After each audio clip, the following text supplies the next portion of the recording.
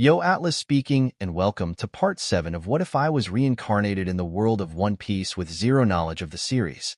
Let the tale begin. Chapter 161, Delta, November 4th, 1522. Ha, now I feel alive. Within the dusk, Rowan, with a full stomach, exclaimed happily as he gazed up at the starry sky. Feels awesome to finally graduate from those ball plants and fish. I swear. If not for the treasure. Log pose or not, the Grimheart pirates may have started to travel in a random direction without any sanity. However, soon enough, Rowan's expression died down to that of seriousness. Blackbeard's domination over the South Blue. Kadu and Big Mom's increasing control over the New World. The Revolutionary Army's success in the East Blue. The world government was losing control over many seas. Many may believe this phenomenon as a sign that the world government has been weakened, but Rowan thought otherwise.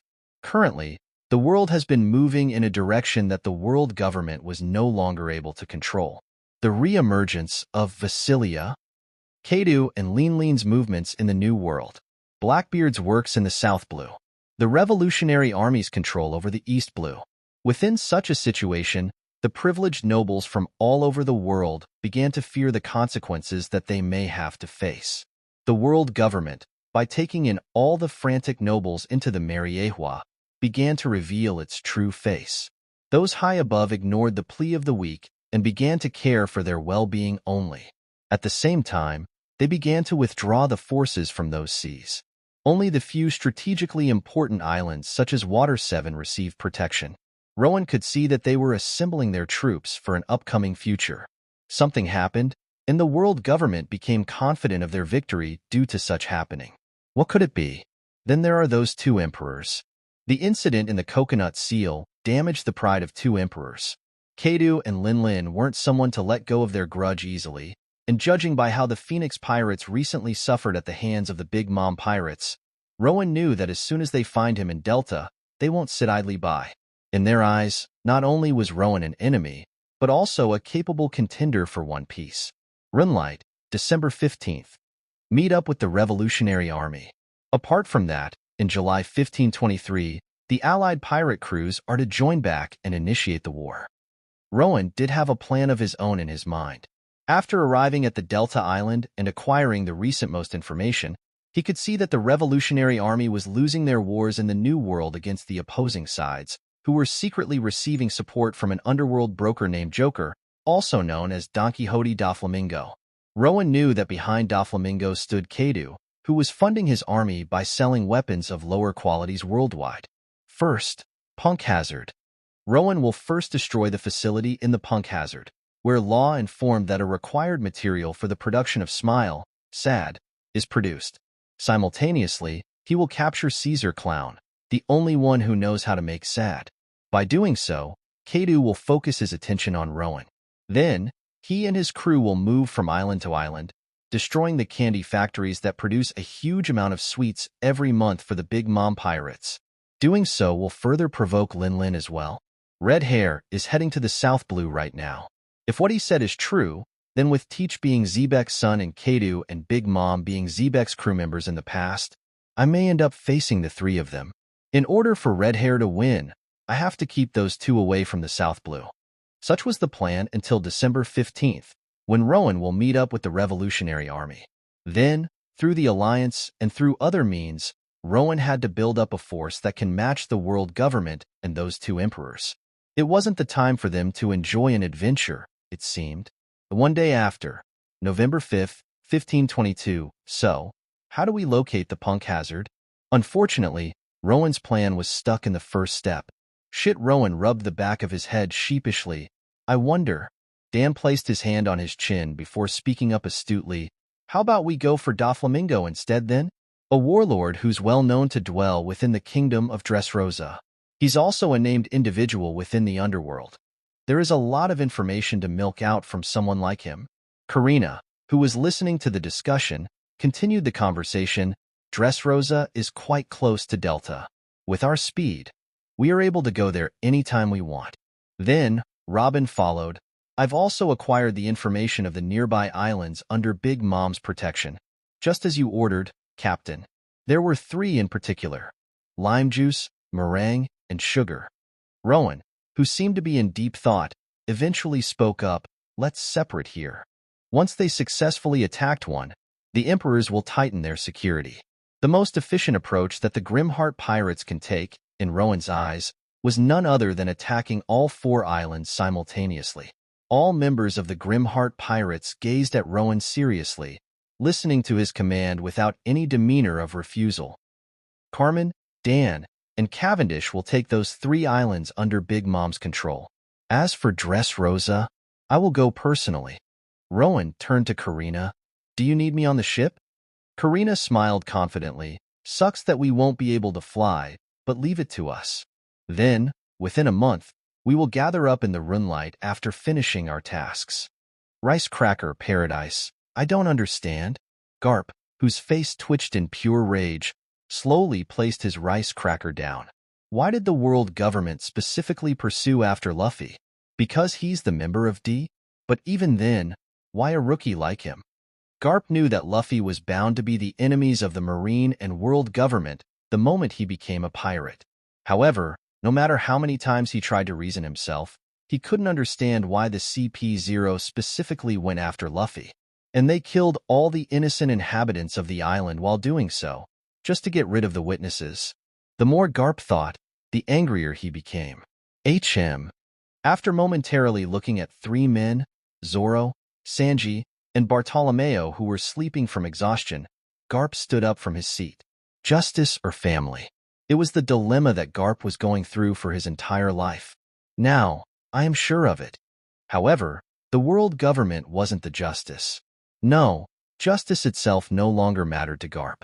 His precious grandson was brutally beaten and caught. Sengoku, Tsuru, I'm sorry.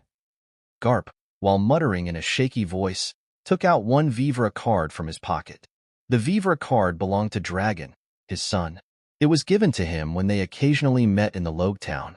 Garp couldn't help but chuckle as he saw the Vivre card shifting toward one particular direction. "You are frightening as ever, Dragon." Walking toward the sleeping trio, Garp kicked the bed that they were lying upon. "Wake up, you brats!" "Huh. Leave me alone, old man." Zoro, whose eyes opened, shouted in annoyance. "I don't listen to a burly guy like you." Sanji turned his body around. Yes, Luffy's grandfather. On the other hand, Bartolomeo was seen to be standing already, wide awake. Garp, already used by their antics, snorted. "Do you wish to save your captain?" Zoro and Sanji turned their heads around with narrowed eyes. Dressrosa, 1 week after. November 12, 1522. Within the calm night of Dressrosa, where no one was seen to be outside, one man landed from the sky. This man, who was looking around the surrounding with a slight disappointment, was Rowan. "I thought Dressrosa is famous for being a land of passion. What's with this silence?" While muttering so, Rowan casually placed the eternal pose in his hand into the pocket before beginning his casual walk toward the castle in the middle of the island. Hands up? With the sounds of numerous guns loading at the same time, Rowan found himself surrounded by many soldiers who were patrolling around. Of course, he noticed them ages ago.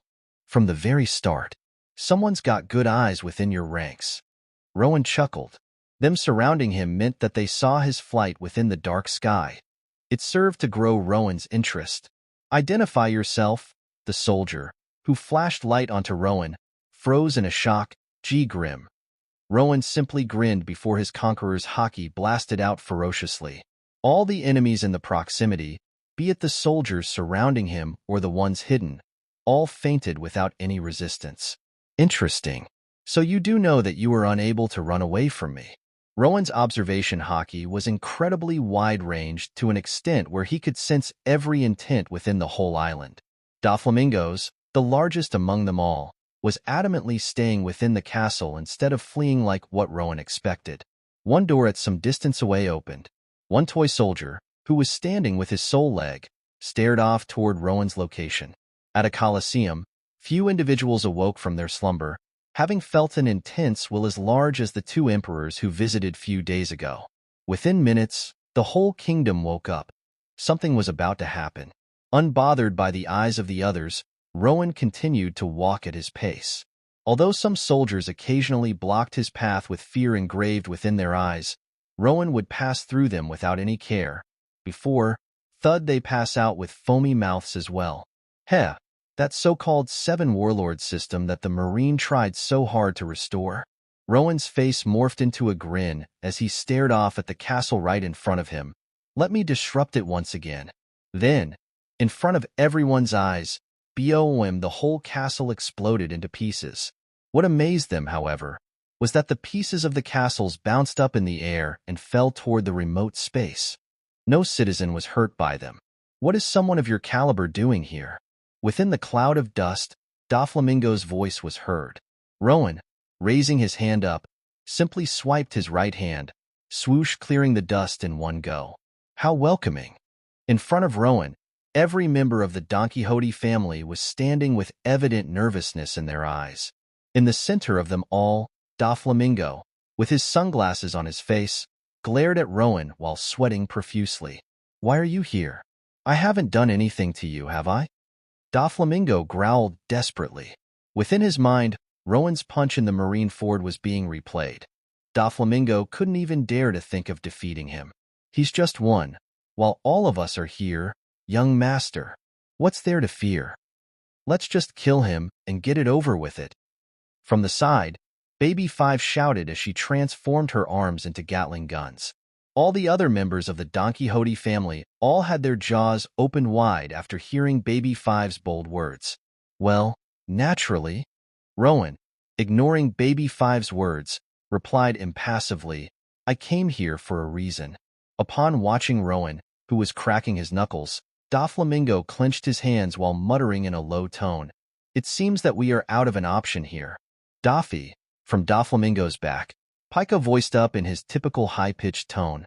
However, before he could say his words, he was interrupted by Rowan, PFF, Boaha, who fell to the ground all of a sudden, humored by an unexpected voice from the muscular man.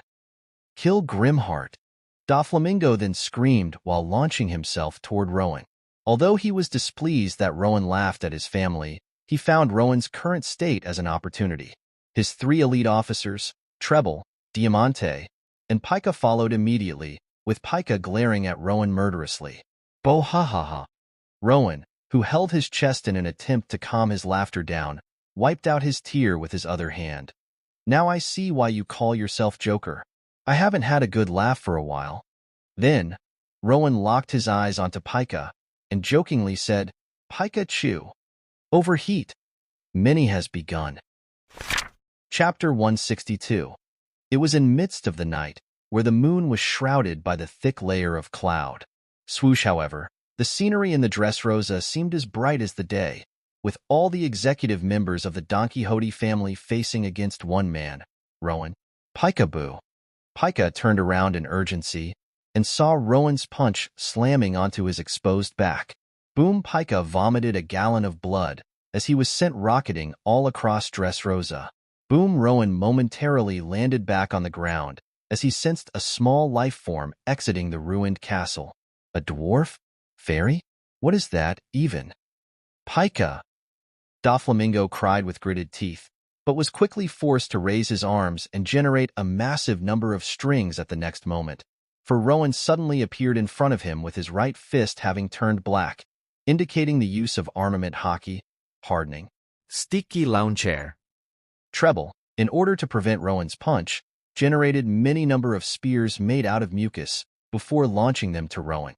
At the same time, Doflamingo's layers of strings expanded into multiple layers of spider webs, spider's web, bounce impact.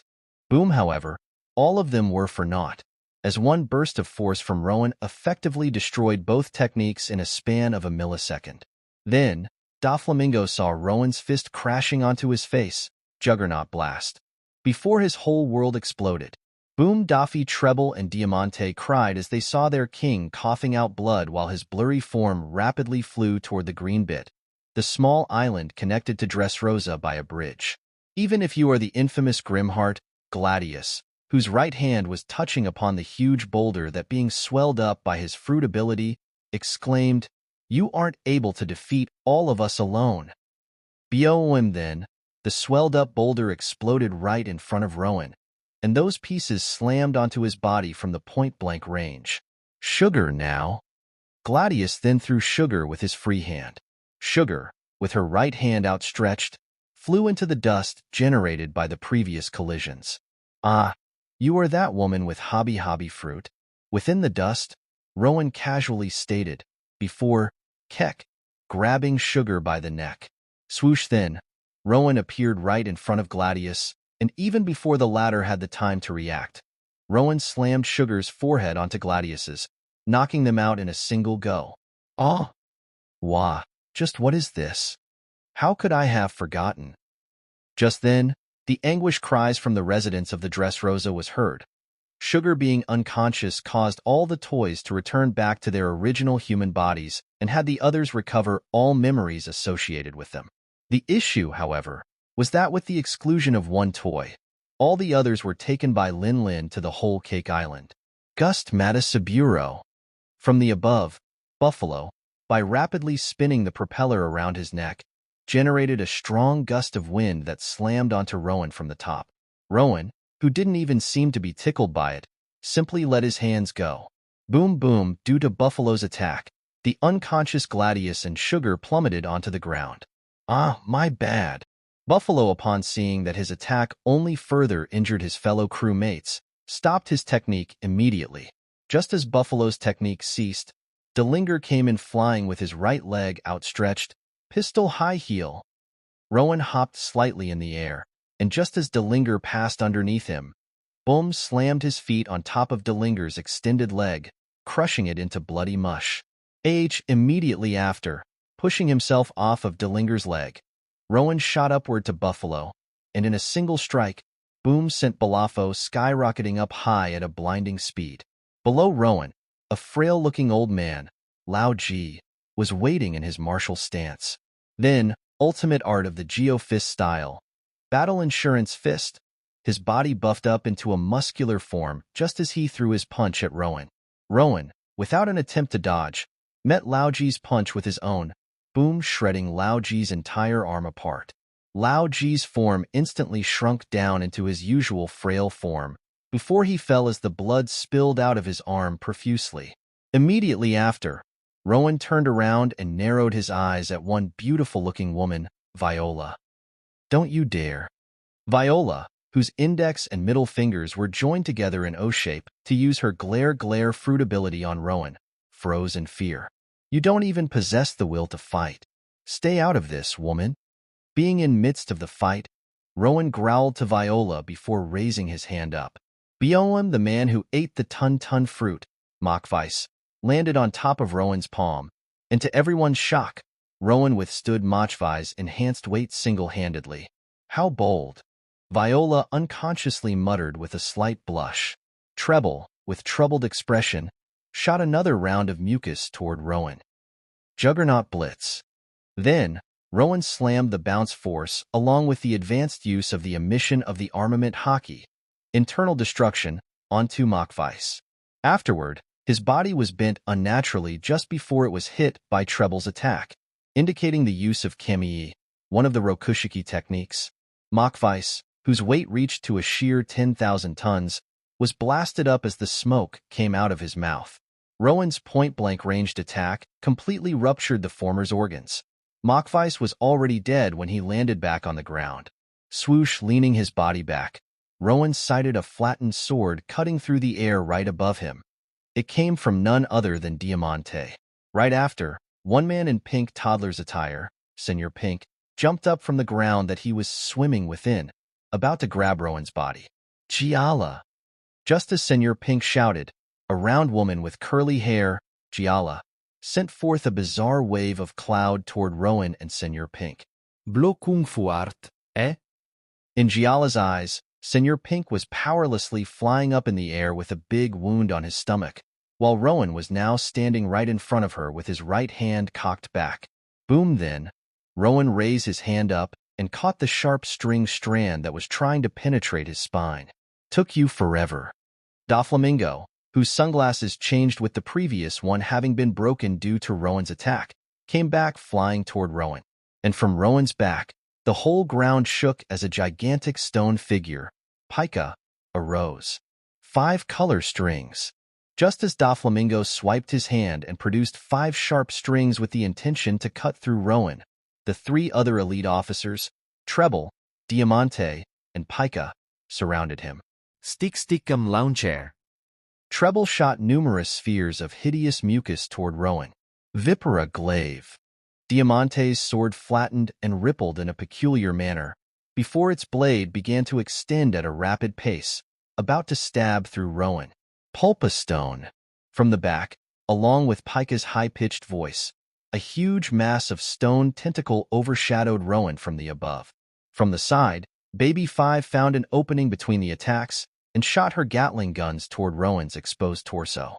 In midst of these attacks, Rowan simply closed his eyes before vanishing from the spot. Baby 5 found her face being embedded within the ground by Rowan's fist. Boom ahahaha. Diamante, with a crushed chest, was helplessly flying up in the air, with him screaming in pain. Treble's thick mucus cloth was nowhere to be seen, with his detached head flying up in the air with a shocked expression on his face. The gigantic stone figure was instantly demolished into fine grains, and Pika was revealed to be bleeding from all the holes as he crashed onto the ground without any consciousness. Now, it's just you, Doflamingo. Rowan, who was standing in front of Doflamingo without any hint of exhaustion, stated coldly. Treble, Diamante, Pika, the rest of you? Doflamingo didn't seem to hear Rowan. He was engulfed by a pure rage that his family has all been killed in one night. The potent conqueror's haki began to burst out of Doflamingo. Tone yourself down. An even stronger burst of conqueror's haki blasted out of Rowan, completely crushing Doflamingo's down. Hee. Doflamingo began to laugh like a madman before his fingers twitched, ever white. The entire area around Rowan and Doflamingo morphed into the vast amount of strings. Then, just as those strings rapidly condensed into 2 wings and their tips darkened in armament haki, hardening, the sharp threads shot out toward Rowan with a murderous intent. Flap thread. Rowan gazed at his back momentarily and cited that many citizens were now spectating the fight with disbelief in their faces. With a smirk, Rowan turned back to face Doflamingo's attack. In tropic imbuement, Rowan's palm instantly heated up to an extreme degree. Blast gun. Boom. With the incorporation of his potent bounce force, a scorching blast of pressurized air collided against Doflamingo's sharp strings. And to Doflamingo's surprise, the strings, which were set on fire, began to burn into ashes and lose their momentum. However, Doflamingo didn't seem to care. Transforming even greater amount of his surrounding into strings, he condensed them into 16 extremely concentrated needles. Then, the entirety of their bodies were imbued by the armament haki, hardening. This was Doflamingo's ultimate technique. 16 holy assassin's bullets. Right in front of Doflamingo lied Rowan, and behind Rowan lied many innocent citizens who watched the battle with wariness. Rowan couldn't help but sigh. In usual cases, a single blow would have been enough to finish the whole Don Quixote family in one go. However, upon seeing those inhabitants of the island, Rowan couldn't dare himself to bring harm onto them. Up until now, Rowan was fighting his enemies while preventing any damage on the weak. God thread. The 16 needles of string instantly shot out toward Rowan simultaneously. Juggernaut. Rowan's right fist blazed up into the golden-colored emission of the armament haki and potent flame from the entropic imbuement, along with the infusion of the conqueror's haki. Overblast. Just when Rowan blasted out his technique, Doflamingo saw that his strongest technique was defeated without a single moment of struggle. There was nothing that he could do but to watch Rowan's ferocious attack approaching him. Then, just when Rowan's fist was about to penetrate through Doflamingo's skull, it suddenly stopped. Boom! The entire area around Doflamingo was surrounded by the wild gusts that caused the already destroyed castle behind him to explode once more. Can't have you die yet. Rowan, who stared at the shaking Doflamingo while rolling his right shoulder, simply flicked his finger onto the latter's forehead. Boom! With such a strong blast on his head, Doflamingo was instantly knocked out. In just a single night, the entire Dressrosa has subverted. My wife. How could I not have known? Give my son back. That accursed Big Mom. However, the citizens of Dressrosa weren't in a joy. Instead, they were crying in misery, with them having realized that their family members weren't in the Dressrosa. Father. Then, from the back, the voice of a young woman was heard as she followed the one-legged man who was making his way toward Rowan. I can't believe it. The one-legged man in grim expression, Kairos, muttered as he stopped right in front of Rowan. The source of our suffering for years has been resolved within a single night. Indeed, a miracle has been bestowed onto the Dressrosa. From the other side, the muscular man who seemed to be around 60s in terms of age revealed himself. He was Rico Doldo III, the king of the Dressrosa prior to Doflamingo's invasion. Am my king? Kairos exclaimed with an evident joy. You were alive as well. Nothing relieves me more than to know that the one-legged toy soldier was you, Kairos. Riku replied with a smile of his own as well, before making his way in front of Rowan. Then, in front of everyone's eyes, Riku knelt down to Rowan. King Riku.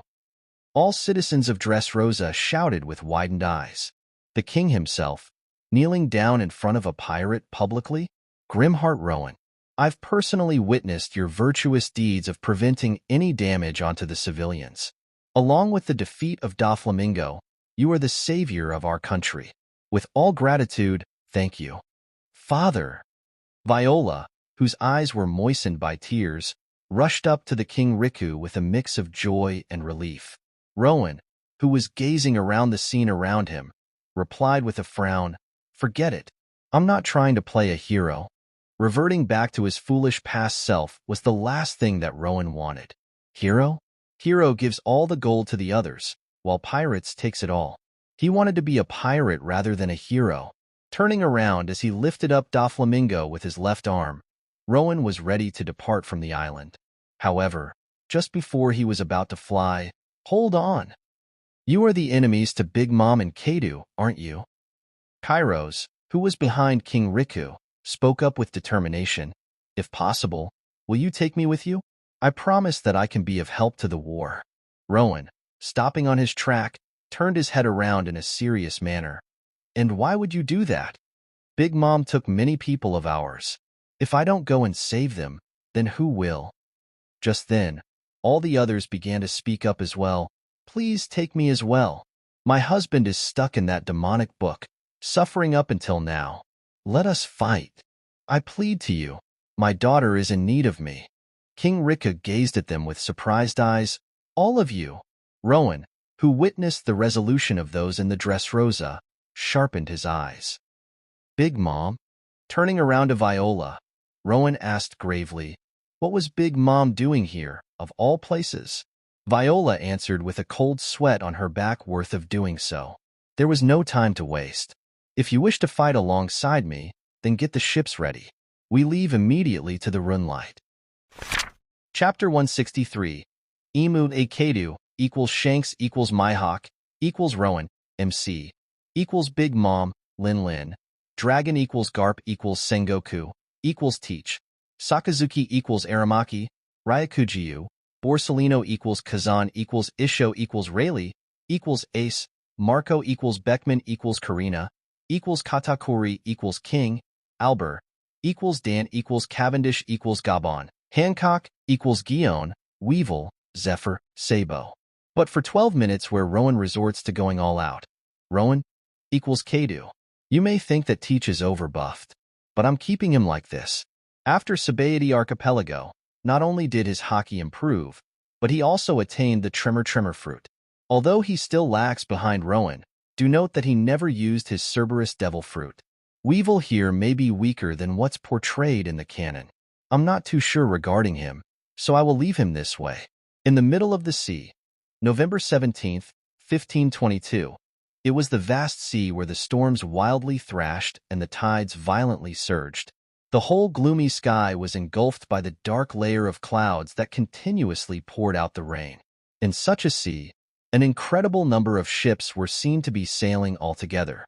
It was a magnificent view, and if someone else saw this sight, that person may have suspected that they were going into a war. Those on board the ships were the ones from the Dressrosa, Doflamingo with a sea stone cuff on his wrists, and Rowan, with Doflamingo still unconscious on the side. From the inner room, Rowan was seen to be gazing at the outside environment through the window on the side. "There is no need to worry, Senor Rowan." From the deck, Kairos pointed his thumb on his back.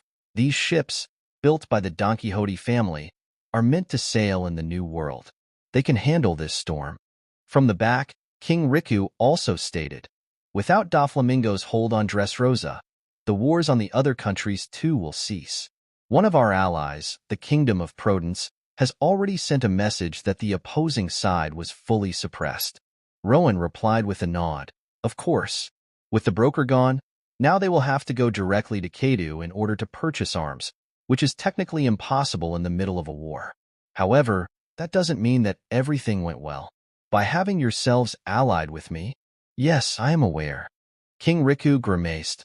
"I've lost the right to attend Reverie and our kingdom's membership within the world government. However, it would have been a worse decision to remain on Dressrosa. With that smile factory that we found underground, and according to your information, Kadu soon would have come barging in. I doubt that the world government would have reacted on time. Besides," Kairos said, "we can't possibly abandon our people who suffered for years as the toys. Only now we've been freed, and yet to be enslaved by Big Mom. We can't sit and ignore what they are going through right now. Yo!" Then, a cute voice was heard as the fairy-like figures made their appearances in the room.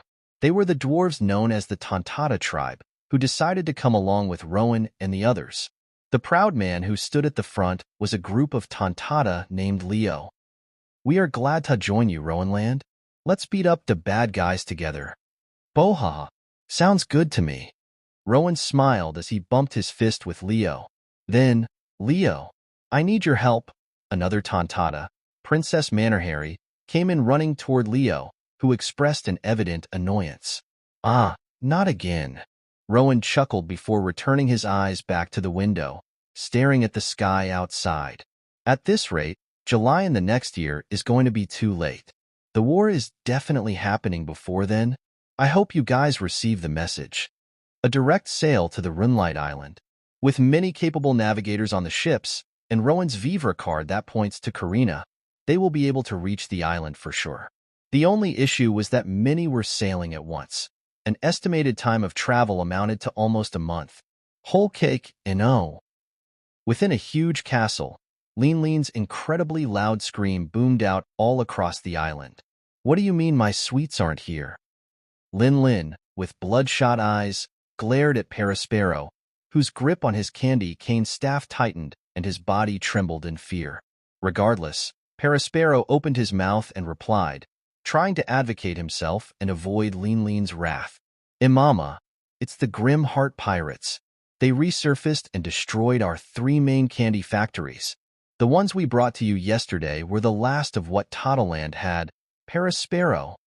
Perispero couldn't help but gulp in fear.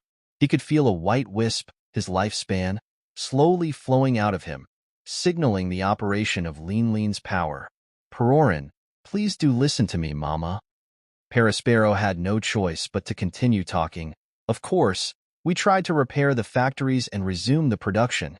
However, those islands were completely empty. All the people, Perorin, disappeared." Lin Lin's grip on her armrests tightened, and eventually, crack they broke into pieces. Boom then, smashing her seat into pieces and standing up, Lin Lin shouted to Perispero. "I don't care how you do it, Perispero. By tomorrow, if I don't get my treats, you will have to pay with your life." Not knowing what to say, Perispero took few steps back in terror. Pururu, Pururu. Just then, the din din mushy in the room began to ring. "Wano, Onigashima, Lin Lin." Kadu, who was crying as he gulped down a whole barrel of sake, shouted into the dial, "Joker is caught." "The hell I care." Through the din din mushy, Lin Lin replied with a shout of her own, "Why did you call me, Kadu?" "Kadu, not bothering with Lin's words, cried as he leaned onto the dial. He was completely drunk. That means we can't have more gifters. What the hell are the gifters even? Woo-woo. Keidu wept as the tears and snots flew everywhere. Kai, Keidu-san. One member of the Beast Pirates held his hands up nervously. You shouldn't be saying that to Big Mom. Boom. That member was instantly crushed onto the floor by Keidu's Hasaikai. The others, having witnessed such a sight, froze in their positions.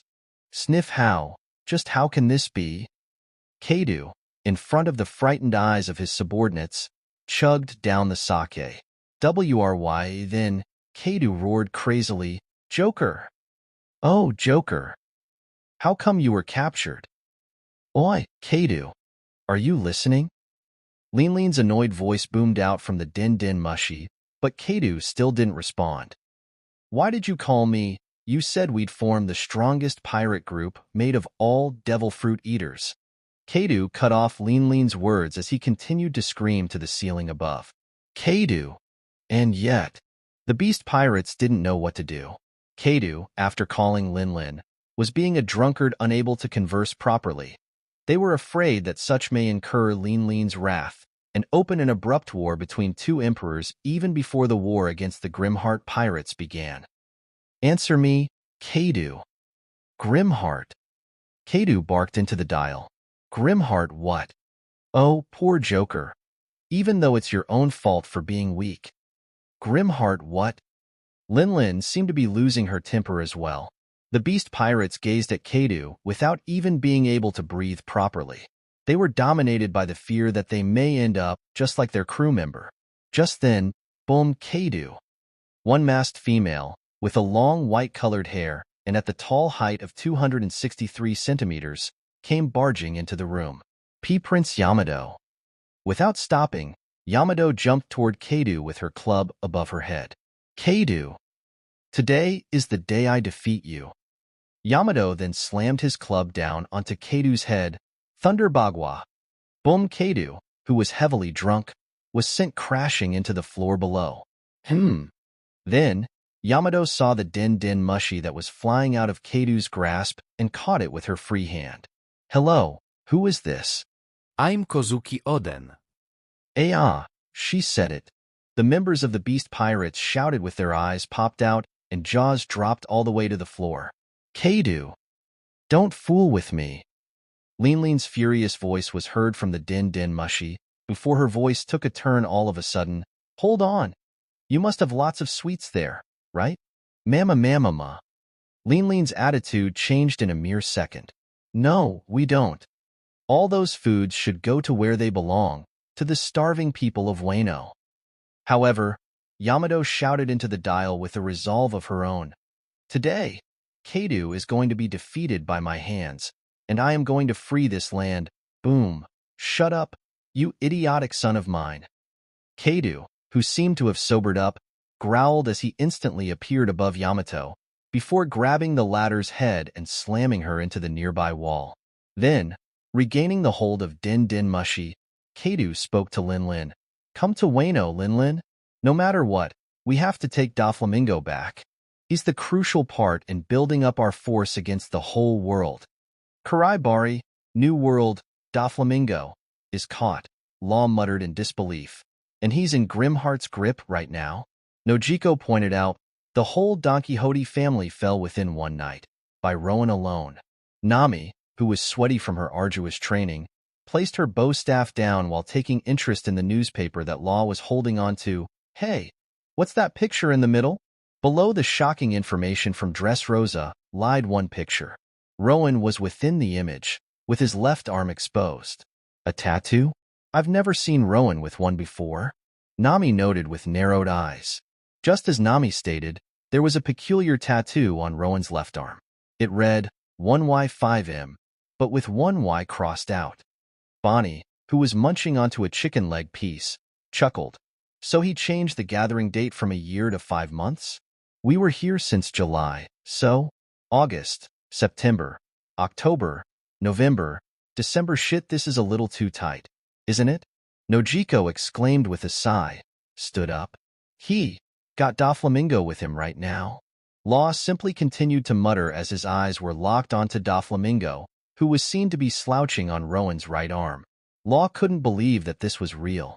He worked for years just to designate a plan that will bring Doflamingo to his fall. Yet Rowan achieved his goal in one night without any strategy, by himself. Doflamingo. Stop saying Doflamingo over and over, and actually start getting ready to depart. Nami, who lifted her bow staff back up, barked at Law comically. All right, everyone. Meanwhile, Nojiko turned around and faced everyone within the three crews. Get ready to sail out. Bonnie grinned as she took out Rowan's Vivre card from her hat.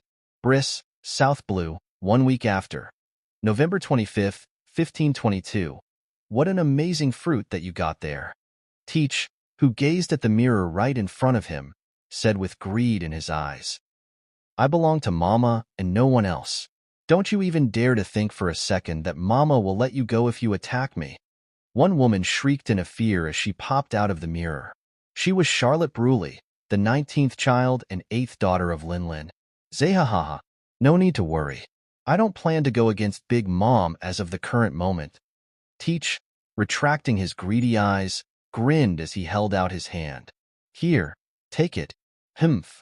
I can't believe that it took me this long to travel all the way to your mirror here. Why did it have to be me out of all? Bruley was the user of the mirror fruit. Although there was a range limit on her fruit, she was able to utilize any mirror within her range like a portal through the medium called Mirror World. By going through many mirrors, Bruley was able to reach Briss before the Red Hair Pirates. And now, Teach received an item, something that he traded with Kadu and Linlin. The conversation that Teach had with Kadu and Linlin when the latter two were in the Dressrosa was an unexpected boon for Teach. What was in Teach's hand right now was none other than the Shadow fruit from Gecko Moria. Zihahaha, I am sure that it is within the hands of Doflamingo. The Shadow fruit. Heh, a deal is a deal. Teach, grinning at Bruley dangerously, took the hold of the fruit. Van Augur approached to his left and brought the Din Mushy, which was already connected, close to Teach. The location of the third road poneglyph is Ukiryu. From Din Mushy, the angered voice of Kadu was heard. What about the fourth one? Ziahaha. Laughing boisterously, Teach ended the call. Then, turning to Bruley, Teach stated, Tell Big Mom and Kadu that if they wish to know the location of the fourth road poneglyph, they will have to reveal theirs as well. Then, from Teach's right, Shiryu unsheathed the sword. Just as Bruley yelped and returned back to her mirror world, the mirror broke into pieces, rendering it useless. Rowan, who was sleeping soundly, jolted up from his bed all of a sudden. What was that just now? The Reb Orb. It was something that has never come up after one occasion around 4 years ago. So why now? Rowan lifted up his right hand and flipped his hair. Turning his body around so that his legs were touching the floor, Rowan took in a deep breath to calm himself down. It was the first ever since the trouble with Uchiha Bob has been resolved. Forget a vivid dream like that. Rowan never had any memorizable dream ever since then. But first of all, Vasilia Indra? What kind of name is that? Rowan's eyes sharpened as he indulged himself in thought. A memory. An individual named Vasilia. One of my ancestors. Possibly from the Void Century. Perhaps the past wielder of the Eyes of Gorgon? And memory. To think of it, why is it within me in the first place? A crack in the orb?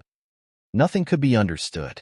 Everything that Rowan thought of at this moment amounted to nothing but speculations. In the end, there was only one conclusion that Rowan reached. There was no point in thinking about it. Standing up from his bed, Rowan began to stretch his body as he glanced at the table. On it, a calendar lied. December 15th. It was the date at which the Revolutionary Army proposed to meet with the Grimheart Pirates. And funnily enough, he, along with the people from Dressrosa and Cuffed Doflamingo, managed to reach the island just in time.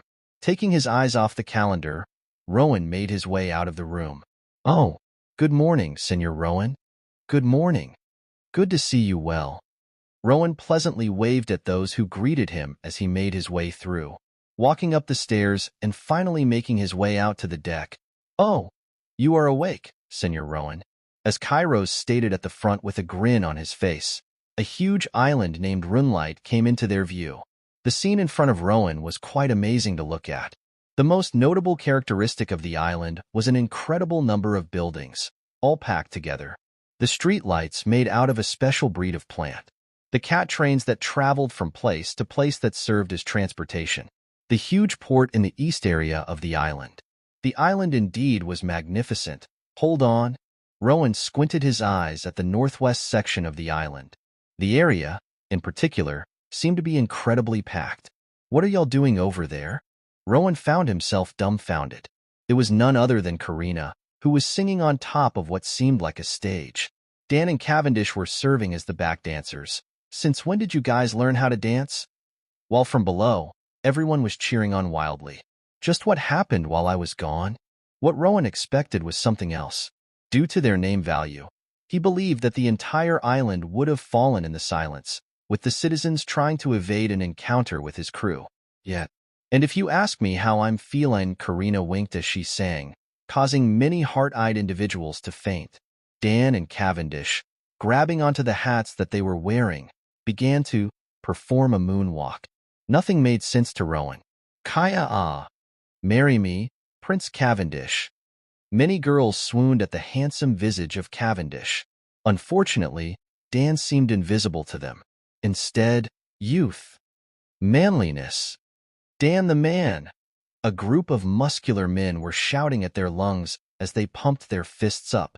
Don't tell me you're too blind to see Rowan. At this point, froze in a realization. Hold on. Karina, how do you know that song? Then, everyone began to sing all together. Never gonna give you up, never gonna let you down, never gonna run around and desert you. It was the most spectacular rickroll he has ever experienced. You have an interesting crew over there. From the side, King Riku muttered with a genuine fascination on his face. Rowan face-bombed. Runlight, December 15th, 1522, in the middle of the huge city, Runlight. There lied one small shop named Koala's Coffee. From the inside, one woman, Koala, was peeking at the outside with a confused expression on her face. What's going on? The Revolutionary Army initially planned to make this meeting a secret one. Although the Grimheart pirates were infamous, the number only reached up to 9, or so they thought. That's more like over 9,000. Koala felt intimidated by the sheer number right outside. From the table at the back, 2 men, Dragon and Sabo, were sitting. I'm sorry, Dragon-san. I wasn't able to convince them. Sabo, with a depressed expression, said solemnly. Dragon smiled as he shook his head. No need to be down about it, Sabo. Grabbing the cup of coffee in front of him, Dragon took a sip of it. The warriors of Elbaf are known to be extremely proud. Above all, they value honor. To them, allying with others isn't an option. The fact that you've learned a lesson is what matters. Placing the empty cup down, Dragon stood up from his seat. And it turns out that Grimheart is even more capable than what we've expected. The gathering of such a huge number of people in a short span of time. Is it out of sheer luck, or is it simply meant to be this way? It was out of a sheer luck. From the outside, Rowan reunited with his crew. Rowan. Karina jumped off the stage and dove onto Rowan, who skillfully held her by the waist. The song. I mean, what's with all this ruckus? Rowan grinned as he looked around. Upon noticing his arrival, everyone around the stage turned around to him. Yo, Captain. Dan, with dark bags under his eyes, weakly waved. Rowan could literally see a depressing aura all around him. Hee, don't bother. Karina giggled. Apparently, the island he went to, Meringue, was full of muscle men.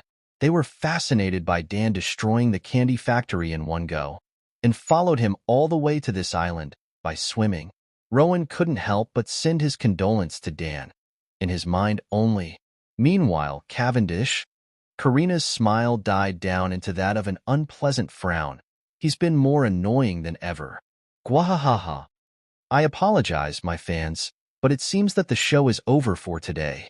Cavendish was seen to be laughing jovially while surrounded by young women, with his left hand on his waist. Just look, Rowan. Karina pointed at Cavendish with a visible annoyance. He even has that visual din mushy to broadcast himself to the world. TCH, he thinks he's popular, but little does he know. Only the crazy ones are into him. Rowan, upon witnessing Cavendish's prideful look, chuckled in amusement. Bohaha. It seems that he gained some popularity for himself. Oh, Captain, you're here. From the back, Urige's voice was heard. Turning around, Rowan saw Alfred, Farrell, Robin, and Urige sitting under the nearby parasol, and, today, I am the challenger, Food Empress Carmen. Humph, bring it on. Carmen and a random chef having a cooking fight on the back. You guys really were enjoying your stay here, eh? Rowan waved at them. So, who are these people all around us? Robin answered with a smile. I believe that it's the similar case as you and Dressrosa, Captain. Karina carried on as she crossed her arms with a huff. I told you about Dan already. As for Carmen and Cavendish, after they destroyed the candy factories, the people desired to follow them. Not only did they know that the Big Mom pirates will come eventually, but they were tired of the so-called protection from Big Mom. A tyranny would have been the more accurate way to define their case. Rowan couldn't follow. Scratching the back of his head, Rowan repeated, Are you saying that in a month we managed to inflate our size to this extent? Alfred adjusted his monocle while responding, It seems like so, Captain Rowan. According to my calculation, our number amounted up to 4,253 when excluding the non-combatants, until now. I will have to make adjustment with the arrival of the Dressrosa Kingdom.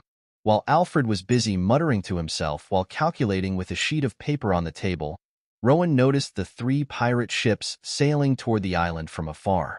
The delicious-looking ship belonging to the Bonnie Pirates, Jewelry Margarita, the cute yet ferocious submarine of the Heart Pirates, Polar Tang, and finally, Hei. As the ships entered within everyone's eyesights, one member of the Twin Cats Pirates, Spadina, shouted as she waved excitedly, Missed us? The bloody red-colored ship that has previously belonged to the Jean Pirates, but now to the Twin Cats Pirates. Necrokitty. One civilian of the Runlight Island widened his eyes in a shock. 2 members of the worst generation, Big Eater, Jewelry Bonnie, and Surgeon of Death, Trafalgar Law, and the 3rd ship, it was none other than now-deceased Davy Jean's ship. Another civilian gulped, along with the Grimheart Pirates here. Just what are they up to? Don't forget about them, Alfred, Rowan said with a grin, before letting out a laugh as he saw Alfred furiously erasing what he has written on the piece of paper. Room. Then, Law generated a huge dome with his ability, before shambles, swapping every member of 3 crews onto the island. Heh, show off, Rowan remarked to Law, who stood right in front of him. This doesn't even count as a show-off. Teleport us back to the ships, idiot. Nojiko bonked Law's head from the back. Why swap us all and leave our ships vulnerable? They're literally left in the middle of the sea. Law, with a tick mark on his forehead, barked back comically, Tone your violence down, Gorilla Cat. However, in contrast to Law's demeanor, he complied with Nojiko's words and teleported everyone back to the ships. Well, someone has been trained well, Karina noted with a sweat drop. Rowan, who momentarily stared at 3 crews with merriment, turned his head to where the small shop, Koala's Coffee, lied. It seems that everyone is here. Rowan was glad. Without any noteworthy trouble, his crew, the allied crews, the people from the oppressed islands, and the executives of the Revolutionary Army all managed to gather up in the Runlight. Subsequently, the door of the Koala's Coffee opened. December 15th, Northwest Section, Koala's Coffee, Runlight Island. Dragon stated as he calmly walked toward Rowan with Sabo and Koala behind him. It's nice to finally meet you in person, Uchiha B. Rowan. Rowan's face twitched upon hearing his supposedly full name, but he smiled as he replied, Same here, Monkey D. Dragon. From the side, Karina and Koala rubbed their arms as they felt the goosebumps rise. Chapter 165, Vertrus, Gram Anton, and 7 other corrupt kingdoms in the New World. They were the islands which the Revolutionary Army were operating upon. After Doflamingo's defeat, Kadu's arms weren't able to make it to the hands of those kingdoms, and hence, the Revolutionary Army managed to change the tide of the war. Only for a short moment. The world government has begun to move. Not only did they lose control over Dressrosa, Provence, and few other kingdoms due to Rowan, but according to the intel from CP0, the Grimheart pirates began to gather up a huge number of soldiers on the Runelight Island. Losing their foundation within the New World and the trust of the other kingdoms under the membership were the last things that they wanted. They immediately sent out a huge army throughout the whole New World and supported the corrupt kingdoms against the Revolutionary Army. Mariejois, Pangea Castle, December 15th, 1522. The time has come.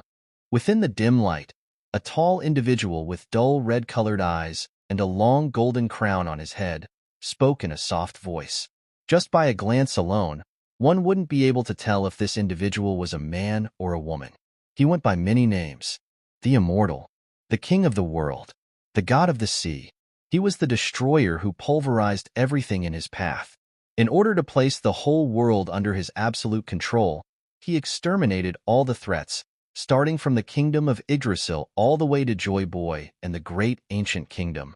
He was iron-blooded. He did not yield at any sight. A ruthless god who didn't allow a single mistake from those under his rule. That's who he was. Such a mighty being that he was. If his existence were to be exposed to the world, it was hard to imagine just how much shock it will bring upon the world. This man was none other than Emu, the greatest threat to Rowan. Joy Boy, oh, how much have I been seeking to find you? Lifting up his slender arm, Emu gently caressed the cheek of an unconscious man in the front. Luffy, for hundreds of years, you have run away from my grasp over and over. I am certain that if I end your life here and now, you will begin to run away once again, seeking another time to enact your will. Then, in the dark, Emu's eyes morphed into a creepy eye smile. Therefore watch. Watch as your world crumble down one by one. Watch as the final flame collapse down under the depth. Struggle as much as you won't, but nothing shall be changed. Soon enough, everything shall be resolved. With the Joy Boy from the prophecy having been caught, and with the ferocious family of Vasilia having been vanquished ages ago, who will be able to stop him? Or so Emu thought. Runelight, December 15th, 1522. Dragon, the situation isn't good. Within the broad daylight, surrounded by Rowan and his allies, Dragon gazed into his din mushy with a troubled expression. Ivankov, now isn't the right time to speak. We sighted the cipher Pauls among the enemies. Dragon froze in disbelief. All the islands are being attacked by the world government simultaneously. Dragon, we need you here immediately. No, how can this be? The world government. They are leaving Blackbeard free? When the entire South Blue suffered at his hand. The world government's involvement at this time wasn't something that the Revolutionary Army has been expecting. And that isn't it, Dragon. Germa 66 involved themselves in the war. The world government, with Doflamingo having been caught and Kadu no longer having any influence over those kingdoms, the primary source of concern for the Revolutionary Army has returned back to the world government. Speak no more, Ivankov. We're out in the open right now. After shouting into the dial with an urgent tone, Dragon immediately ended the call. Dragon-san. This? Sabo, who stood behind Dragon, said with a worry in his tone, how can this be? I thought we will have enough time until Blackbeard has finally been taken care of. Rowan, meanwhile, continued to watch the happening in front of him. The world government entered the New World, Captain. Dan whispered into Rowan's ear from the left. It may be because of your name value. Most probably. However, the Revolutionary Army didn't need to know that. Karina whispered from Rowan's right. Kadu and Big Mom noticed our reappearance and began to mobilize their troops as well. Rowan nodded slightly, with his eyes still fixated in the front. We will definitely be clashing against them within a month at max. If Revolutionary Army isn't able to join the force, we will have to go ourselves. Dragon, who was unable to conceal his distress, sighed. I sincerely apologize for your inconveniences. We initially invited you here to discuss the matter regarding two emperors. However, it seems that we seem to be too occupied to provide you with support. There was no way that such development was a coincidence. It seemed to Rowan that the world government somehow noticed the potential alliance between the Grimheart pirates and Revolutionary Army, which means the world government is betting that I will fall at the hands of Kadu and Big Mom. Rowan couldn't help but feel irritated, though he quickly suppressed it. You fools of the world government, do you really think that everything is under your control? To the brain-dead fossils like you? If so, he will show them. Kadu and Big Mom, who currently are dominating the whole new world with Shanks's absence and Whitebeard's fall. Rowan will slay them in one go. Therefore, support? We have more than enough already. Rowan, with a mischievous gleam in his eyes, replied to Dragon, I thought you called us for a cup of coffee. PFF. From the back, Nojiko held back her laugh. Koala seemed dumbfounded by Rowan's words. Coffee, huh? Dragon placed his hand on his face while chuckling. Have as much as you want. That shop is now yours. One day after, December 16th, 1522, the world government against the Revolutionary Army, Blackbeard against Shanks, and now I am to face against Kadu and Big Mom. Judging by the incident in the coconut seal, Rowan knew that Marco and Ace weren't able to fight Lin properly. When including all the notable members of their crews, Rowan knew that there was no other option. I may have to face both Kadu and Big Mom by myself. Rowan stood up from his seat and walked outside from his ship, Prominence. Grimlock? No. Not only am I immobilized after 12 minutes, but the duration isn't enough to defeat both Kadu and Big Mom. I need something that can last for the long run, the efficient management of hockey. Hey Rowan, you woke up? Karina was seen to be greeting Rowan from the deck. She was working on recording the Runelight Island into the map that she has been drawing since the very beginning of their journey. By doing so, navigation in the sea has become easier every time they traveled. Good morning to you as well, ma'am. Rowan replied Karina's greet with his playful statement. Did the Phoenix Pirates receive the call? Karina nodded positively. Yep, they've been fully healed, ready whenever. Are all the capable combatants fully armed, ready to head out? Done as well. Even if the war is to happen right after a second, they will be ready for it. Awesome. Rowan walked toward the front of the ship, where its figurehead lied. Call me when needed. I'll be off for a little. Roger that. Boom bye. Utilizing his fruit ability from the sole of his feet, Rowan propelled himself up in the air at a rapid speed. Grimlock's purpose was to give me an incredible boost of combat capability. Now, instead of wrapping my whole body around Conqueror's Hockey manifestation, it's time to try something more efficient to manage. As Rowan clenched his right fist, a potent burst of black lightning arose, indicating the manifestation of Conqueror's Hockey. However, it didn't spread throughout his whole body. Instead, its potency weakened as if its layer was being thinned out. Rowan was purposely reducing the output in return for longer sustainability. And in addition, on Rowan's left fist, the enigmatic type of hockey, unique only to himself, came into the existence. Hockey of Resistance. With his abnormally quick reflex and incredible eyesight, Rowan will fight the two emperors using these two unique uses of hockey. Kadu relies on his natural physical prowess. All his attacks while in a full dragon form tend to be simplistic and large-scaled. All his attacks in either the human or hybrid forms are based on his spiky club. On the other hand, Big Mom heavily relies on her fruit ability. Any weapon or attack of hers has to do with those weird entities around her. Rowan gazed down at the layer of ferocious black lightning on his right hand. Upon his will, the layer began to travel up from his hand to elbow, elbow to shoulder, shoulder to chest, then from chest all the way back to his hand. As for me, I will have to rely on my hockey to face those two. The estimated time in which I can maintain this level of hockey, I'd say more than a day. Boom, in terms of the fruit ability, Rowan pretty much reached a threshold. It seemed to him as if there lied a wall right in the front. The awakening of the fruit. Rowan saw Doflamingo turning his environment into the strings. He saw Sakazuki changing the climate into a volcano itself. Although he was unsure, it was likely that Kadu and Lin too awaken their fruits. What is it that determines the availability for the awakening? The time spent after eating a devil fruit? One's mastery over it? Perhaps the condition differs for each fruit?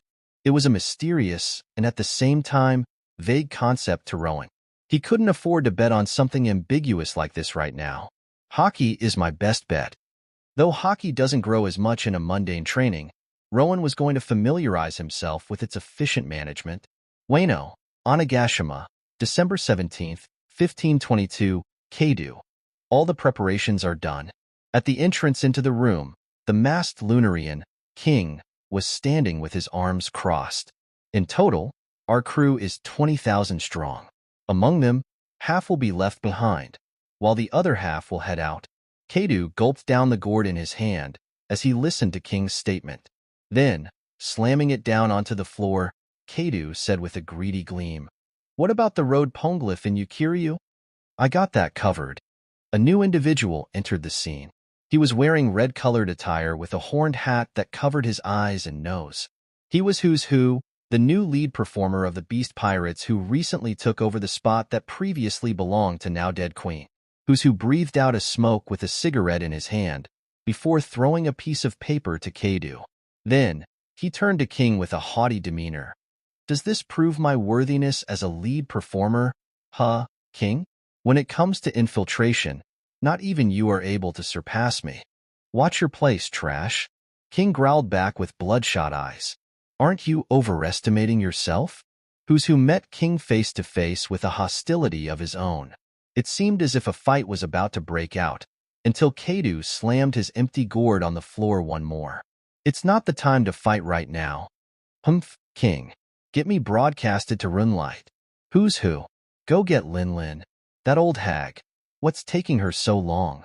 Keidu, with a deep frown, declared, "Once and for all, I'm going to end Grimheart's life and take everything that he owns." Chapter 166. I suppose that will do for now. The dusk was approaching. Now, with half of the sun having been hidden behind the horizon, Rowan was witnessing a sunset right in front of him. Currently, sitting by the rock on the calm shore of the Runlight, Rowan relaxed as he ceased his final training before the upcoming war. And frankly, at the current moment, it felt strange. East Blue. Cocoyasi. I wonder if everyone is doing fine. He first began by traveling the vast amount of islands in the East Blue. He remembered when he used to command a fleet foolishly, poking his head into the matters like a marine would have done. Then, there came an official start of the Grimheart Pirates with Karina, Syrup Village, Baratai Restaurant, Bakery Town, Sixus, Logue Town, Bremen Town, Marine Base G11, Honeydew Valley, Nadaifuku, Alabasta, Spriggans, Skypea, Marine Base G8. I've really come a long way, didn't I? Perhaps his incredible rate of growth could be explained by how active he and his crew were. He started as a weak individual who barely defeated Arlong by a stroke of luck. And now, here he is, about to go into a full-blown war against two emperors of the sea simultaneously.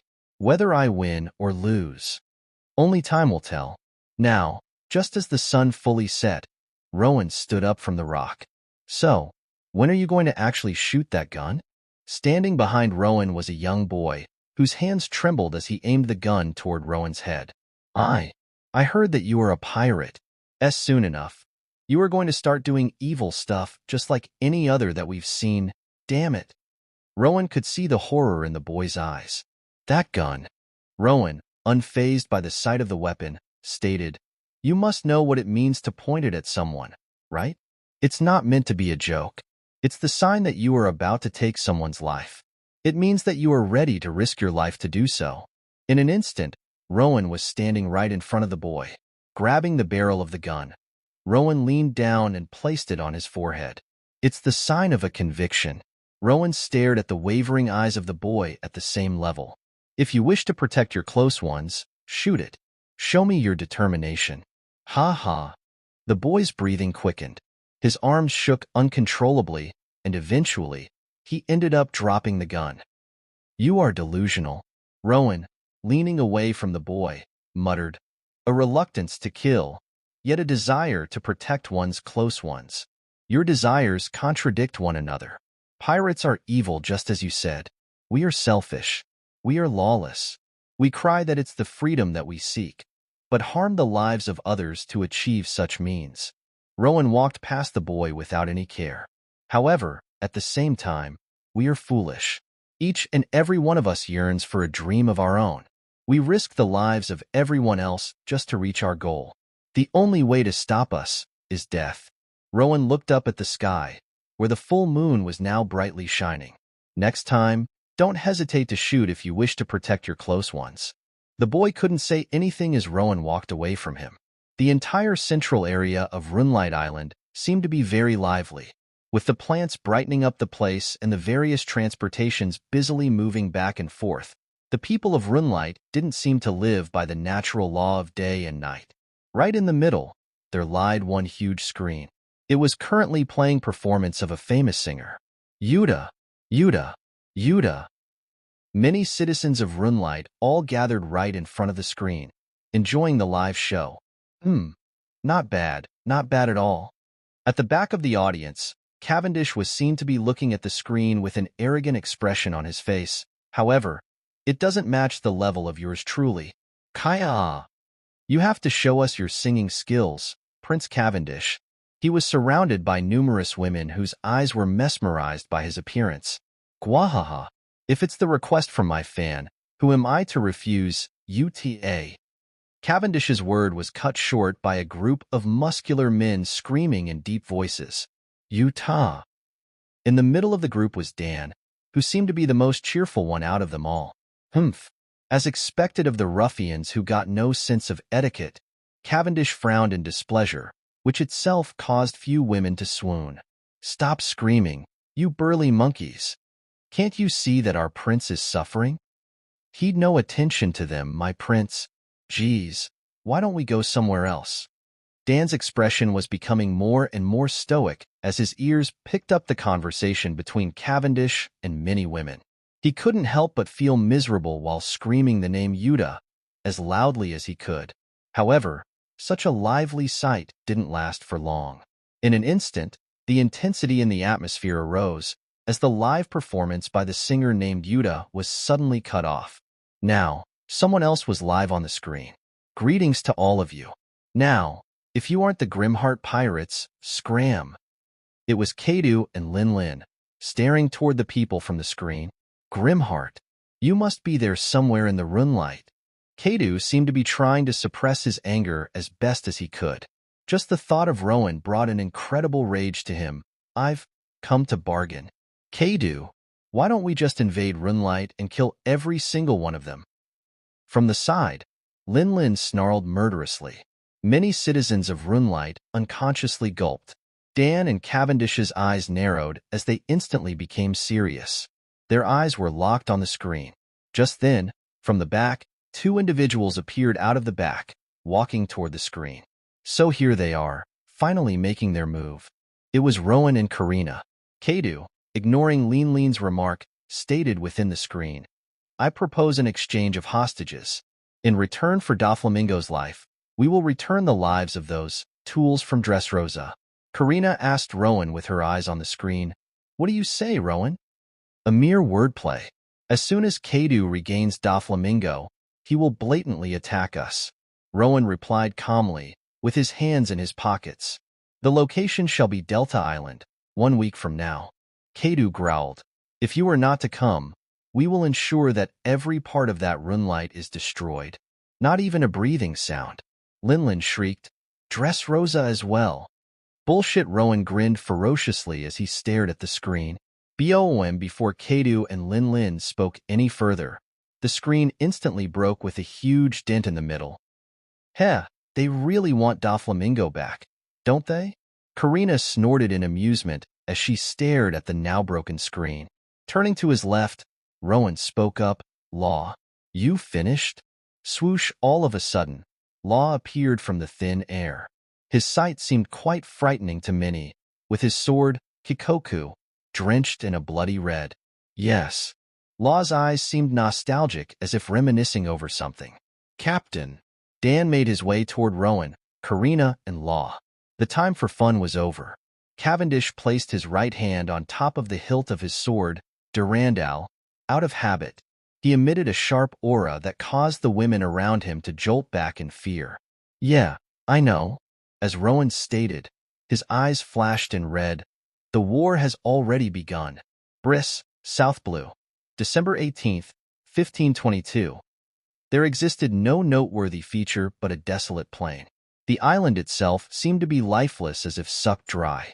Within this environment, there lied millions of soldiers. No, to be more precise, the undead soldiers. Zehahaha. I never expected to see you here, Red Hair Shanks, but nonetheless, since you bothered to come all the way here, I will welcome you. In front of them all, Teach, along with his crew, were standing with arrogance within his eyes. I must say, though, you sure took your time here. Blackbeard. In opposition to the Blackbeard pirates, along with the undead army, were the Red Hair pirates. The difference in number was drastic, yet there existed not even a trace of fear within their eyes. Shanks was standing in front of the Red Hair pirates, with his hand on top of his forehead. He seemed to be enraged beyond belief. Even among pirates, there exists a certain degree of honor. And yet, Shanks, glaring at Teach with fury, growled, "You seem as atrocious as ever." Among the army of dead, the Red Hair pirates saw, there stood one particular undead who was a female when alive. She had pink blonde hair. Although there lied another shadow within that reanimated her as the undead, Shanks recognized her just fine.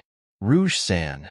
It was the wife of Gol D. Roger and the mother to Ace, Portgas D. Rouge. If Teach was trying to infuriate Shanks, he was successful. Atrocious? Zihahaha. What a compliment. Teach raised up his hand as he laughed boisterously, before clenching his hand as if signaling for something. Bang immediately after, Van Augur, who was aiming his sniper gun from far back, shot the bullet toward Shanks. It was easily deflected by Yassop, whose gun was seen with smoke at the tip of its barrel. Don't you understand, Blackbeard? It's just as Whitebeard said. Shanks said coldly while slowly unsheathing his sword. The man whom the Pirate King is waiting is definitely not you. You hold Zebek's distorted desire to conquer the whole world through complete destruction before rebuilding it into your ideal dystopia. Your ambition can't be allowed to come true. Teach grinned maliciously. It seems that one of us has to die, no matter what. The calamity hasn't ended in the South Blue.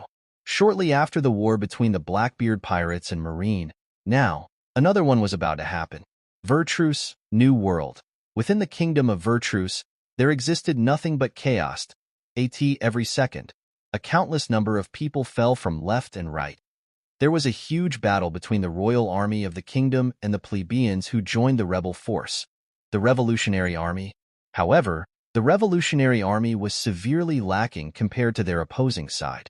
Behind the royal army lied many pacifistas, shooting the intense beams of laser nonstop. Death Wink. Although Emporio Ivankov, the leading figure of the Revolutionary Army on this island, attempted to attack those pacifistas, Rankyako, Ivankov's technique was severed by the kick from one CP0 agent. Fu. Ivankov grinned in a cold sweat. A CP0 agent with that mask? Guernica.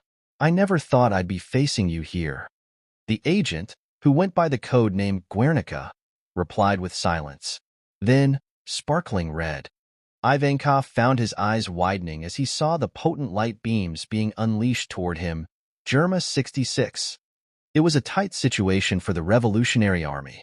Day by day, the circumstance worsened for Ivankov, and it seemed that today was the day he dies. Until Dragon appeared in front of Ivankov with his hand held out.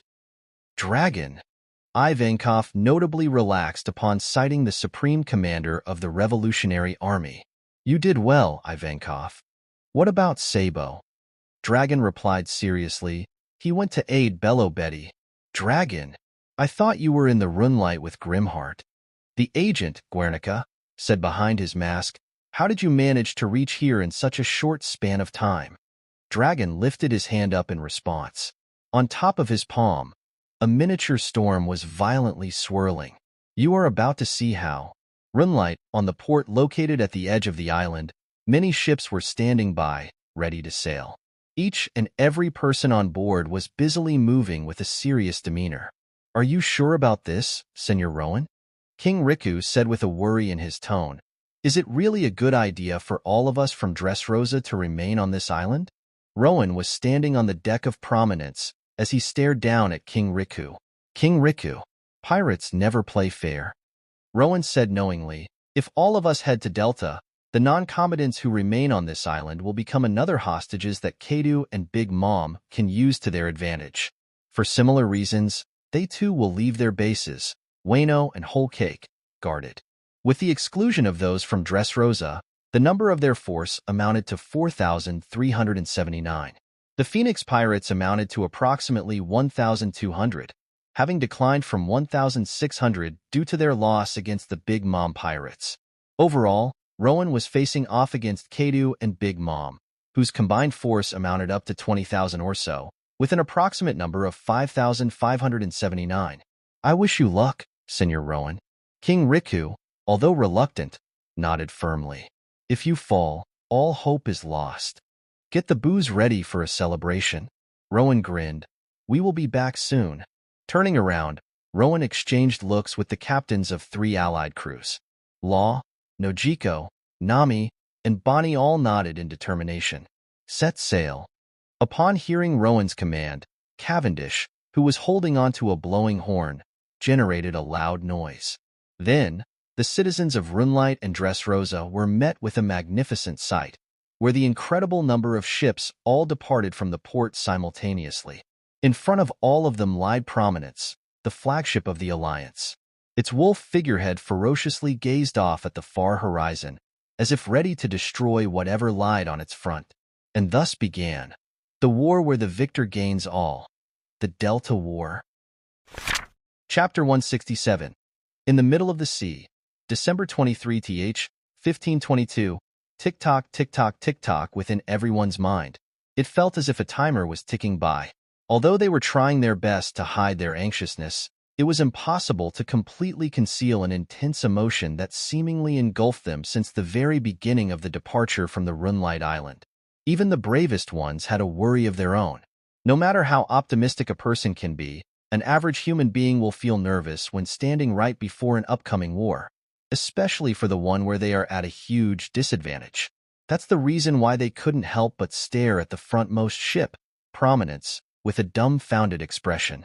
Even under the heavy storm, even under the pressure of the upcoming war, the Grimheart pirates were jovially sailing as if going on another adventure. When they sighted Rowan sleeping on top of the Prominence's figurehead, under the intense strikes of lightning, they couldn't help but wonder if he was sane even. Achei. "What's that woman doing?" One man, covering his face with a blush, exclaimed in surprise. Ka. Karina, was it? The vice-captain of that crew? Shit, I didn't know they were going out. In the middle of the storm, as Rowan slept peacefully on the wolf figurehead, Karina was on top of the former smooching passionately. Carmen, who stood nearby, rolled her eyes. Here she goes again. Urich, on the other hand, was gazing down at Dan with confusion. "You all right, buddy?" "Just..." Dan was hugging Urich miserably. "Just let me stay like this, please." "Brother." Urich shook his head. "This is gay." "Huh." Karina, who was on top of sleeping Rowan, whispered into his ear, "Here is your good luck charm. Now you won't lose, right?" And of course, Rowan wasn't a dense person. What the? He was feigning to be asleep. He was originally asleep, but as soon as he sensed Karina approaching, he woke up. Now, the mystery of what happens when he falls asleep has been solved. "Fuck it." Rowan, with his eyes still closed, opened his mouth and held his tongue out. PFF. Karina held her mouth in amusement, before leaning back in. "This is just too much." One man screamed in misery. However, in contrast to his cry, the atmosphere has been brightened up, with quite many having found a smile on their faces. Was it that nature itself was feeling an upcoming calamity? Within the island of Delta, the destined location for the clash between the hegemons of the New World, the sky was fully encased by a thick layer of dark clouds. The ocean tides rose wildly and crashed onto the shores of the island repeatedly. The noises generated by such collisions were frightening.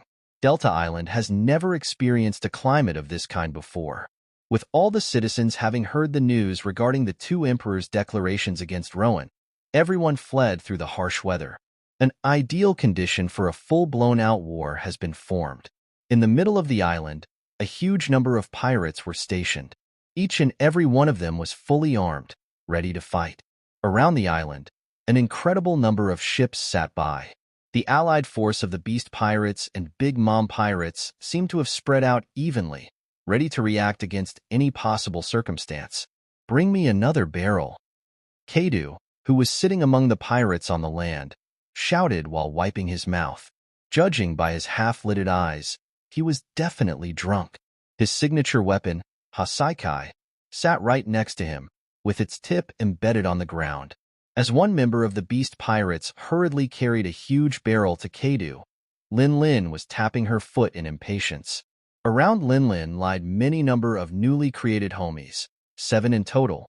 Lin Lin's decision to create the huge number of homies was based on the last clash against Rowan, where Lin Lin ended up losing all 3, Zeus, Prometheus, and Napoleon. Erg! When is that Grimheart brat coming? Kadu, you said that they definitely will be here. Lin Lin, with a tick mark on her forehead, barked at Kadu. Shut up and keep looking, Lin Lin. Kadu, just as always, retorted with an angry shout of his own. Me mama. Please calm down. Now's not the time to fight. The shoe homie, whom Lin Lin was wearing on her right foot, Hermes, said nervously. Ha ha ha. You should be the one to calm down, coward Hermes. The captain's hat homie, Ares, laughed in mockery. Be quiet. The homie formed of the cluster of electricity, Hera, said gracefully. Mama will do what she wants to do. That's right, Hera. Lin Lin growled. If I don't see Grimheart within the next hour, I am going to launch an attack on that Runelight Island. From Kadu and Lin Lin's back, the officers of each crew were warily staring at each other. Charlotte Katakuri, King, whose arms were crossed haughtily, stared at Katakuri's machi arm. I heard that you lost against Phantom. A pity that your so-called win streak ended so abruptly. Katakuri didn't seem to be affected by King's words. With his intact hand in his pocket, he simply tilted his head toward King. Don't you dare badmouth our perfect brother. It was a sibling of Katakuri, Charlotte Amanda, who stated instead, this time around, he's going to be the victor. I bet that you won't even reach the tip of Brother Katakuri's toenail. King's eyes narrowed viciously. Have you ever heard of show, don't tell? Why you, Amanda? I am fine. Katakuri placed his arm up to prevent Amanda from lashing out at King. Don't pay attention to his words. Then, shifting his eyes onto King, Katakuri said impassively, I heard that you are a torture-loving pervert. Is that true? From King's behind, Jack instantly retorted with a fit of notable anger. Don't you dare mock elder brother King, Charlotte Katakuri. King raised his hand up to stop Jack. Shut up, Jack.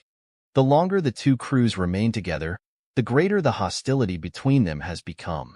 The alliance between Kadu and Lin Lin, from one glance, was a shaky one, especially with Kadu and Lin Lin not fully trusting one another. Kadu, you know the deal. Lin Lin, who grinned savagely, gazed at Kadu on her left. Wurororo. I know. Until Grimheart has been taken care of, an alliance remains intact. Isn't that right, Lin Lin? Kadu returned Lin Lin's words with a crazed smile of his own. Subsequently, Katakuri's eyes widened while flashing in red. Here they come. From the far horizon, many number of ships, although severely lacking in comparison to Kadu and Lin Lin's force, revealed themselves. Mamama! At last, Lin Lin, who was still grinning, turned in the direction where the ships were coming from with bloodshot eyes. Kadu stood up and tightly gripped the handle of Hasaikai. Right in the front, where Prominence proudly sailed, Doflamingo, with a sea stone cuff on his wrists and clear fatigue on his face, was seen to be held by Rowan's hand. Wurororo! Kadu shouted with a grin. Joker! Hee hee! Doflamingo, with sunglasses on his face, cracked up even while in Rowan's hand. Hee hee. It's been a while. Kedu-san, too noisy.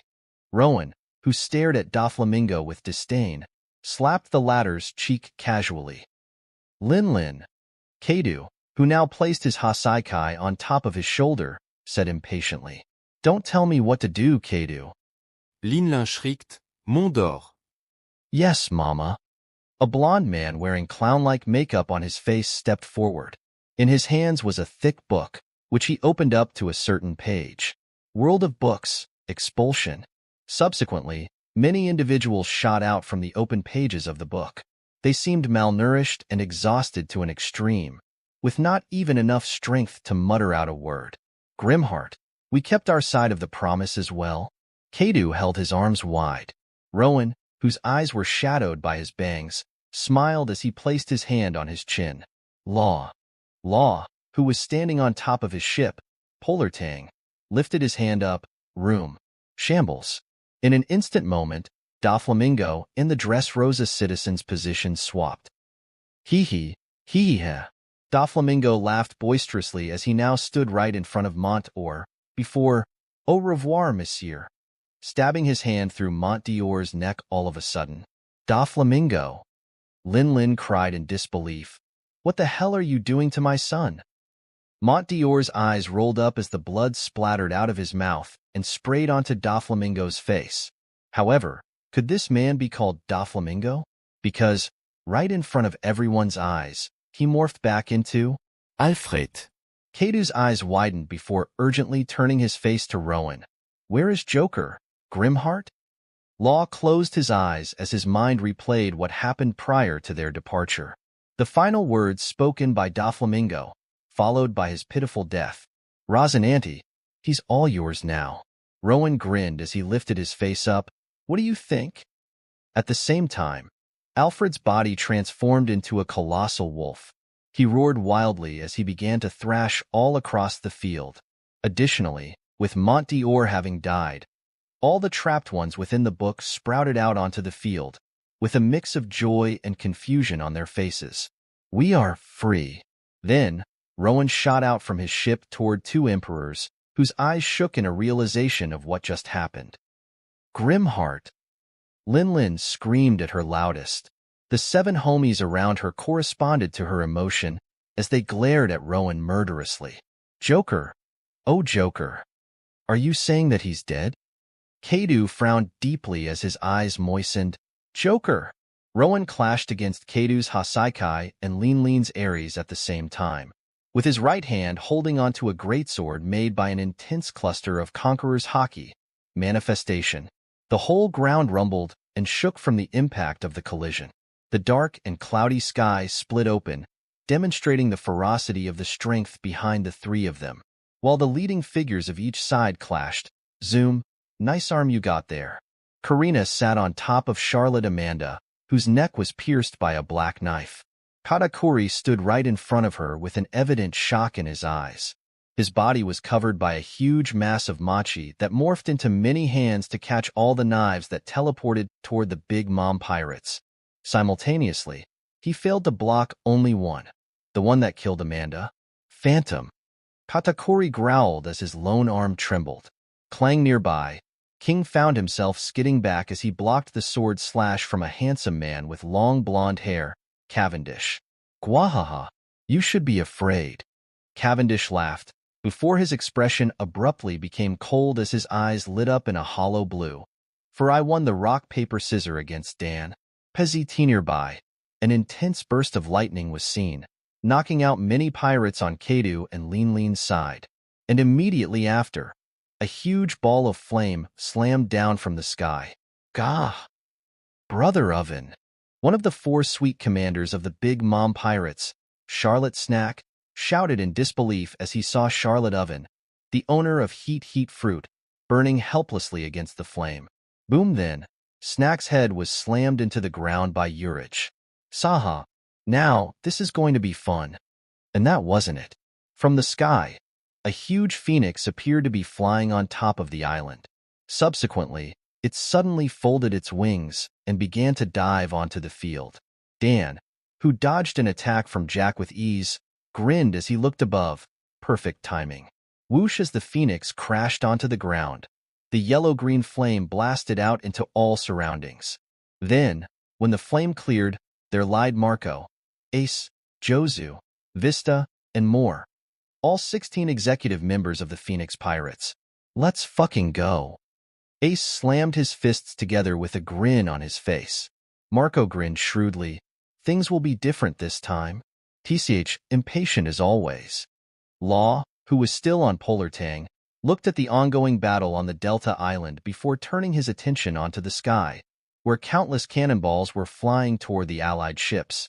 He raised his sword up, and while his room was still up, slashed it horizontally. The Allies found all the cannonballs splitting in half before falling down into the sea powerlessly. Whoop whoop. Get your guns out, girls. Nami grinned while spinning her bow staff above her head, before jumping nimbly upward from her ship. Tap with incredible flexibility and swiftness. Nami stepped onto the rapidly falling cannonballs and ran toward the opposing ships with confidence in her eyes. Bonnie! From the Necrokitty belonging to the Twin Cats pirates, Nojiko barked at Bonnie on the ship right next to them. Jewelry Margarita. Stop eating already. Bonnie stood up with puffy cheeks. Ah, come on. Do you want me to die out of famine? That's the last thing you'll die from. Fine. Bonnie gritted her teeth in annoyance before taking out her unique gun from the holster. Immediately following was the appearance of the entire Phoenix Pirates, whose ships were approaching the Kadu and Lean's ships from the back. Although the numbers severely paled in contrast to the opposing force, Rowan's alliance now surrounded them. Fire! BOM then. The whole island has turned into chaos. While the noteworthy individuals fought on the empty plain of Delta Island, an incredible number of cannonballs and gunshots went back and forth between the ships on the sea. It was an all-out war with the intention to annihilate one another. Juggernaut! In midst of all this, Rowan was seen to be slamming his hockey-covered foot onto Kadu's cheek, which slammed onto Lean's cheek, kicking the two of them simultaneously. Overblast. Boom. Chapter 168. Zoom Karina flickered from one location to the other, dodging a tendril of machi that shot out from the ground. Mirror machi. Immediately after, the surrounding buildings turned into a huge mass of machi before collapsing on top of Karina. Just then, Katakuri quickly jumped back with a cold sweat, having seen through the future. A black knife, encased within purple substance-like energy, suddenly appeared in his previous position with a flash. However, that was just the beginning. At the same time, 9 more knives flashed all around Katakuri, trapping him within. Dimension Blade. Karina was seen to be airborne right above Katakuri, who quickly tapped his foot to morph the ground beneath him into a machi, which opened a hole for him to escape. Vacuum Prison. With the bright purple flashes from each and every knife around Katakuri, the surrounding air itself has been teleported elsewhere, generating a huge vacuum that began to suck in the nearby air vigorously. Katakuri clenched onto the machi walls from within the hole that he generated, doing his best to prevent him from being sucked in. A close call. If Katakuri remained in the middle of the knives, his body would have been shredded apart. Quite deadly techniques you got there. Katakuri then formed a hole in his stomach and let one knife, which appeared all of a sudden, bypass him. Huge chunk of earth, which the knife stabbed onto, disappeared with a purple flash. Katakuri immediately jumped out of the hole, Phantom, while expanded his arm into machi and encased it with the armament haki, emission, which subsequently met Karina's knife. Karina's eyes narrowed as Katakuri's eyes flashed in red. 2 more knives, which came flying in from left and right, were blocked by the haki-imbued walls of machi that rose from both sides. As I expected, it is impossible for you to teleport part of haki, for haki stems from one's spirituality. Katakuri grinned confidently. I've now foreseen my victory. Haki isn't invincible. Karina retorted impassively as she retracted her knives back into her hands. Be brother. Katakuri. Katakuri's grin froze as he heard a weak voice from the back. He slowly turned around and saw one member of the Charlotte family, Charlotte Brownie, lying helplessly with a knife stabbed through his chest. You don't seem to learn, Katakuri. Karina flipped her knife with a cold demeanor. I am not a brawler. I am an assassin. Kurg. Katakuri tilted his head right to dodge a knife that teleported. Vacuum. Katakuri's eyes widened as Karina's knife teleported away the whole air nearby. His head was being sucked into his left, while another knife suddenly appeared above the vacuum with a purple flash. Flash style. Execution. From the top, Karina's knife flew downward, teleporting everything in its trajectory path. It collided against the thick layer of armament haki, emission that Katakuri quickly formed above his head before being deflected back. Katakuri grimaced as his eyes expressed rage, for even with him focusing his entire energy upon Karina, 2 of his siblings died. He couldn't help but exclaim, "You certainly are a worthy foe, albeit a dishonorable one. There is no honor in a war. There's only a victor." Karina snorted. Something is wrong in your head. Katakuri remained silent after hearing Karina's retort. After few moments, he eventually sighed, I suppose that you are right. Katakuri then called, I cannot face her alone. Will you help me, brothers? From nearby, one previously fallen man stood up, Charlotte Oven. Although his body was quite burnt and charred, he replied adamantly, Of course, Katakuri, a slender man with few bruises here and there. Charlotte Perispero, too, made his way. Let's put her down, Perorin. No, that shall not do. 3 against 1? How unfair. Then, another voice was heard in the ears of 4 people in the area, before one member of the Phoenix Pirates, Vista, landed next to Karina. Vista. Oh. Karina asked, Where is your captain? Vista pulled his mustache with a grin, before pointing at the sea, where Marco was flying over the enemy ships and destroying them one by one. Karina smirked, Not bad. What Marco was doing was the right thing to do. After all, they were severely lacking in terms of the sheer number, and unlike the ones like the Grimheart Pirates, the others of the Alliance were quicker to exhaustion. You see, Perorin, Perispero held his candy cane staff out. Candy is quite gooey, and when it comes to trapping an enemy, from his candy cane staff, a jet of liquid candy shot out toward Karina and Vista threateningly. There is nothing better than candy, Perorin? Perispero's long tongue became stiff and his eyes popped out as Karina simply grabbed Vista by the sleeve before teleporting away from the position. However, that wasn't the reason why Perispero was shocked. Keep your guard up, brother Peros. It was due to Katakuri, with his hockey-imbued machi arm, blocking a suddenly teleported knife from piercing through Perispero's head. Her mastery over her fruit ability has grown by leaps since the last time I saw her. Each and every single attack is lethal without hockey. Keep that in mind. Bio, Olembio, Olembio, Olem. It was a destruction after destruction. Kadu and Lin Lin were bulldozing through the countless number of empty buildings and hills in Delta, showcasing the might behind Rowan's attack.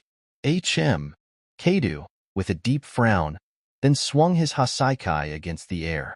Boom! An incredible explosion occurred, which served as an opposing force to stop his propulsion. Hermes!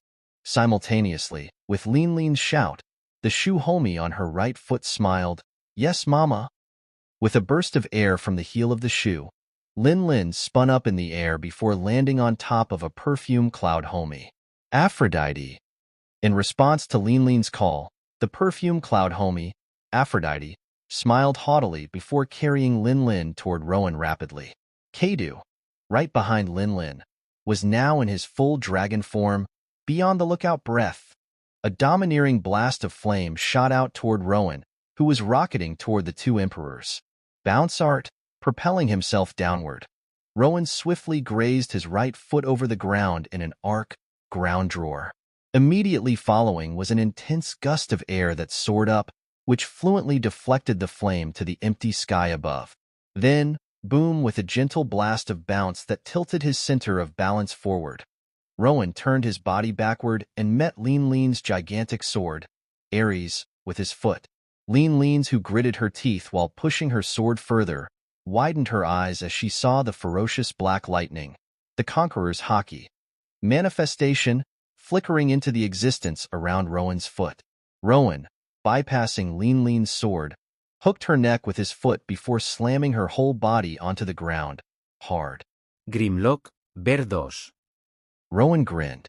Subsequently, the thin layer of Conqueror's Haki manifestation shifted from his right foot onto his right fist.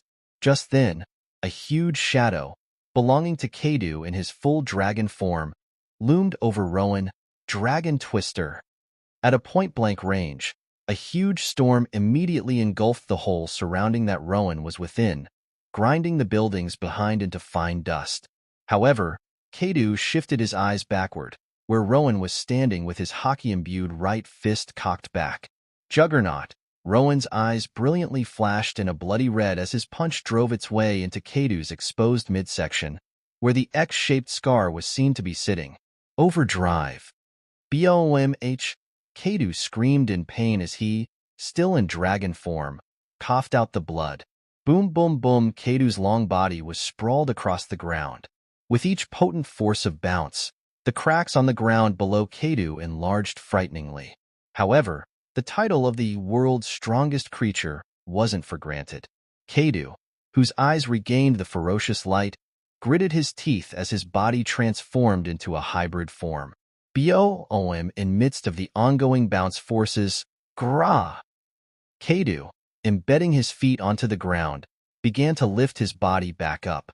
At the same time, Lin firmly stood at some distance away from Rowan, with one particular lightning homie, Hera, crackling intensely. Lin, whose eyes met Rowan's, grinned as Hera blasted forth the huge beam of lightning. Fulgura. PAZZT. Unable to find enough time to dodge the potent beam of lightning even with his reflex, Rowan took the full brunt of the strike. Then, just as the beam died down and Rowan's body crackled from the aftermath of the attack, Kadu smashed his Hasaikai onto Rowan, Thunder Bellow Bagua. The dust arose as Kadu's attack demolished the whole surrounding. However, Kadu frowned as he felt the resistance from his Hasaikai, Aegis. When the dust cleared, Kadu's Hasaikai was met with a golden-colored shield formed by Rowan's armament Haki manipulation. Do you truly believe that you are able to face us both, without going all out? Kadu growled as he continued to push his Hasaikai onto the shield. Crack, crack. In front of Rowan's eyes, his shield began to form cracks from the area of the impact. However, Rowan simply grinned daringly. Why can't I? The shield lit up in the black lightning of the Conqueror's Haki manifestation. Subsequently, Rowan took in a deep breath as the surroundings began to heat up abnormally. Babumgarimet. From the side, as Kadu, with a domineering will, continued to push his weapon onto Rowan's reinforced shield, Lin flew toward Rowan at a frightening speed from the back. She held her palm out toward him, just as the darkness homie, Hades, shot out. Yama! Rowan was instantly engulfed by the darkness, where nothing but black could be seen. Just as Kadu's Hasaikai finally broke through Rowan's shield, and Lin was right behind Rowan with her Aries out, Rowan, who was in between them and shrouded with dark, seemed to be in a clutch swoosh. Both Kadu and Lin's attacks unexpectedly missed. The gusts generated by their swings pushed away the darkness, and from within, Rowan, whose right eye blazed up in a golden color, was seen to be standing right in between Hasaikai and Aries.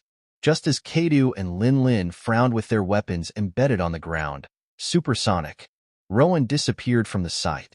Immediately after, Kadu's head abruptly tilted to his right, with Rowan's incredibly fast punch smashing into his left.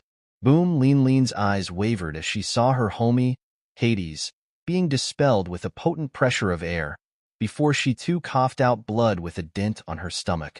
Kadu gritted his teeth as his eyes flashed in red, Kundali Dragon Swarm.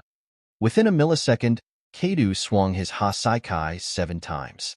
Rowan appeared behind Kadu with a slight huff, 15 times. Kadu's body jolted 8 times from Rowan's blows that he failed to defend against. Yet, Wurrororo. Kadu grinned while wiping the blood from his mouth. You certainly are strong, Grimheart. However, although Rowan hit it well, a fatigue was gradually building up within him. How long are you able to last? Grimheart. Lin Lin too lifted her body up from the rubble, with her eyes shadowed and the veins popped out from her forehead, one after another. Enough with your tricks. Ah, Rowan cracked his neck. What a pain. I am stuck here against two hysteric gaffers. Slowly, the heat around his body died down, indicating that he stopped the use of Grimheart. Swoosh boha, an arrow this time? Rowan laughed while tilting his head, dodging a huge ice arrow with ease. It was shot from Lin Lin, who was holding onto an icebow homie, Diana.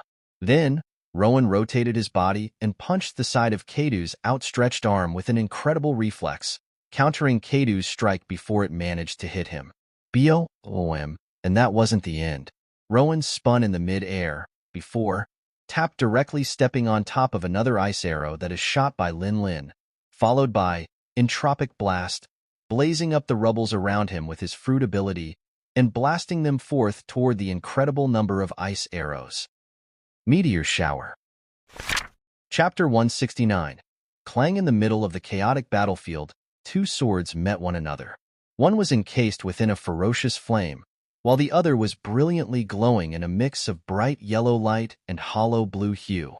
I commend you for your courage, Pirate Prince.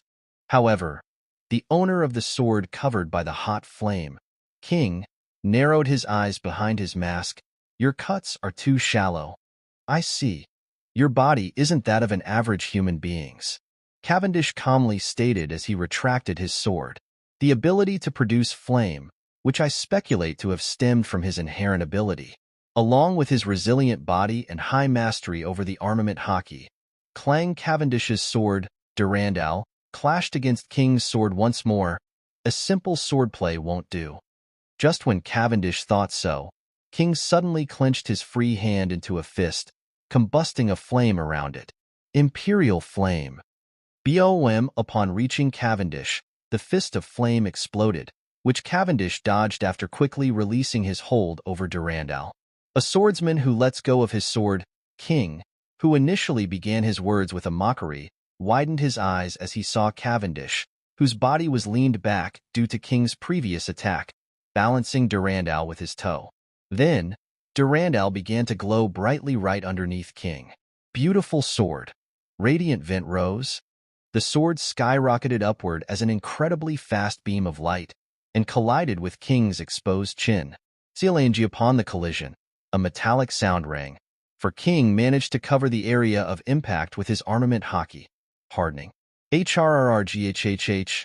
Then, King, with his utmost strength, pushed his chin against Durandal and endured the blow.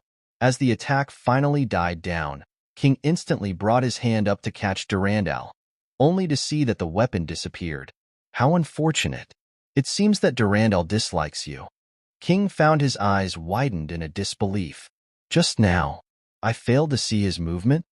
Cavendish, who was below him just before, now stood behind him while casually holding on to Durandal.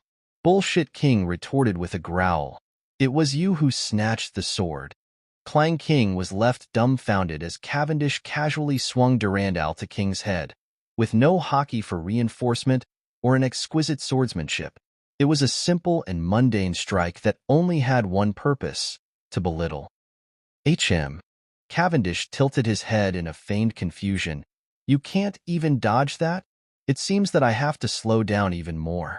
King's eyes exhibited a furious gleam as his body began to transform in accordance to the devil fruit that he ate. Dragon fruit, model, Pteranodon. Now it's your turn to dodge. King snarled with his wings wide open, before the flame on his back became extinguished. Then, swoosh, Cavendish and King disappeared at the same time. Clang, interesting. Dan crossed his arms as he flickered from left and right, evading the quick strikes by Who's Who. So you know those Rokushiki techniques? How though? Then, Jack, who was transformed into his Zoan form of mammoth, came in charging from Dan's back. BOM, along with a simple-minded elephant. You guys make a terrible team. Dan was sighted above Jack, with his left fist crackling in blue electricity. 120 million bolt, electromagnetic smash. Boom. Dan's punch, which was reinforced by armament hockey and magnetic force, drove its way into Jack's back, plummeting the latter down to the ground. Swoosh! Who's Who dashed toward Dan with the use of sorrow. His body was transformed into Saber Tiger as he held his index fingers out. Sure gone. Dan didn't waste his time, but jabbed his index finger backward at a lightning speed. Pazt Who's Who was knocked back by a bolt of lightning that slammed onto his chest. Sure gone. Who's Who gritted his teeth as he immediately stood back up. From whom did you learn that from? Dan chuckled as his body began to transform into lightning. Someone better than you for sure. PZZT Who's Who's whole surroundings flashed in blue before Dan's finger drove its way into the former's right arm. What? Who's Who's jaw opened as he felt a jolt of pain from his right arm. His armament hockey surpasses that of mine. TCH. Max 150 million bolt. Who's Who quickly brought his left hand up and without any hesitation severed his own right arm. And just as he did so, inject bolt. PAZT he saw his severed right arm exploding into pieces from the inside, with a burst of blue electricity. While sweating profusely, Who's Who held his bleeding stump of a right shoulder with a hazy vision. Who's Who, you are the failure of a lead performer. From the side, Jack stood back up with a notable anger. And to think that you are the replacement for Brother Queen. Dan, who was holding onto one part of Who's Who's destroyed right arm with an amusement, then threw it at Jack's exposed face. Who's Who, as Jack opened his mouth to call unresponsive Who's Who, the arm part went into his mouth. Then, Jack unconsciously gulped it down. By the time he realized what just happened with a frozen expression, washroom time, buddy. The remains of Dan's lightning found their way into Jack's stomach. The effect was immediate. Jack held his violently rumbling stomach with his eyes in horror. His face turned green and his legs gathered up together. He held his other hand out as a sign of peace. Hold on for a sec, however. Much to Jack's dismay, Dan's fist was right in front of his face. Max 150 million bolt. Rex smash. Who's Who was seen with exhaustion as he stood up wobbly, stared at the fallen Jack with disbelief. Black Mask? His strength far surpasses that of my expectation. Who's Who grimaced as the bleeding on his right shoulder began to cease. It was thanks to the regenerative property granted by his ancient Zoan devil fruit. Who's Who? I knew that you were unfit for the title of the lead performer. Then, from the back, one green-haired man with sharp fangs came walking in. He was Sasaki, one of the Tobarapo, the rank right below the lead performer in the Beast Pirates. Sasaki. Who's Who felt like facepalming. Can't you see that Jack is down, you idiot? That's when Who's Who and Sasaki saw what Dan was doing. This is the infamous Beast Pirates? Dan stated with his right foot on top of Jack's neck. What a joke. Crunch. While Who's Who and Sasaki were occupied with each other, Dan, without wasting any time, decided to finish Jack while the latter's guard was down. And here it was. Another lead performer after Queen died just like that. Fuck. Who's Who cursed with an urgent expression. Sasaki's face darkened in the realization of what happened, before his body began to transform into a huge dinosaur. Triceratops to be exact. It's going to take a lot for y'all to catch up with me. Dan grinned as his eyes crackled in blue electricity. I am the number 3 of my crew, after all. Meanwhile, will you look at that? Your captain must be out of mind to think of winning against 2 emperors on his own. At some distance away, a huge soldier whose whole body was made out of a biscuit, Charlotte cracker, exclaimed with a frown. Don't you understand? No matter what happens to everyone else, the fight between the 3 of them is the only one that matters. Even if our side was to get wiped out, if Mama and Kadu kill Grimheart, it is our victory. Carmen was seen to be standing right in front of Cracker, whose body towered over her. She simply tilted her head without any trace of emotion. Okay. Cracker's frown deepened. Seeing Carmen's lack of fear irked him, and at the same time, made him wonder if she didn't know who he was. However, he was forced to stop his thought as he saw, smoke coming from his left hand. Cracker turned his head to the source of the smoke and witnessed a huge wave of flame that has already engulfed his whole left arm. You! Cracker gritted his teeth as his left arm crumbled down. Just as the flames spread onto his torso, He swung the blade in his right hand toward Carmen, who dodged it by taking one step to the left. Took a little longer for me, but here it is, Haki. Carmen's eyes flashed in red, indicating the use of observation Haki, just as Cracker's huge body crumbled down at the next second. Boom! A cloud of dust rose and covered the view in front of Carmen. Now show me your real self, coward. Swoosh! Alfred adjusted his monocle as he swiftly dodged a huge sword that slashed down from the top. Murderer of Brother Montdor? Staring down at him was Charlotte Smoothie, who tightly clenched her sword. You certainly are a capable threat who can't be left alone. Why? You overestimate me. Alfred smiled casually as he swayed from side to side, efficiently dodging the sword slashes from Smoothie. Her ability is dangerous. In contrast to Alfred's carefree attitude, he was at his utmost seriousness on the inside. Charlotte Smoothie, one of the 4 sweet commanders. Yes, I have indeed heard of her before. Swoosh Smoothie too was a capable fellow with an ability to use observation Haki. Upon Smoothie having predicted Alfred's subsequent movement, Alfred was forced to quickly use Saru to escape from the scene. Boom! Smoothie's sword crashed on the ground, and the ground in contact with it has become barren and dehydrated. An ability to absorb liquid, a very dangerous power to all living beings. Alfred hummed as he stood behind Smoothie. Smoothie turned around calmly. So is the mythical Zoan fruit of yours. Well, you certainly aren't wrong. Alfred's smile widened upon hearing Smoothie's word, as the dark blue-colored furs grew from his body. If your ability needs the target to be in contact with you, I simply have to prevent such from happening. Smoothie's eyes narrowed as she prepared for Alfred's initiation, before one figure came flying in toward her. Snack? Smoothie let out an annoyed sigh and grabbed the unconscious Snack by his hem. You weakling, how can you be defeated like this as one of the 4 sweet commanders? Boom! Alfred voiced up in amazement. Nice one, Monsieur Urage. He stopped his words in the middle, for Urage too was found unconscious with his eyes whitened out. A lump from the back of his head. He was caught off guard. Alfred quickly assessed Urage's state before grabbing the ladder and hopping off from the position. Boom! A blue-haired woman with an armament Haki on her forehead, Ultai, crashed her head on the ground at the next second. Why are you running away? Ultai growled angrily as she lifted her head right back up. Just die already. Beast pirates. Smoothie raised her eyebrow. My, what a bold animal. Alfred remarked as he calmly stepped on the thin air with the use of Jeppo. Alfred. Then, Alfred heard Urage, who previously was unconscious, calling from his grasp, Ugh, I feel something on the back of my head. Urage's eyes narrowed. It's that blue-haired Dino woman, isn't it? Indeed, monsieur. Urage quickly returned back to the world of consciousness. It seemed that although Ultai's headbutt previously knocked him out, it was only for a short moment. Boom! Urage, whose body was now at a gigantic size, landed on the ground as Alfred released his hold. Although the pain has sent me into the world of unconsciousness for few seconds, Urage, whose eyes were shadowed, grinned as he landed back on the ground. What doesn't kill me makes me strong. Whatever.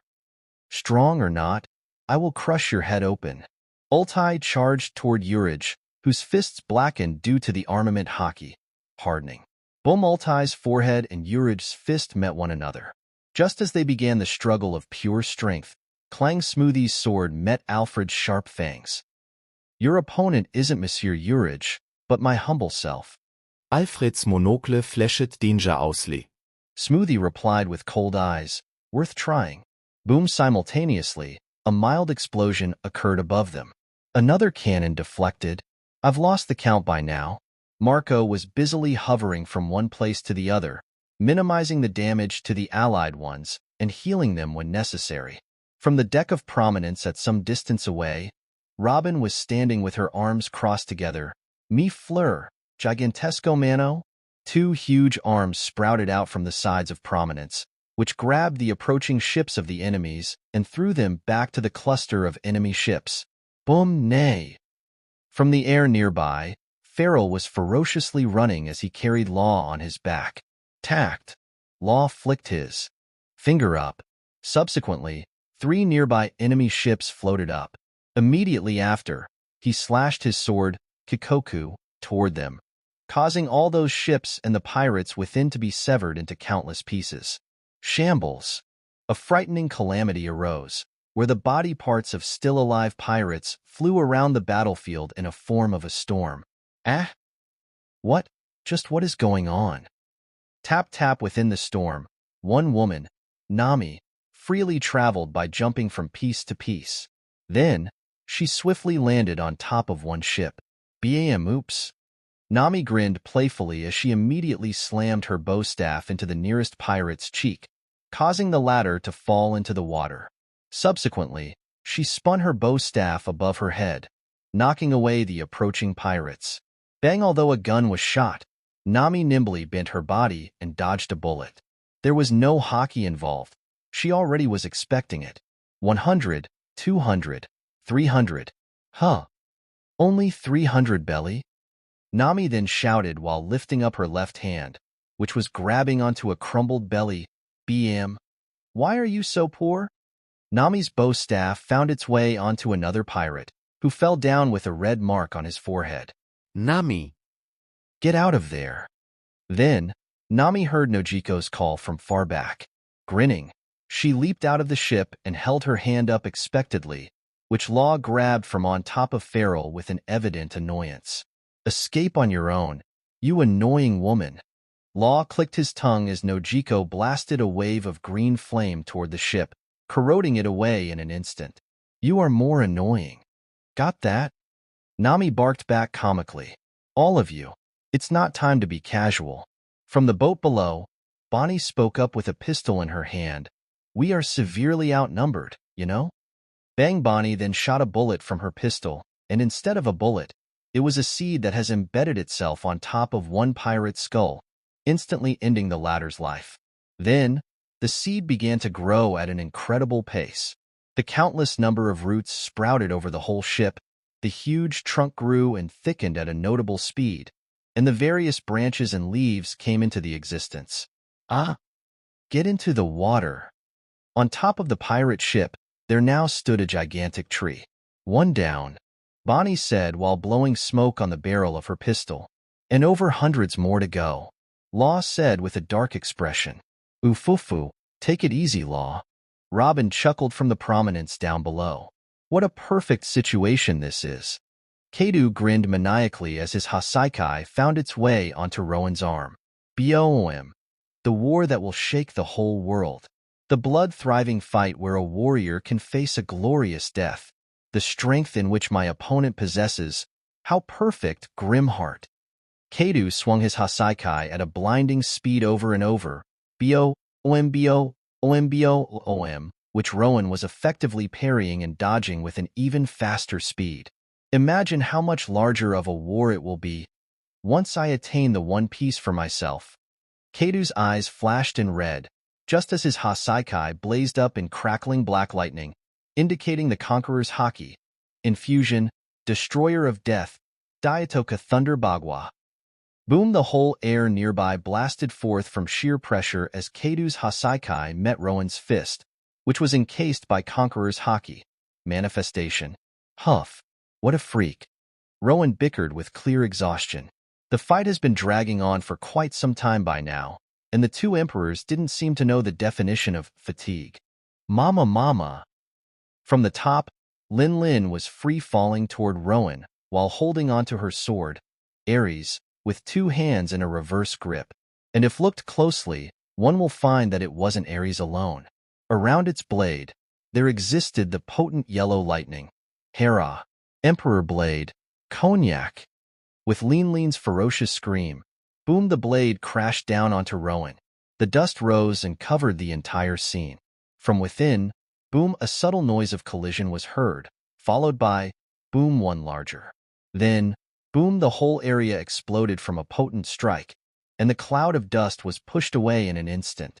Now, Rowan was seen to be holding Lin Lin's Ares and Kadu's Hasaikai with two large arms that were produced by the use of armament Haki, manipulation and Conqueror's Haki. Manifestation. Ah, shit! Rowan grinned weakly as blood trickled down from his nose. He felt slightly dizzy at this point. 12 minutes, huh? It seemed that there existed no choice. If this were to continue, Rowan will end up losing. I thought that the efficient management of Conqueror's hockey manifestation will be my key to the victory, but through the prolonged battle against the two emperors, Rowan realized that they had more stamina than him. Against one, it wouldn't have been as difficult, but both of them at the same time, they are very familiar with fighting together. Oh ho! Kadu grinned as Rowan's form began to change. From head to toe, Rowan was fully covered by the intense manifestation of Conqueror's hockey. Along with the scorching heat that emanated out of him, Lin and Kadu instantly recognized what Rowan was doing. Rowan began to operate Grimheart and Grimlock simultaneously, just like what he has done in the Coconut Seal. Boom.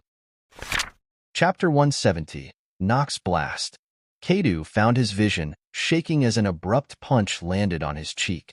Boom! Such punch was so powerful that an intense gust of wind blasted out, affecting the nearby pirates.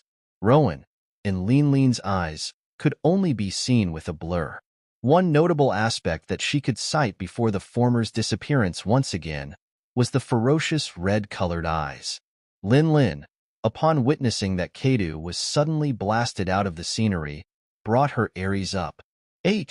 Before Lin could speak a word, she was crashed down to the ground due to Rowan's kick. Immediately after, Kadu appeared behind Rowan in his hybrid form, ready to smash Hasaikai onto Rowan's back, but Rowan was already gone from Kadu's sight. Subsequently, Kadu found Rowan's palm resting on top of his already bloody X-shaped scar. Nox Blitz. Boom. Kadu let out a loud scream, causing the whole air in proximity to vibrate. Rowan's technique completely penetrated his hard skin, which even a 10,000 feet fall wasn't able to do so. However, Rowan wasn't done. Although he already expressed some degree of exhaustion, his palm that lied on top of Kadu's bleeding body morphed into a fist. Terraform, Flame Dragon Torch. Kadu, who was beneath Rowan, roared as his body transformed into a full dragon form and exploded in a potent flame simultaneously, which interrupted Rowan's following attack. Boom! Rowan gritted his teeth as his body skyrocketed upward from the momentum. He initially spun in an uncontrolled manner, but through the quick succession of the bounce forces, he quickly came to a stop, right where Lin was waiting. Mama, your end is approaching fast, Grimheart. Her appearance was frightening to look at. Her gigantified sword on her right hand, Aries, was encased within Hera's crackling electricity. Her whole body was encased within a perfume-like cloud, Aphrodite. Her hair was burning fiercely due to her fusing with her flame homie, Hestia. With Hermes on her right foot, she was able to levitate in the sky. The dark homie, Hades, fused with her clothes and turned them into pitch black. And finally, behind her floated an icebonomy, Diana. Union. Supremacy. Lin swung Ares horizontally toward Rowan, and in accordance, all homies launched their attacks toward Rowan. Boom! At a close distance, all 7 attacks exploded in a chaotic manner. Yet, swoosh! Rowan flew through the huge explosions with a trail of blood on his hockey-covered face. 10 minutes left. Rowan wasn't in a condition to care about the damages that he received. Within 10 minutes at maximum, both Lin and Kadu had to go down, no matter what.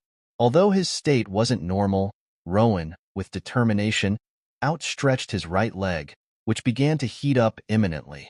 Nox, Lin, without any time given to dodge, took the full blunt of Rowan's kick. Grimheart. Drive. Boom! Lin vomited a huge amount of blood as her eyes became bloodshot from the pain. She was sent crashing down onto the ground, where a huge crack formed. Boom! Second blast. Rowan continued to push his leg into Lin with all he got. Third blast. Boom! Foot. Fifth. Sixth. Seventh. With each blast, the cracks on the ground enlarged before an enormous pit was formed. Even Lin, the one with an incredible physical prowess, couldn't fully endure the damage. Rowan's whole world was spinning. An exhaustion from a prolonged fight followed the use of heavily taxing techniques. When combined with the injuries that he took against Linlin and Kadu, it wasn't an easy feat for Rowan to continue. His speed was slowing down. 9 minutes. Just as Rowan thought, Kadu, who was encased within a gigantic dragon of flame, roared as he flew in the sky domineeringly. Then, just as Kadu's eyes flashed murderously, his huge form began to dive onto Rowan. Rowan grimaced as he lowered his stance, ready to evade Kadu's strike. Supersonic, heh heh. However, Rowan's escape was prevented by Linlin, who tightly held onto Rowan's ankle with a huge purple-colored bruise on her stomach. Mama, mama! You aren't going anywhere, Grimheart. Then, Linlin, with surprising strength, threw Rowan toward Kadu. Falling dragon, Kadu crashed onto Rowan's exposed body, flame bagua. BOM Rowan's vision became blurry due to an incredible blast of flame, and he found a sharp pain protruding into his body. Then, Kadu's jaw bit onto Rowan's torso, in an attempt to crush him into pieces. I have to get out. Rowan's conqueror's hockey manifestation began to flicker unstably. It desperately defended Rowan against Kadu's hot flame and sharp fangs. With a shaky arm, Rowan gripped onto Kadu's huge fang, before, boom, breaking it into pieces. Ah! Kadu cried in pain as his jaw opened, releasing Rowan back into the air. 8 minutes. Rowan gathered his mind together while turning around and meeting Linlin's sword, Ares, with his fist, Union Supremacy. Slash knocks, blast. Boom, both of them were seen with their share of injuries. However, Rowan, as he pushed against Linlin's Ares, noticed that her injuries were rapidly closing. Mama, mama. Surprised, aren't you? Linlin grinned maliciously. By using the ability of my soul fruit, I can restore any damage that I receive. It is the life of someone else that I am using to heal myself. From the back, Kadu's flame dragon growled as Kadu, from within, frowned with his mouth bleeding. Is this all you got, Grimheart? Kadu shouted angrily, Damn you! You should have used all your strength from the very beginning. Now, with you already having been exhausted, your death won't be as honorable. Ha, whatever. Rowan, huffing in tiredness with emperors having surrounded him, lifted his hands up toward them, with each palm facing each one of them. How many minutes are left by now? 6? 5? Rowan, whose mind was incapable of thinking logically at the current moment, thought as his palms began to brighten up in a brilliant yellow. There was one thing that Rowan understood right now, that he had to end this battle right now. Forget 12 minutes. His mind was on verge of shutting down from enervation alone. Terra. Linlin and Kadu stiffened in realization. They recognized Rowan's strongest technique, which had the destructive capability that rivals their combined attack, Conquest of the Sea. Union, Great Supremacy. Linlin, without a moment of hesitation, swung her blades at her maximum strength. Just as she did so, all Homie's attacks morphed into one chaotic storm that flew toward Rowan. Rising Dragon. Kadu's flame dragon burned even greater. Black lightning began to crackle around its form due to the use of conquerors. Hockey, infusion. Then, it shot out toward Rowan along with Kadu's roar. Flame ascending bagua. Forming. The sky above the Delta Island, then exploded into oblivion. A bright white flash. An instant demolition of the whole layer of clouds up in the dark sky, revealing a starry night. The violent waves that, perhaps, will become an enormous tsunami on another island. A disastrous storm unlike any other, which engulfed various individuals mercilessly. A calamity has fallen upon the Delta Island. Upon the non-stop explosions that rippled across the whole area, all other battles came to a stop. What exactly is going on there? Ace exclaimed with disbelief as he tightly gripped onto the ground, using his utmost strength simply to prevent himself from being swept up into the storm. Is that truly the fight between the human beings? Josu's eyes shook in amazement. It's just like when Pops and Roger first met one another in their primes. Rowan. Karina glanced at the storm with worry as she stabbed her knives on the ground. She knew him better than anyone else. She knew that Rowan only used his strongest techniques as a last resort. He was in a tight situation right now. He needs help. Karina glanced to Vista, who nodded back knowingly. Mama.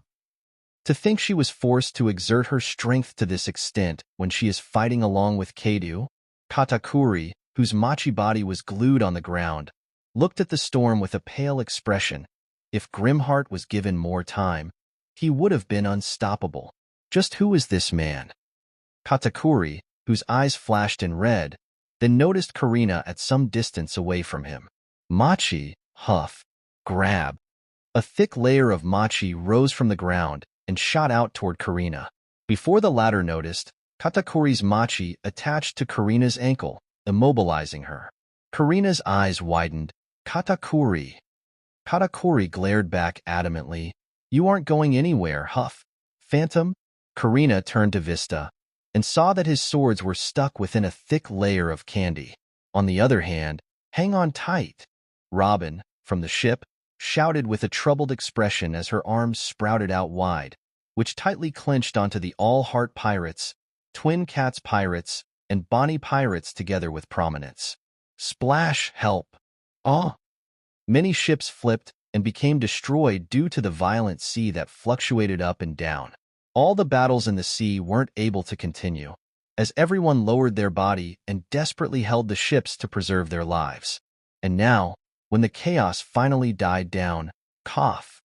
Rowan, whose whole body was full of bloody injuries, coughed out blood as the Grimheart and Grimlock died down. Wurororo, huff. I commend you for your strength, Grimheart.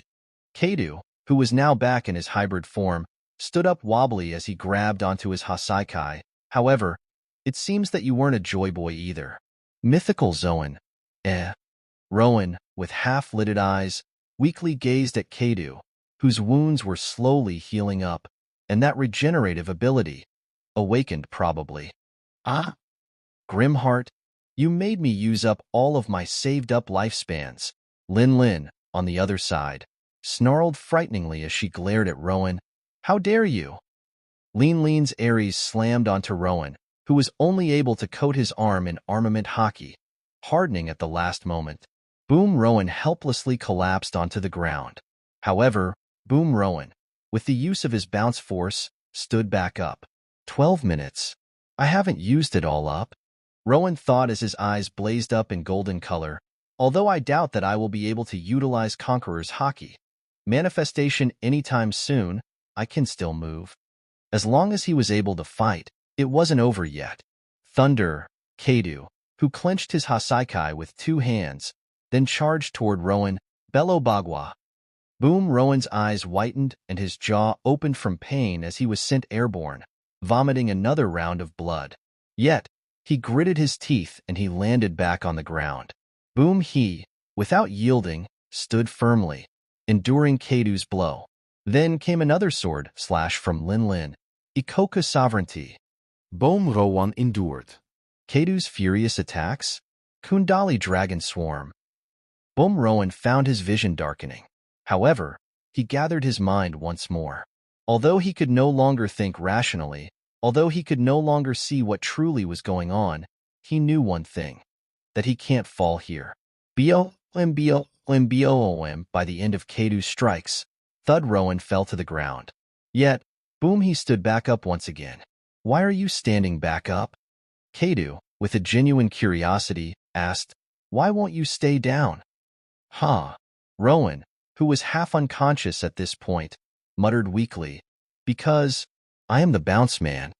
Keidu could feel an incredible determination from Rowan. Just like Odin, Keidu liked this kind of man, who stood to their beliefs until the end, unafraid of death. Good answer. Keidu, whose eyes widened in surprise, grinned crazily. Is this the end? Rowan, with a hazy mind, thought as he saw Keidu's Hasaikai approaching him. Everything seemed to be slowing down. Rowan felt as if his whole life was flashing right in front of him. The life which he came to cherish, the life which he came to enjoy. Although the beginning was harsh, and it still was harsh, Rowan found genuine happiness through his crew. Thunder. But there was so much that he wanted to do. He wanted to try living a peaceful life in this harsh world.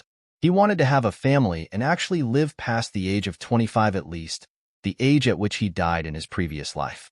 When Kadu's Hasaikai finally slammed onto him, there was only one final thought that entered Rowan's mind: Karina. Bagua. With Kadu's final blow, their battle finally came to an end. Thud, it was Lin Lin and Kadu's victory. Mama, mama. Lin Lin laughed in exhilaration. Finally! Now, that flying horse is going to be mine at last. In One Piece, you were a noteworthy warrior, Grimheart. Kadu, who stared into the cloud of smoke, said in a gruff tone, "That I shall remember, boing." Lin Lin and Kadu froze at the same time. Nearby, there lied one pebble, which was bouncing continuously. Boing, it seemed so out of place and so sudden that Lin Lin and Kadu couldn't help but stare at it. Boing, Rowan was hollowly sitting on top of a rock, gazing at what lied right in front of him. A red orb, with notable cracks around it, floated up in the sky. I am not dead yet? Crack. Then, another crack appeared around it. Rowan, for some reason, found his eyes locked on the peculiar scene in front of him. Rowan asked back then, and that was Bob's answer to him.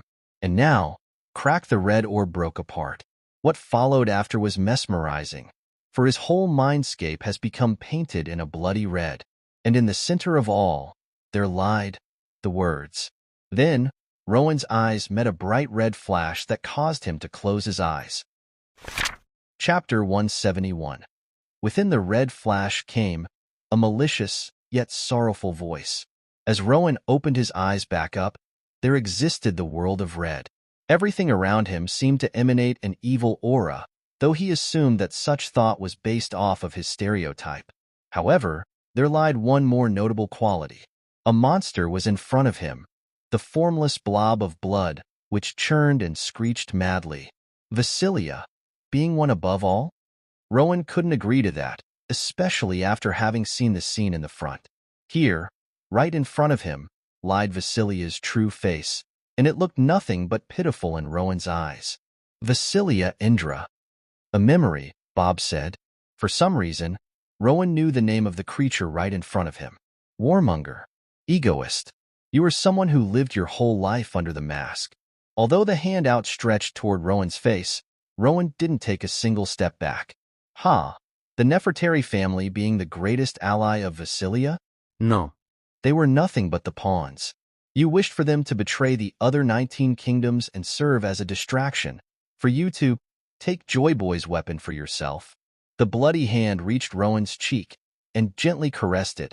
The whole area boomed from the scream alone. I suppose that the only instance where you've been truthful to yourself? Rowan chuckled. Is the message written in the Fishman Island? From the bloody blob that then began to expand rapidly, one face slowly appeared from within.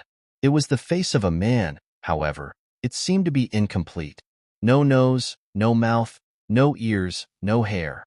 The only aspect that caused Rowan to identify it as a face was the ferocious dark red-colored eyes that peered onto Rowan.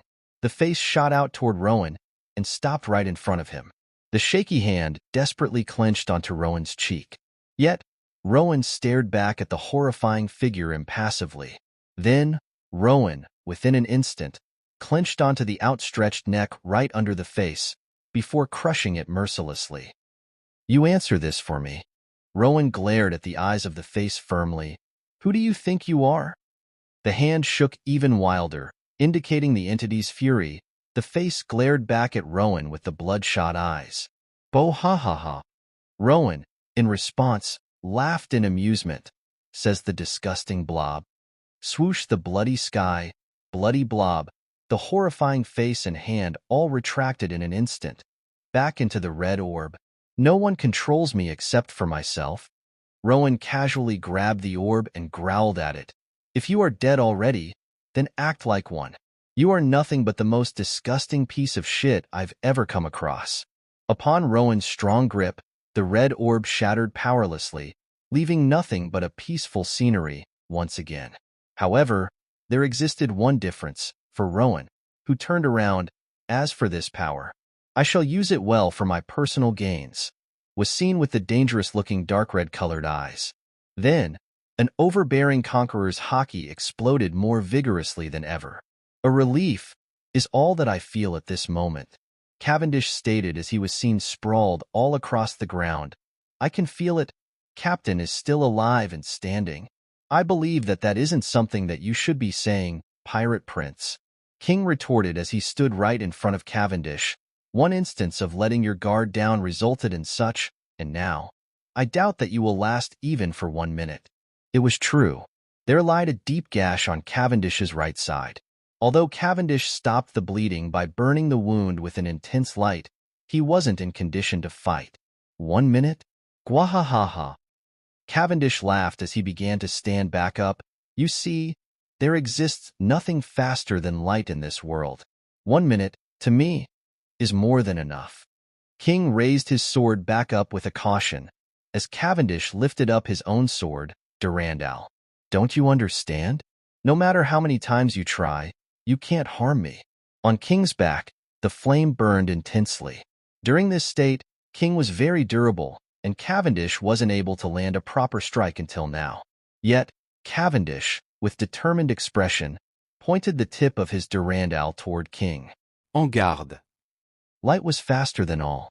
There existed no time to speak, no time to think, and no time to react against, for King. And Cavendish believed. For no reason, he felt as if his next attack was going to succeed. It was a foolish thought, but through such thought, Cavendish felt himself brimming with a confidence as brilliant as the shining light. And now, within a millisecond, Cavendish was standing behind King. Noble phantasm, lustrous Durandal. Puk King's impenetrable body then burst out the blood, with a huge gaping hole on his chest. Thud. What? That was King's final word. Only the second before his death did he realize that he was about to die. The battle was over in an instant. How impractical. Nothing but a mass production of huge biscuit soldiers, over and over. Carmen commented as she saw one biscuit soldier running toward her. Are you capable of thinking rationally?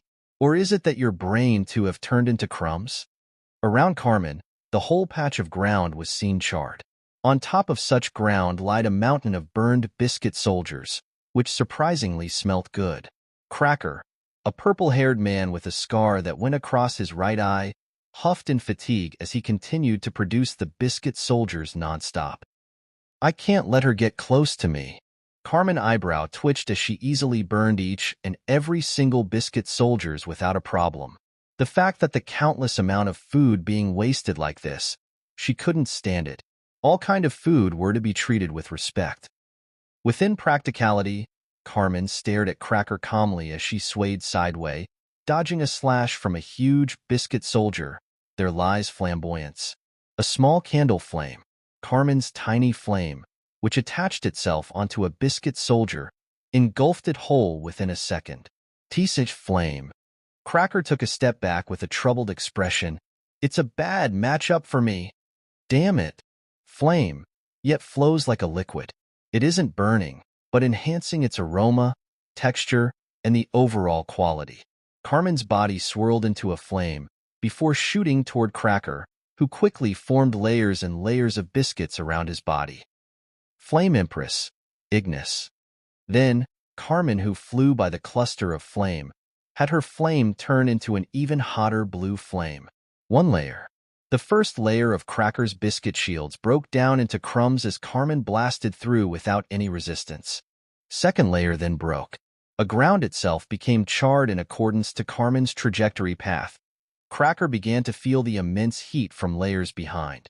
KRRRGGHH. Cracker bit his lips in an attempt to hold his ground against the pain. His hockey-imbued hands began to redden up due to Carmen's heat. Cracker was in disbelief that the flame of this intensity could exist. Now, Carmen was one layer behind Cracker. The intense blue flame pushed forth, and without much effort, the final layer of biscuit wall too melted. Behind, Cracker's whole body was already charred and burned beyond belief.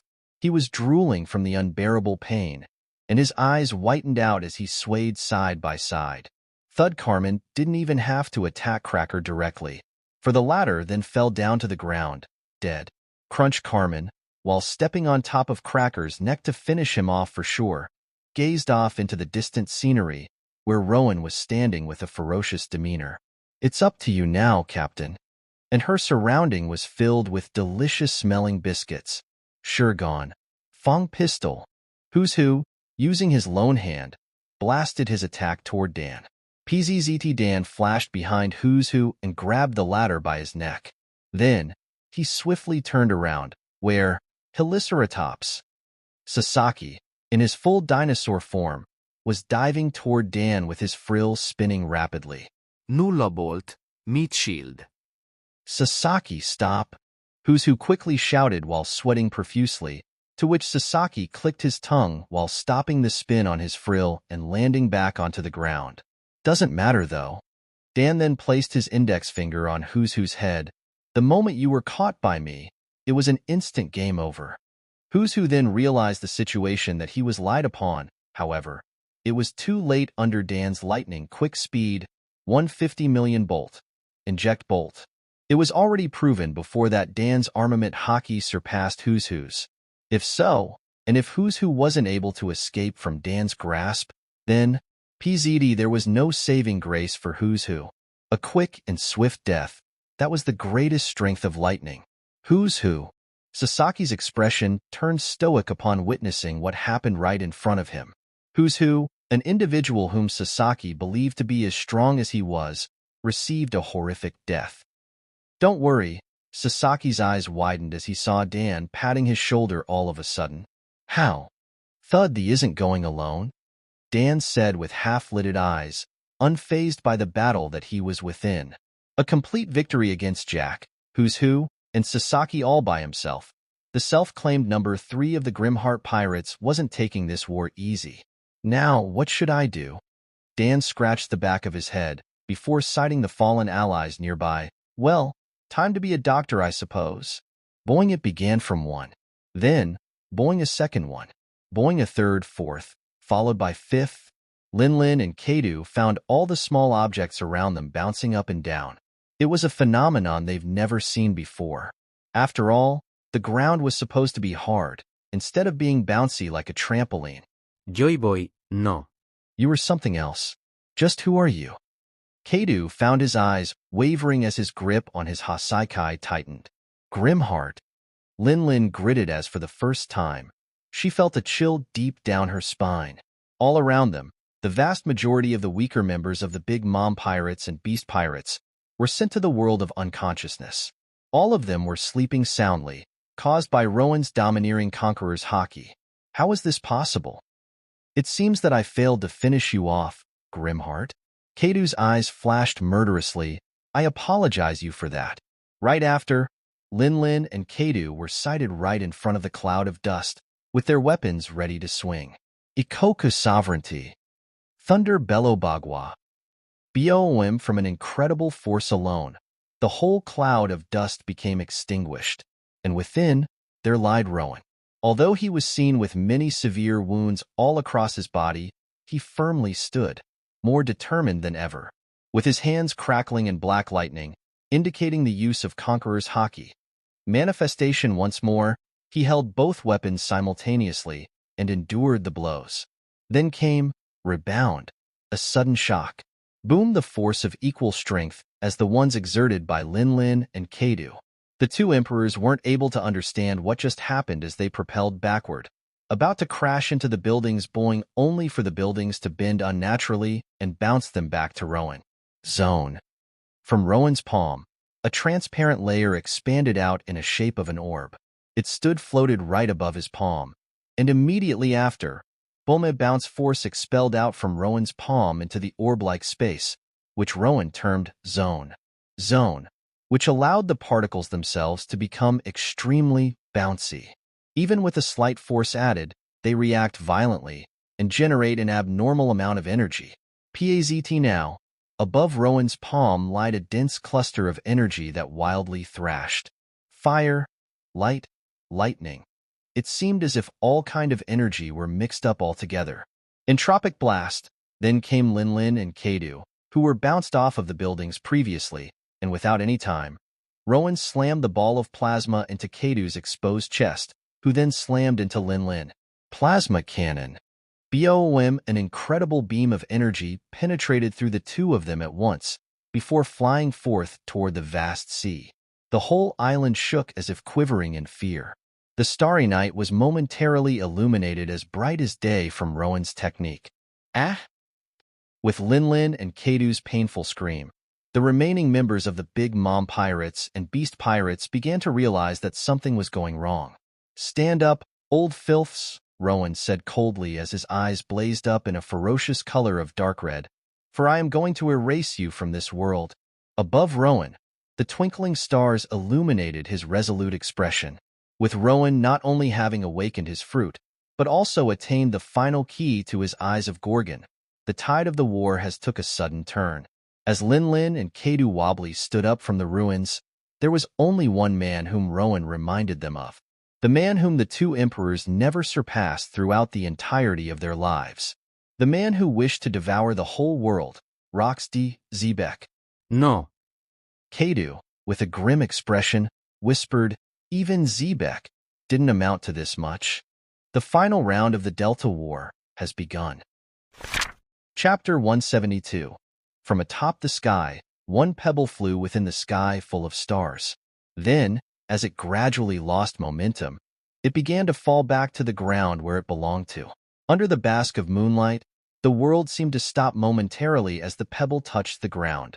Swoosh! Before Rowan, Lin, and Kadu all vanished simultaneously. Boom! Then came forth an incredible pressure of the air from the clash between the three of them. No, to be precise, it was Rowan against the two, and surprisingly, the two emperors were being pushed back. Boing! Rowan's hockey-imbued arm seemed to have become bouncy. Kadu and Lin were bounced off of Rowan as if bouncing off of a gym ball. Knock spear. Ah! Then, Lin found herself crying in pain. Looking down, she saw a sharp spear that crackled in black manifestation of Conqueror's hockey, penetrating through her stomach. HRRGH. Kadu, on the other hand, embedded his right foot on the ground, spun around. Having used the force from Rowan to gain momentum, Kadu was about to smash his Hasaikai once again. And of course, right in front of him stood Rowan, who, his eyes, they changed? Peered at Kadu with the eyes that glowed brilliantly in ivory white as a huge, spiky club made out of Conqueror's hockey. Manifestation, resembling that of Hasaikai, burst into existence on his hand. My technique? Kadu's eyes widened in realization, but he nonetheless gritted his teeth while swinging his Hasaikai, Thunder Bagua / Thunder Bagua. Boom! Kadu and Rowan's weapons collided in the middle, struggling to push one another. Rebound. Then came the secondary force. Rowan, after having endured Kadu's blow, reflected it back to the latter. Boom! Kadu's huge body was knocked up in the air. Rowan raised up his left hand, zone, around Kadu. A transparent dome appeared out of blue.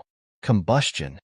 With a subtle bounce force, the air around Kadu reacted violently, before, boom, exploding into intense heat. Without stopping, Rowan's Hasaikai-like weapon then changed its form into a huge sword, which resembled Lin's Ares. Lin, at the same time, was about to slam her elongated Ares toward Rowan with bloodshot eyes. Rowan's knock spear was still deep in her stomach. Ikoku, however, Rowan was much faster. Ikoku sovereignty. Lin's eyes momentarily whitened. Without any more lifespan for her to recover herself, she was slowly reaching her doom. Lin frantically stood back and looked around her out of fear, trying to seek a way to steal lifespan. Yet, everyone around her was seen unconscious due to Rowan's incredible burst of Conqueror's hockey. Bounce. Rowan gazed at his palm. Although full of blood and wounds, he felt that he was full of newfound strength. Its awakened ability is very diverse. First came the ability to grant a bouncy characteristic, not a temporary bounce force, but a permanent characteristic. A hard rubble behaved like a bouncy ball. A large boulder bounced up and down nonstop, defying the law of nature. Rowan's body was no exception. He could make it bouncy or retract such characteristic as much as he wanted. Simply put, the limit that existed in his ability before, known as the duration of bounce, has disappeared. If so, convergence. 50 layers were his maximum due to the limit in the duration of bounce. However, without so, and with Conqueror's Haki, manifestation reinforcing and toughening his body from the inside, no one knew what Rowan's full capability amounted to. Let's start easy, shall we? Lin and Kadu's weapons burst in a potent Conqueror's Haki, in fusion, preparing themselves for Rowan's next attack. However, resist. They were nullified in an instance, with Rowan's fourth type of Haki having sprung into life. What? Kadu felt his eyes wavering. His will was shimmering down like a jelly, and in front of Rowan, he, although much bigger than the latter physically, fell as small as an ant. 100 layers convergence, then. Rowan's left eye blazed up in dark red, meteoric blast. A single punch shot out. Although it started as small, beyond the result was beyond shocking. A quarter of island, from this blow alone, has been demolished into nothing. Thud Kadu, whose top shredded apart, vomited a gallon of blood as he fell to his knees. From a single attack alone, it was impossible. No, Kadu didn't want to believe it. Looking at his left side, Kadu only saw a stump. His entire left arm was gone. Lin, on the other hand, swayed side to side. She was half-conscious, with her whole body drenched in blood. All the homies, with the exception of Ares, have been brutally destroyed by a single attack from Rowan. Already down? Rowan, who seemed fine after throwing such a strike, called out to the dumbfounded emperors, "I suppose it's my turn again then." Zone. The second awakened ability of the Bounce fruit. Zone was a room-like dome that caused all the non-living matters inside its area to gain an extreme reactivity. The particles themselves become insanely bouncy, such that even a slight movement results in combustion. This time, a huge zone has expanded out from Rowan and encased a circular area with an approximately 50-meter radius. Lin and Kadu found that they too were within the area. Huff, krrgh. Kadu, gritting his teeth with sweat all over, stood up with a difficulty. Thunder.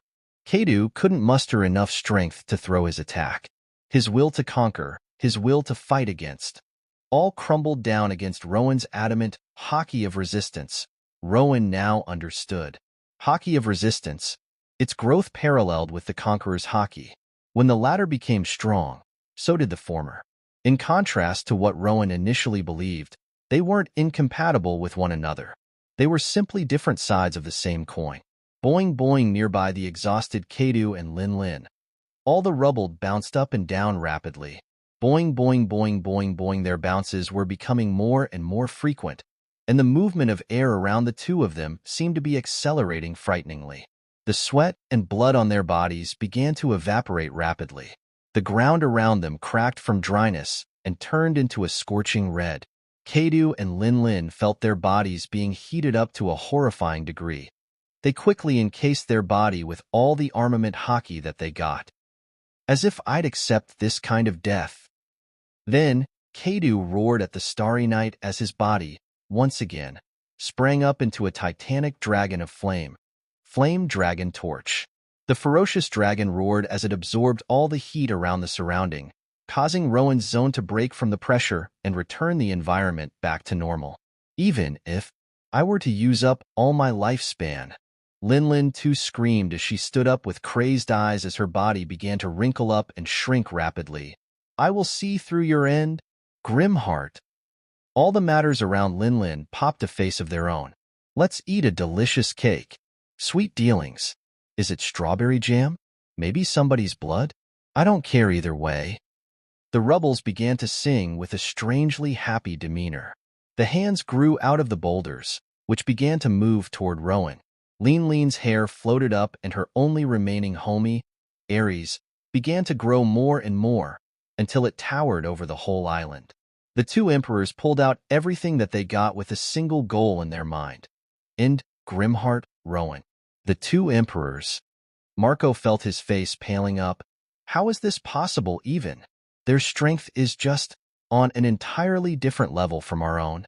Katakuri, who was struggling against Karina, expressed a clear shock. Mama, page 1, one of the 6 Toborapis within the Beast Pirates, witnessed the scene with disbelief as his neck was held by Ace. Kade, I've never seen him going to that extent before. If he planning to kill himself? Ace, on the contrary, grinned as his grip on page 1's neck tightened. It's something that you've been seeing throughout your whole life, the struggle of the weak. The only difference, this time around, is that those 2 emperors have become the weak ones. Ace still remembered the promise he made to Tama, a little girl in Wano, back then. Although it was Rowan who carried the deed in the end, your Wano is free, Tama. A revelation in front of him will seal the promise. Rowan, who stood on the ground adamantly, gazed at the terrifying forms of 2 emperors. How does it feel like to become prey? Then, Rowan's surroundings exploded in an incredible manifestation of Conqueror's Haki. For years, you've ruled over the new world, doing as you see fit. And now, here you are, struggling against one guy like me. Rowan grinned widely as the Conqueror's Haki manifestation rapidly constructed into a huge exoskeleton that covered his body. Its frightening form resembled a Susanoo from Naruto. Trust me, even I can't believe just how far I've come. Now, right in front of the 2 emperors, there stood a Shinigami. Past PAZT, the incredible Conqueror's Haki dominated the whole island. The violent sea calmed down. The turbulent storm ceased. There existed nothing but silence before Lin and Kadu, with their utmost strengths, launched their final attacks on Rowan. Conquest, it was the combined attack, where Kadu's huge flame dragon and Lin's millions of entities mixed all together. Of the SEA, a huge blast with the potential to blast away the whole island began to approach Rowan. Vroom, the whole space shook. The air became distorted. Within the still island, chaos has once again broken out. And in front of such attacks stood Rowan, who, within the gigantic exoskeleton of black lightning, cocked his fist back. 200-layer convergence, 200 hit. Reflecting Rowan's movement, the gigantic exoskeleton cocked its right fist back in a similar manner. Subsequently, its right fist began to emanate an even more vigorous black lightning, PAZT, Armageddon. Then, just as the fist blasted out toward Lin and Kadu, the whole island became overwhelmed by a domineering black light. Lin and Kadu's technique, within a span of a millisecond, disappeared without any trace. No sound. The pitch of the collision has escaped that of a human being's ability to hear. All that everyone could do was to lie down to the ground or their respective ships and desperately cling onto it. All the unconscious members of the Big Mom Pirates and Beast Pirates were sent flying, forever lost within the world of the dead. However, even within this chaotic situation, one thing could be heard, the miserable screams from the 2 emperors. Katakuri unconsciously trembled in fear. Perispero and Oven, having gone unconscious from fear itself, became engulfed by the chaotic storm. Brothers Katakuri shouted desperately, but they were gone, forever. And after a frightening moment that shook the whole area, there stood only one individual on top of the sky, Rowan. The ever-twinkling stars and the bright moon illuminated the mighty posture of the leading figure. Although he was full of wounds and bruises, the remaining members of the Big Mom Pirates and Beast Pirates couldn't help but tremble upon the sight of him. Today, under the hands of Grimheart, 2 emperors have fallen. A mere rookie who began his journey around 4 years ago has stood over the top. If one were to answer to whom this era belonged, then starting from this day, the answer will be as following: Grimheart Rowan, the sole emperor of the New World. Katakuri, who was staring at Rowan in a lying position, slowly lifted up his body. Then, under Karina's eyes, Katakuri knelt toward Rowan. It's our loss. Although brief, the war that will forever be remembered as one of the most intense wars that has ever occurred, the Delta War, has finally come to a resolution. And now, Rowan took his eyes off of Katakuri and stared up at the starry night, Imu. He could somehow feel it, an intense yet enigmatic will that burned all the way back from Mariehua. However, He no longer was afraid of the self-proclaimed god. After all these years. Chapter 173. Rowan gazed around the delta island that lied below him. Many corpses, though mostly from the enemies, were seen all across the entire battlefield. Rowan, although burdened by a heavy exhaustion, turned his eyes onto one ongoing fight. Alfred and Urij versus Smoothie and Ultai. Smoothie and Ultai felt a chill. They froze in fear, unable to move a tip of his finger. Damn it! Smoothie whimpered in fear as she felt her grip on her sword loosening. Ultai subconsciously lowered her gaze, not being able to say even one word. It seems it's all over. Alfred, with a calm demeanor, muttered as he looked around. There still are many unresolved fights. Yet, under Captain's presence, none of them dares to move. Every member of the Big Mom Pirates and Beast Pirates understood from deep within their mind that the man on the sky, Rowan, had the power to exterminate them in a single second. Following Katakuri's suit, one by one, they began to drop their weapons and collapse on the ground. I yield. Smoothie, having gained some freedom, raised her hands up. I yield. A gigantic blonde Tobarapo member of the Beast Pirates, Black Maria, too sat down on the ground. With Smoothie being a cue, I yield. One by one, the enemies began to admit that they surrendered. All my crew members seem fine. Now, with them having yielded, this war is our victory. Rowan, up until now, was struggling to keep his eyelids open. Although the fact that he still lied within the presence of others made it unsuitable for him to rest, he's already reached his limit quite some time ago. What a relief. Rowan, with an evident relief on his face, closed his eyes as he began to fall from the sky. I got you, Captain. With a flash of lightning, Dan held Rowan as the latter has gone unconscious from the exhaustion. Huh. Karina too sat down in fatigue. Hey, femboy. On the other hand, Carmen, who seemed tired as well, kicked Cavendish, who was quite literally snoring on the ground. Wake up already? We actually won. Law said to himself as if unable to believe the truth right in front of him. Well, Nami, Nojiko, on the other hand, turned to Nami with a serious look. You know the protocol? Nami was seen with a binocular in her hands. She gazed at the sea that lied across the island, before shaking her head in negative. Nope, no marine at all. I don't see any third party around us. Bonnie already went back to finishing off her meal. At some distance away, Marco was seen to be healing and patching up Rowan, whom Dan now brought to Karina. Well, he's going to be fine. An insane healing factor as always. Dan and Marco said at the same time before they stared at each other with a surprise. Huh. Both of them then scratched their heads in an embarrassment. Right? You are a doctor as well. Karina's sweat dropped. Everyone seemed to be settling down. The intense atmosphere was slowly dying down, until a movement was sighted. Passed within an instant, Dan was right in front of one individual with his index finger pointed at the latter's neck. What were you about to do just now? In front of Dan was another Tobarapo of the Beast Pirates. Gio-san. One member of the Beast Pirates shouted urgently, but with a slight confusion on his face. Although the Big Mom Pirates yielded, us, the Beast Pirates, haven't. The man named Gios growled. Black Maria's eyes narrowed. Gios, the one who recently became a Tobarapo. The Beast Pirates haven't yielded? In this hopeless war? Then, Gios leaped forward at the next moment, with his right arm turned to a sharp claw. Dan effortlessly dodged it. Something is off. Dan felt within his instinct that this man was more than just a Tobarapo member. Unlike the other five, this one seemed to have an ulterior motive. During the war, he was barely noticeable.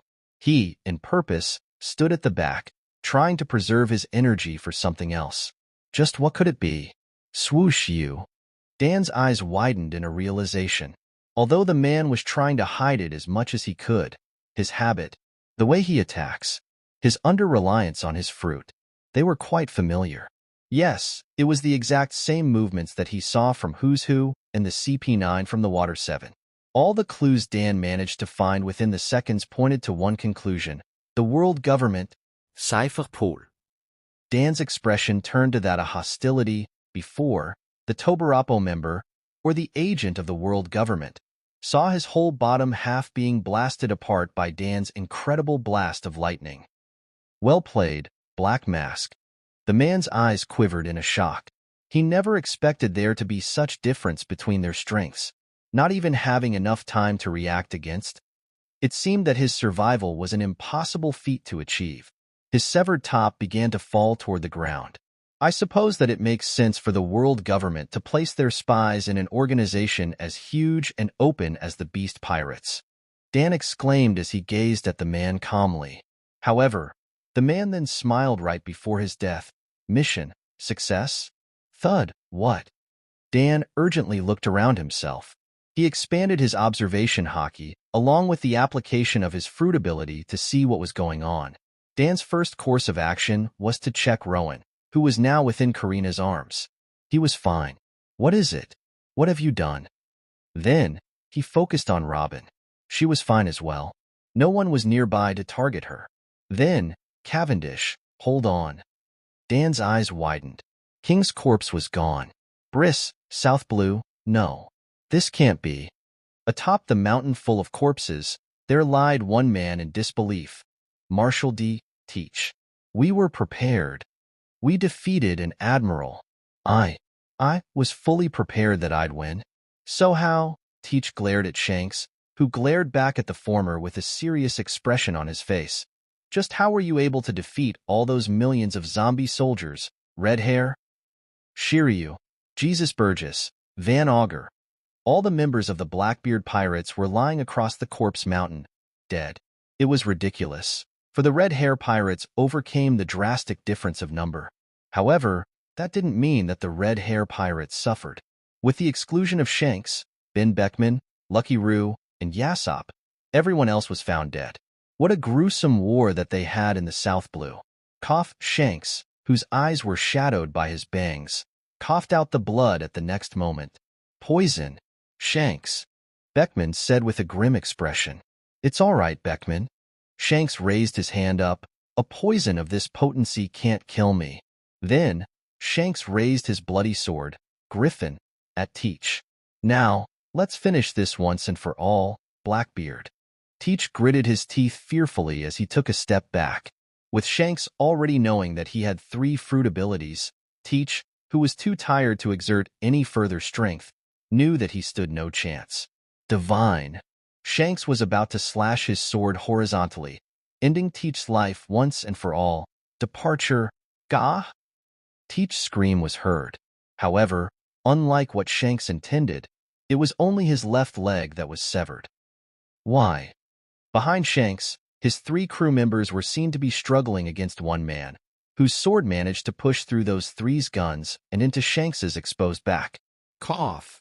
Shanks swayed before falling onto one knee. Shanks.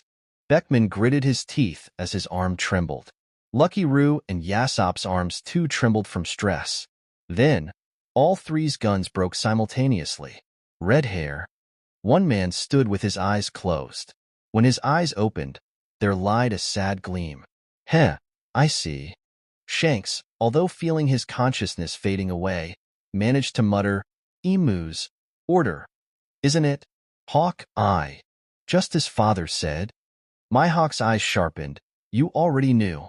Beckman, Lucky Roo, and Yassop, who were standing frozen, then saw Shanks's sign. Immediately after, Puk Yassop coughed out blood as Mihawk's sword, Yoru, stabbed through his heart effortlessly. Yet, the former grinned confidently, even if it's only the seconds that we can buy for Shanks. Lucky Roo held Mihawk from the back. It's enough for us. Beckman, on the other hand, lifted Shanks up and threw him toward the still screaming individual. Teach. Go, Shanks. Divine. Surely, Shanks won't miss this time.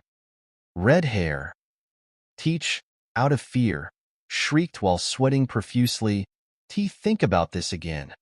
You are in trouble right now, aren't you? Let's defeat that Hawkeye together. Departure.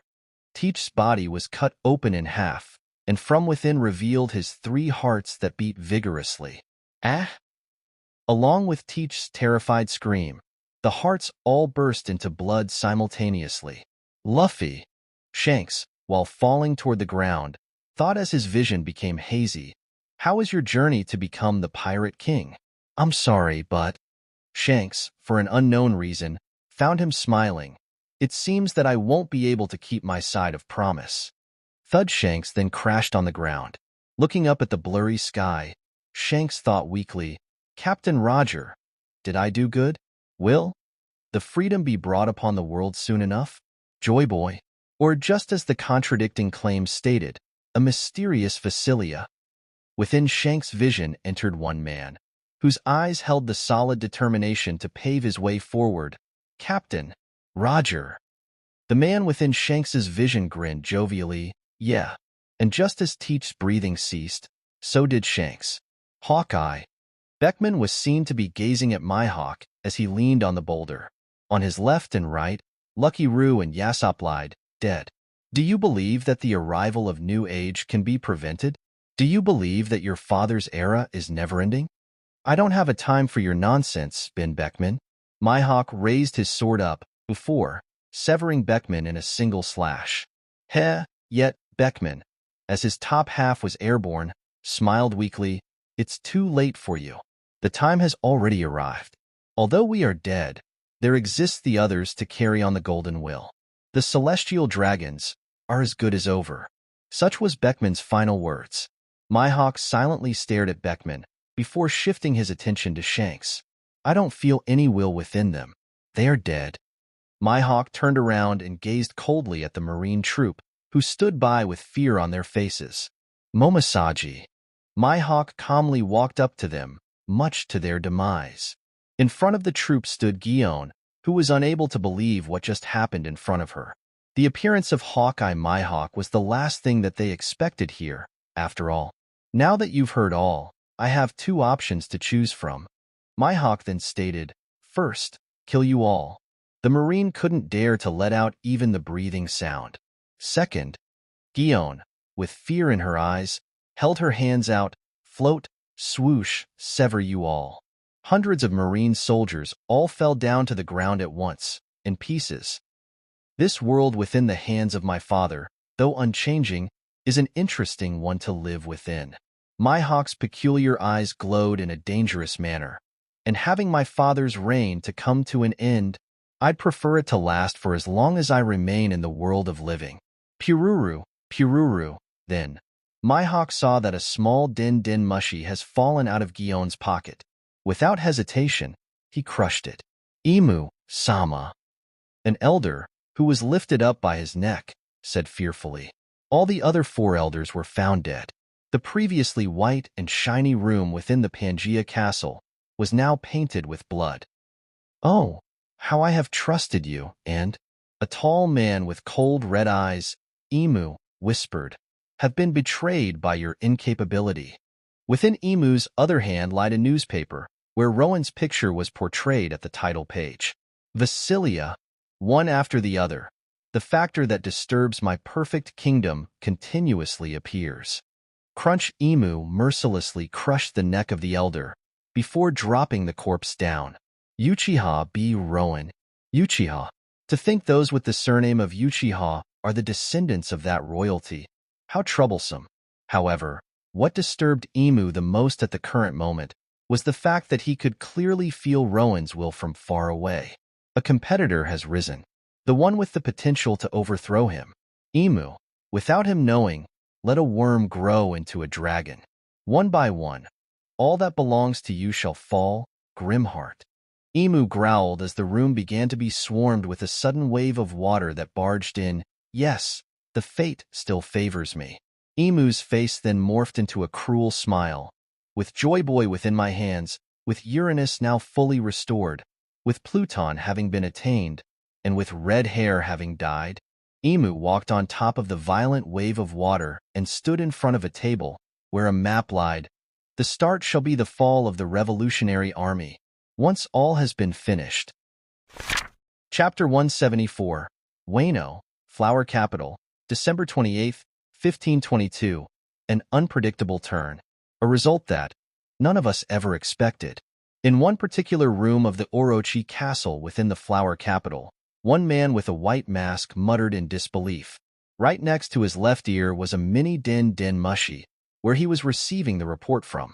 Grimheart defeated two emperors simultaneously and emerged as the most prominent threat to the world. Yes, indeed. A masculine voice was heard from the Din Din Mushi. But listen well, Maha. Wano is an isolated country. They, unlike the rest of the world, are unaware of Kadu's death. Grimheart's victory isn't what you should be focusing on. The voice momentarily paused, before stating stoically, "There has been an order from the above."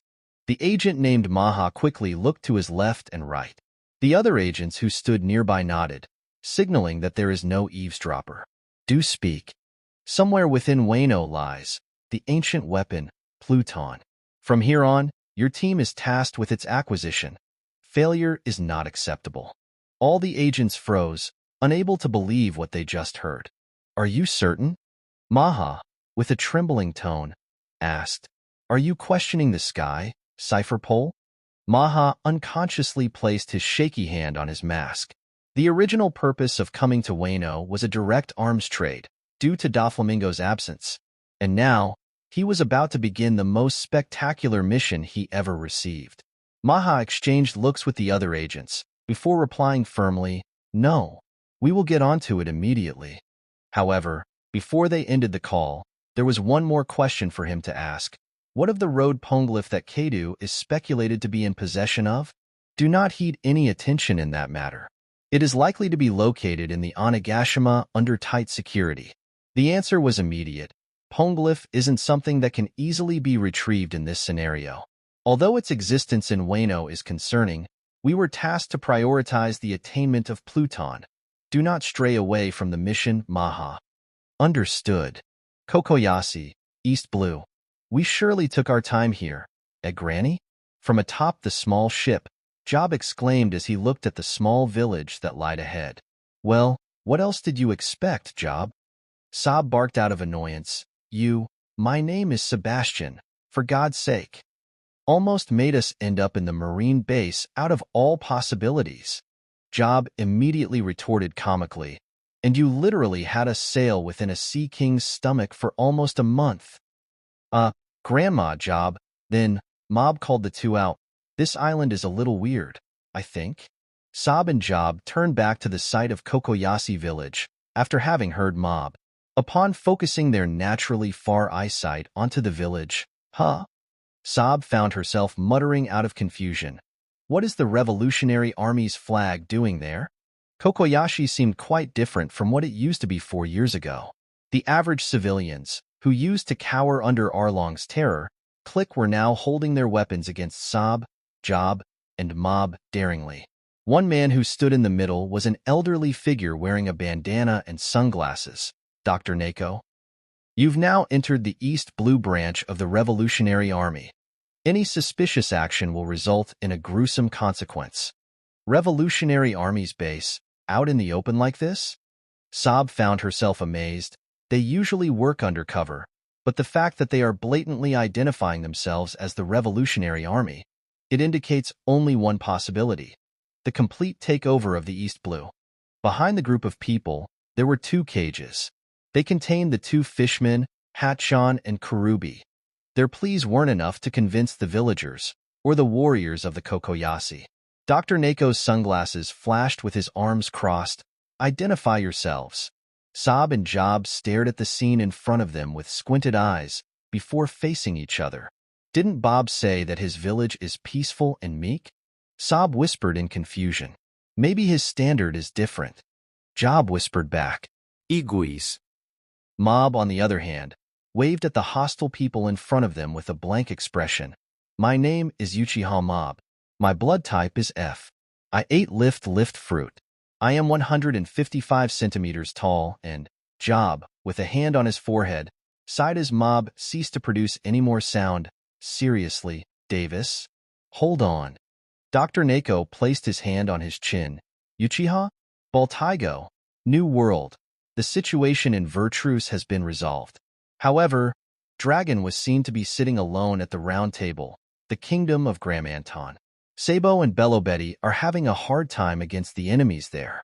Lindbergh, on the other hand, is still crossing the comm belt due to many civilians from the South Blue on board. The situation was quite devastating for the Revolutionary Army. The world government's full-blown assaults onto many kingdoms that Revolutionary Army is operating on, coupled with Germa's 60 SIXS terrors from left and right. And the thing is, Dragon speculated that the situation will progressively worsen as time went by. The Marine. Although they are currently suffering from the disaster in the South Blue, soon enough, they will join the hands to push the Revolutionary Army out of the New World. The Marine, who ultimately wasn't able to escape from world government's hands, will soon be forced to participate in this war. Dragon, whose eyes were shadowed due to him lowering his head, chuckled. And this is just how frightened they are. Rowan, look what you managed to do to them. The world government realized that there is no time to waste. With the balance of the world having been broken in an instant, the foe whom they must defeat as quick as possible was none other than Rowan. After all, with Kadu, Lin, Shanks, and Teach having died simultaneously, he was the only remaining conqueror of the sea. The first step in stopping Rowan was to suppress the Revolutionary Army, who will without a doubt support the Grimheart pirates, as quick as possible. Although the situation is concerning, it isn't a bad sign. It is an indication that they've gotten desperate, and just by stalling, the situation will turn in our favor. Then, Dragon found his eyes wavering as he perked up all of a sudden. He felt a certain presence, a very familiar one, entering the hidden island of Baltigo. Father, so you finally decided. Dragon grinned as he stood up from his seat. Then, his body has become surrounded by an intense swirl of air that suddenly appeared out of nowhere, before he flew out of the room, boom, breaking few ceilings here and there while doing so.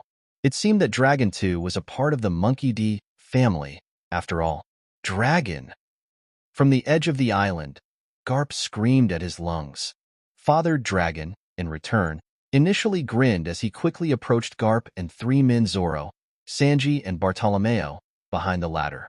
However, his joy quickly died down as he saw the four men's concerned expressions. Delta, dear Rowan, Rowan muttered as he read the letter that he was holding. Congratulations on your victory. You've accomplished something that everyone believed to be impossible. Although we've met only once, you have no idea how relieved I am to hear such news. Rowan, at the current moment, was seen to have his whole body wrapped around with a bandage, except for his eyes. Now, as the world has begun to move in an unpredictable direction, I have one proposition to you, something I believe that only you are able to achieve at the current moment. In front of Rowan lied all the members of the Grimheart Pirates, who were sitting within comfortable seats of their own. After the busy days, they finally returned to prominence for the purpose of taking a rest. Rowan, become the king of the pirates, Rowan, who was casually reading Dragon's letter, couldn't help but stop upon seeing such. What? Karina, from Rowan's side, stated in amusement. That escalated quickly. All members of the Grimheart Pirates stopped whatever they were doing, for they too were dumbfounded by the absurdity of the letter. Nonetheless, Rowan continued reading. The world government is more active than ever. The Revolutionary Army is currently under a full-blown attack, and my son, Monkey D. Luffy, has been found out to be suffering under their hands. What the hell? There, Rowan couldn't help but frown. Luffy? Dan spoke up knowingly. Those funny dudes back in Spriggans? The world was in turmoil unlike any other. I am out of options right now. I am now involved in this detrimental matter personally, and I will act according to my desire. However, trust me, my action isn't based on my desire alone, for I believe that right now, right at this moment, is our sole chance to end the world government once and for all. With the Marine hero, Monkey D. Garp's aide, Dan, Cavendish, and Urage jumped up in surprise. We will stall the front line as much as possible. Rowan, if my assumption isn't wrong, One Piece, the treasure greater than any other, is the key to the world noble's defeat. Find the 4 road poneglyphs and reach the final island. Attain the One Piece. Will I be able to trust you on this? And that was the end of the letter. Placing the paper down, Rowan closed his eyes and thought. Luffy, for sure, was the protagonist in the manga. The fact that he's been caught by the supposed final boss of the story, that's when his eyes were opened wide. The tablet stone that King Cobra showed. Perhaps it was prophesizing this situation. What do you think, Rowan? Karina asked him with a knowing grin. Pirate King, huh? Rowan turned to Karina and chuckled. They really have come a long way, from the very beginning where he sailed out with Karina and Prominence. Well, if the world's greatest treasure now lies right in front of us. Rowan stood up from his seat and walked up to the table, where 2 devil fruits were seen to be resting. Fish fruit, model, azure dragon, and soul fruit. There is no reason for us to miss it out. The orb of memory granted Rowan the knowledge regarding Joy Boy's weapon, which he believed to be the One Piece itself. As for the ship, Prominence. Ha ha ha, finally. In response to Rowan's call, a vivid spirit has emerged from the wooden floor, much to Uraj's fear. Then, it gently took the fruit from Rowan's hand, before engulfing it whole. The sturdiest out of all is here to carry us to the final island. Rowan's vice-captain was none other than Karina, one of the best navigators that could be found. The world-class cook, Carmen. The intelligent doctor, Dan. The capable swordsman, Cavendish. The well-rounded butler, Alfred. The formidable horse, Farrell. The sole archaeologist with the ability to interpret the ancient language, Robin. The experienced helmsman, Uraj. Within Rowan's hands lied everything that's needed to reach the final island of the Grand Line. And now, Rowan declared with firm eyes, I plan on becoming the Pirate King. It was ironic.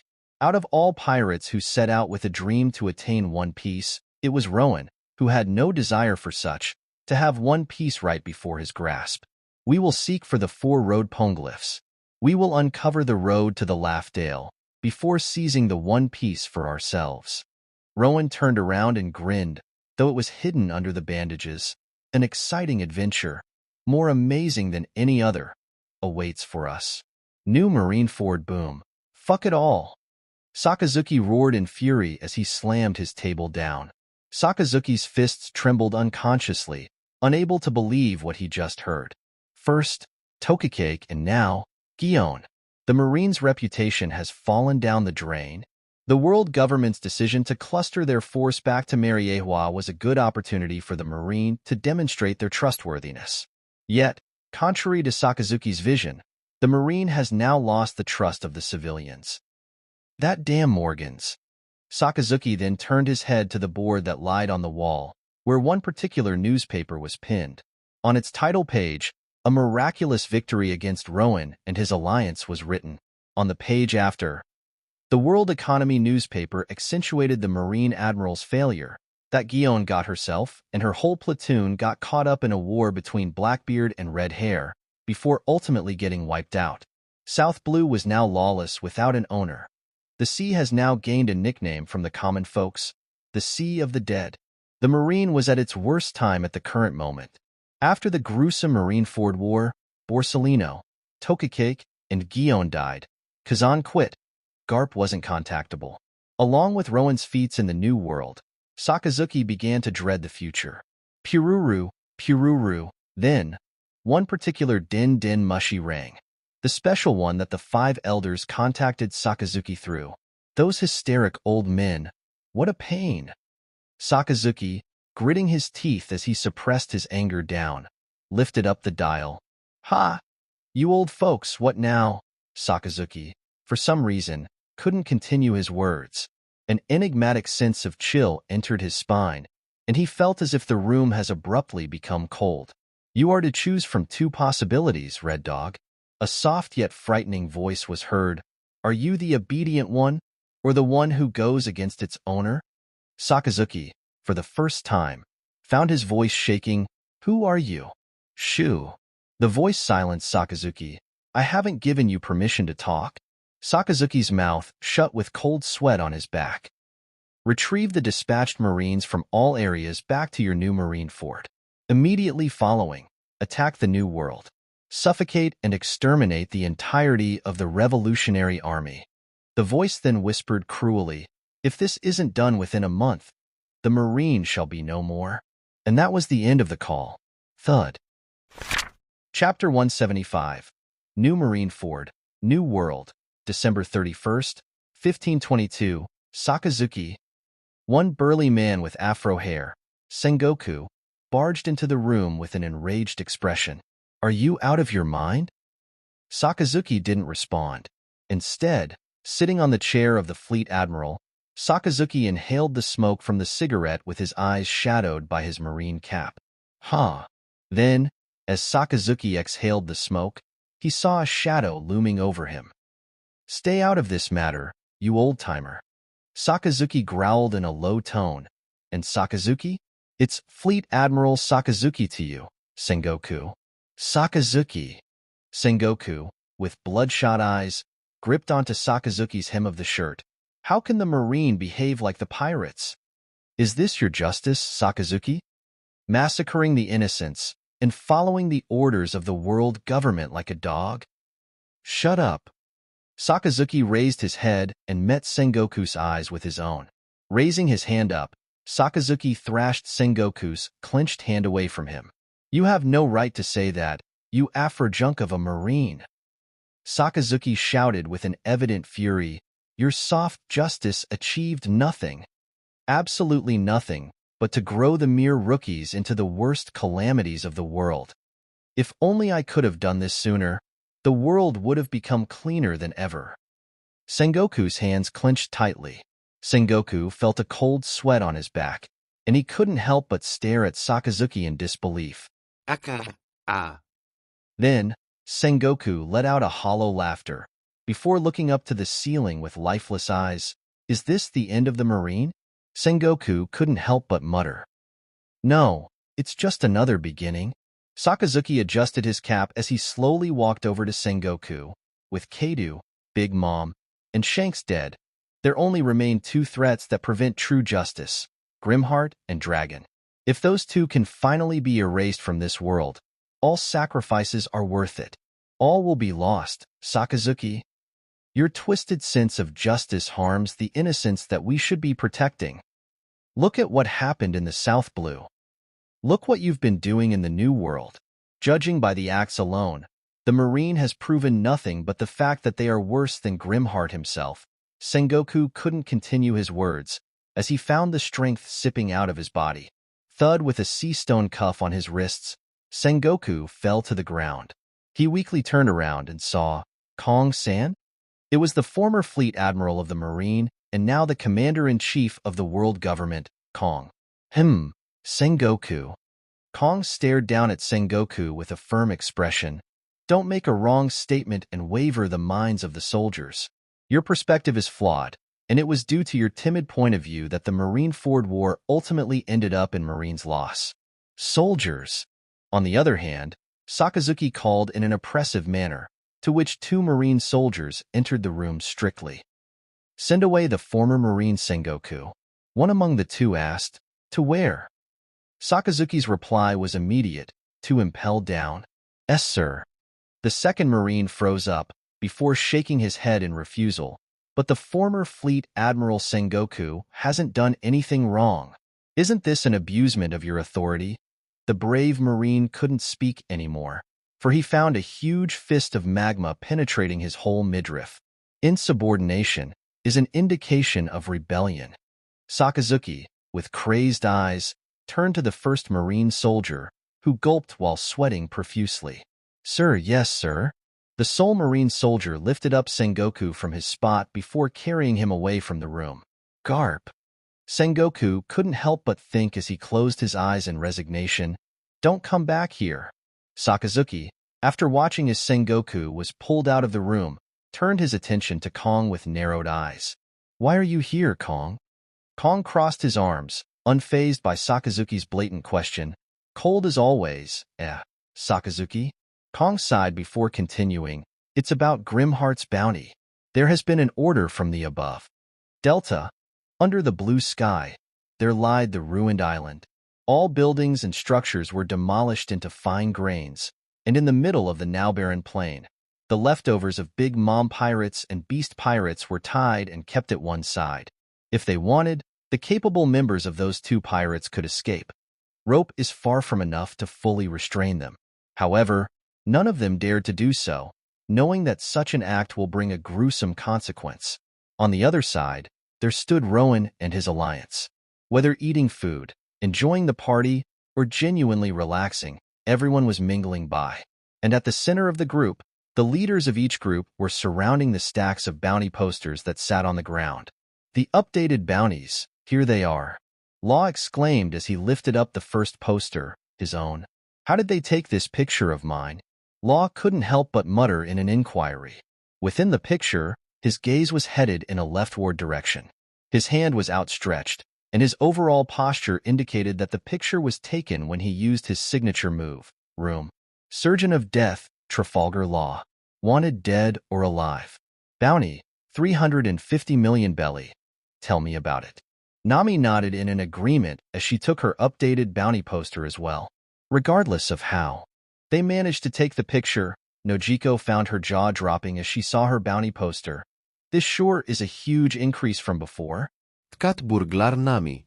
Wanted dead or alive. Bunti, 125.000.000 belly. Cat swindler Nojiko. Wanted dead or alive. Bounty, 155 million belly. Seems like I win this time, Nami. Nojiko, with a grin, held her palm out. Nami pouted before taking out a coin from her pocket and handing it to Nojiko. Hey, jewelry Bonnie. Law, with an annoyed expression, lifted up Bonnie's bounty poster and spoke up to Bonnie, who was busy eating. Huh? My bounty? Whatever. Bonnie, on the other hand, simply dismissed her bounty poster. I'm too busy eating right now. Teeth, just what is that woman made out of? Law clicked his tongue before taking a look at Bonnie's bounty himself. Big Eater, Jewelry Bonnie. Wanted dead or alive. Bounty, 214.000.000 beli. Then, another hand reached for the stack of bounty posters before taking one out. And now, the moment of truth. It was Ace, whose eyes were closed in anticipation. 3, 2, and 1 now. Ace opened his eyes and took a careful look into his updated bounty. Iron Fist, Port Gas D Ace. Wanted dead or alive. Bounty, 932.000.000 beli. Shit, Ace's face turned into a frown. Still didn't pass a billion? Are you kidding me? Can't complain, Ace. Marco said with a lazy smile as he gazed into his bounty poster as well. Our works weren't that impactful compared to the others. Phoenix, Marco. Wanted dead or alive. Bounty, 1474000.000 beli. Marco, Clang Ace then slammed his fists together as his eyes burned comically. Here and now, let's have a spar. I swear. Why is my bounty so much lower in comparison to you, Al? Marco, with a tick mark on his forehead, slammed Ace's head. What are you, a kid? Next to them. Sounds good. No problem here. Yeah, it's safe to come here now. Come get your people. Rowan was seen to be conversing with someone through the din mushy, within the noisy environment. Who's Captain talking to? Urage, with his usual grin, asked Karina. Kairos and King Riku from Dressrosa. They were in Runlight, watching out for any potential strikes from the Beast Pirates and Big Mom Pirates. Karina stated astutely, and now that the war is over, they've been discussing the next step. I see. Urage scratched the back of his head. Sounds boring. Gwaha. Will you look at that? Uninterested in what Rowan was occupied with, Cavendish laughed boisterously as he held up his bounty poster. Pirate Prince Cavendish. Wanted dead or alive. Bounty, 1412000.000 beli. For defeating Kadu's right-hand man, Cavendish received a huge increase in his bounty. As for Dan, just this? Black Mask Dan. Wanted dead or alive. Bounty, 1468000.000 beli. The raise was underwhelming in comparison to Cavendish. Humph. Carmen, too, was looking at her bounty poster, with a snort. Flame Empress Carmen. Wanted dead or alive. Bounty, 896 million belly for defeating Charlotte Cracker. Her bounty, too, leaped by a great amount. Devil Child, Nico Robin. Wanted dead or alive. Bounty, 210.000.000 beli. Melmonk, UAU. Wanted dead or alive. Buunti, 715.000.000 beli. Urid's bounty too jumped by a huge amount, due to him not only defeating Charlotte Snack, but also facing Ultai for a brief moment. Hey, Robin, Urid, aren't you interested in your bounties? Dan shouted at the two of them, who simply smiled. No thank you. Robin went back to reading an old-looking book in her lap. Seriously, Dan, Urid shook his head. If there is one thing that I don't understand about the Blue Sea, it's that bounty system. The only existing bounty hunters here are weaklings anyway. What's the point? MHM, you aren't wrong, Monsieur Urid. Alfred nodded as he adjusted his monocle.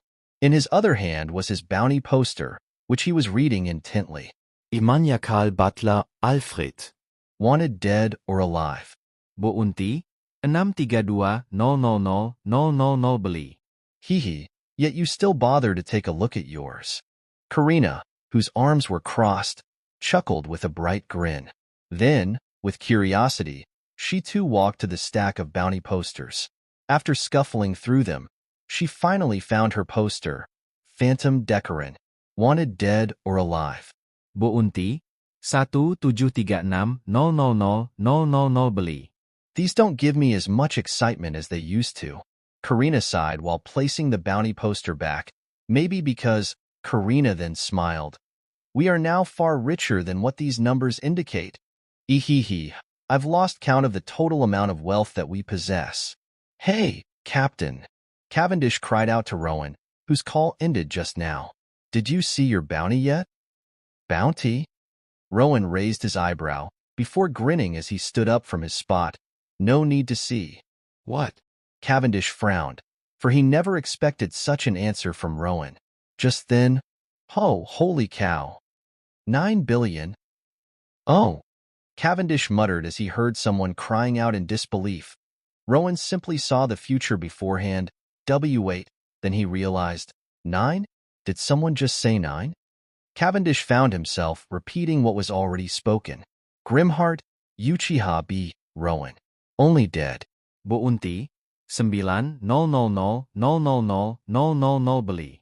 A bounty that surpassed even that of Joel D. Rogers by an incredible margin. 9 billion. It was an astronomical number for one human being. Such a number was born out of the celestial dragon's fear upon learning the return of Vasilia Katakuri, who was sitting along with the other remnants of two Emperor's pirates, couldn't help but drop his jaw in shock. 9 billion. World class, eh? Dan exclaimed excitedly. Man, I still remember when I met the captain. His bounty didn't even reach 100 million back then. You make it sound as if 100 million is a small number. Nami said with a downcast expression, maybe I should eat a devil fruit as well. At one corner, one muscular horse, Feral, was seen to be standing with a depressing aura all over him. Enneg. At this point, he had to admit, he didn't receive any raise in his bounty. Nay. Feral, unable to hold his anger back, cried loudly before running into prominence, which lied on the ground nearby. Karina then found one bounty poster that was lying face down. Lifting it up, she found that it was none other than Feral's. Flying Feral. Wanted alive. Buunti, 30.000.000 beli. Wow, Feral. You are the legend. Beepo whispered in amazement. You aren't even a mink, and yet, receiving a bounty this high. Just wow. Chapter 176. Katakuri raised his head as he found a shadow looming over him. What will happen us now? After gazing at the individual standing in front of him, Rowan, Katakuri asked dejectedly. Rowan didn't respond immediately. Instead, he peered onto Katakuri with an interest. A man with the will of his own. He doesn't bear even a slightest amount of hatred toward me, for he knows that such mindset will bring his family to their deaths. Rowan could see the Supreme King's trait within Katakuri. Though he isn't necessarily a conqueror, he is the king who desires to protect. In a way, Rowan felt that Katakuri and him were quite alike. Charlotte Katakuri. Therefore, Rowan felt like being generous, And so he did. There is one way to guarantee the survival of your family. Rowan held his hand out to the man who was kneeling in front of him. Become my ally. From hereafter, you will operate as Katakuri pirates, Machi pirates, or whatever name you see fit. This way, the lives of your family members will be guaranteed, as long as they don't dare to act out of hatred. Katakuri lowered his head. And if I were not to accept your offer? Rowan sighed. We're pirates. You should know the answer already. Fucking kill me already. From the side, Ultai, the only remaining survivor among the Tobarapis of the beast pirates, screamed furiously, You killed my Peitan and dares to leave me alive. I will curse you for the rest of the eternity. Kai-ah. Piezidi shut Up. Ultai was forced into unconsciousness as the intense beam of lightning struck upon her. It was from Dan, whose finger was outstretched. Can't you see that Captain is busy right now? Rowan, unfazed by what happened at the side, had his eyes still locked onto Katakuri. Katakuri was the man of word. Rowan knew that once a man like him vows, he won't dare to go against it. And that's why Katakuri was hesitant at the current moment. Katakuri, in the end, raised his head back up and met Rowan's eyes with his adamant expression. I accept the deal. Katakuri wasn't in a position to complain. After having lost the war, they must be prepared to lose everything. Yet, they were given the generosity that not only allowed them to preserve their lives, but their possession. Though we will forever be bound to you as the subordinates under the official title of Grimheart's allies, compared to Mama's hunger pangs. Katakuri found himself unable to believe, but here he was, thinking that working under Grimheart may be better than serving Lin Lin. Rowan grinned in response. Without any words, he turned away from Katakuri and faced his allies.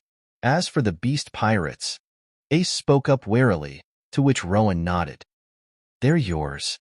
In accordance with the participation in the war, the Alliance distributed the loots among themselves. The Phoenix Pirates attained control over the remnants of the Beast Pirates, out of their desire for it. The Heart Pirates, Twin Cats Pirates, and Bonnie Pirates attained all the ships that previously belonged to the Big Mom Pirates and Beast Pirates, though many of them were broken and impaired, which they will use in many ways to strengthen themselves. And finally, the Grimheart Pirates attained not only the golds and treasures that were stored in all of them, but also all the devil fruits that reappeared after many devil fruit users' deaths in this war. Additionally, they also gained control over the leftovers of the Big Mom Pirates. Within the prominence now lied the new devil fruit collection room, and Rowan had to say, it was quite nice to look at. Oh, and there was one more thing, of course. Marco. Rowan called out to the captain of the Phoenix Pirates. You said that the final road poneglyph is in Zo, the island on top of the huge elephant named Zanesha? Marco Navid, yeah. Though we've got no means to locate Zo right now, that's what we've heard a long time ago. He then shrugged. But that was a real long time ago. The information came from the two minks who momentarily joined our crew, and that's about it. I can't say for sure, Rowan. According to the intel from the Beast Pirates, Kadu had his hands on 2 road poneglyphs prior to the war. Big Mom had the 3rd one, and now, there exists a high chance of the 4th one being in Zo. The question is, how do I reach there? Zhao. Mink tribe, hold on. Rowan turned around and locked his eyes onto one bear mink of the Heart Pirates, Beepo. Perhaps it isn't impossible. Me? Beepo, upon seeing that Rowan was looking at him, pointed at himself with a confused visage. Law. Rowan then called Law, who perked up in response. What? I need to find Zo. What a pain. Law was quick to understand. He turned to Karina and stated dully, memorize the navigation. Beepo will teach you, under the condition that you will lay no harm to the mink tribe. They were Beepo's family and friends, after all. Deal. Rowan agreed casually. Karina grinned confidently. Piece of cake. From some distance away, there lied prominence on top of the ground. Its appearance was quite different from the past, with the ship being covered by the blue-green colored dragon scales. It now emitted a ferocious aura that far surpassed any ship in the world.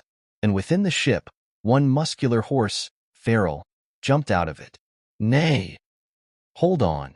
Farrell, don't tell me. Carmen, upon sighting Farrell's return, couldn't help but open her jaw wide in shock. You ate a devil fruit? Farrell says, yep, I ate it. On Farrell's side now lied a talking rock that somehow levitated on its own. You ate the soul fruit? Nay. Farrell says, yeah. Carmen simply wrinkled her face momentarily, before shrugging off, cool. It was only Farrell who hasn't eaten a devil fruit until now. There was no one in the crew to complain about him taking one. And it wasn't like Farrell didn't gain an approval beforehand. Oh, dear Farrell, Alfred said in amusement. Look how it turned out. I wished for a paramecia while you wished for a zoan, and we ended up getting the opposite. And as for you guys, Rowan, on the other hand, spoke up to the captains of the other crews. You know what's going on out there? It's disastrous everywhere right now. Nojiko nodded seriously. The world government and Marine have gone totally insane, wiping out the entirety of the new world from left and right. Bonnie clenched her hands in anger. Hypocrites. But it won't be long-lasting. Nami remarked with a thoughtful expression. Only the royalties and the important figures have safely evacuated. In a long run, they will eventually run out of all basic necessities. Essentially, they are risking everything right now to swarm the whole sea in a short amount of time. Dan added, it's based on their arrogance. They, without a doubt, believe that they will be able to achieve their means without an issue. They aren't even looking into the far future. Talk about the intelligence of the celestial dragons. One thing was for sure. There was no time to celebrate, especially since Rowan believed that Emu has begun to move. King Riku and his people will soon arrive here. The world government is occupied by the Revolutionary Army and therefore lacks the force to launch an attack upon this island. But this won't last long. After all, Rowan then stated in a serious manner while looking at Ace, Dragon, along with Garp, is planning to invade the Mariehua and end everything once and for all, because Luffy, his biological son, is caught? Ace froze. What? Hey Ace, Marco asked warily. Isn't that your little brother? Ace, without any word, nodded with a pale face. Luffy, just what in the world? And I have one goal in mind, Rowan continued, to match the time at which Dragon launches the final attack onto the Mariehua and end the world government once and for all. As if having read Rowan's intent, Prominence's form began to expand and morph in a fascinating fashion. Its ship-like structure became elongated, and what used to be the wolf's figurehead morphed into the ferocious head of an azure dragon. And that's why we've notified you the day before that we will be leaving today, Rowan said without any trace of goofiness. Everyone within the Delta Island watched as Prominence now soared above the sky domineeringly. Below its body lied the flame clouds, which was the reason why Prominence was able to fly. They've really done it. Kato-san's fruit. They took it for themselves. One member of the Beast Pirates muttered weakly as he sighted the scene. All right, done. Thanks for the info, Beepo. Subsequently, Karina waved her hand at Beepo, who held his hand out with disbelief in his eyes. W8, are you sure that that's all you need? I haven't even gone into the specific details yet. Karina simply giggled before taking one step forward. Zoom, she teleported to the deck that lied on the back of Prominence in its dragon form. Flame, lightning, light, Jeppo, rope made out of elongated hands.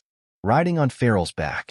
The other members of the Grimheart Pirates too reached back to the ship in their own ways, knowing that it was time for them to leave.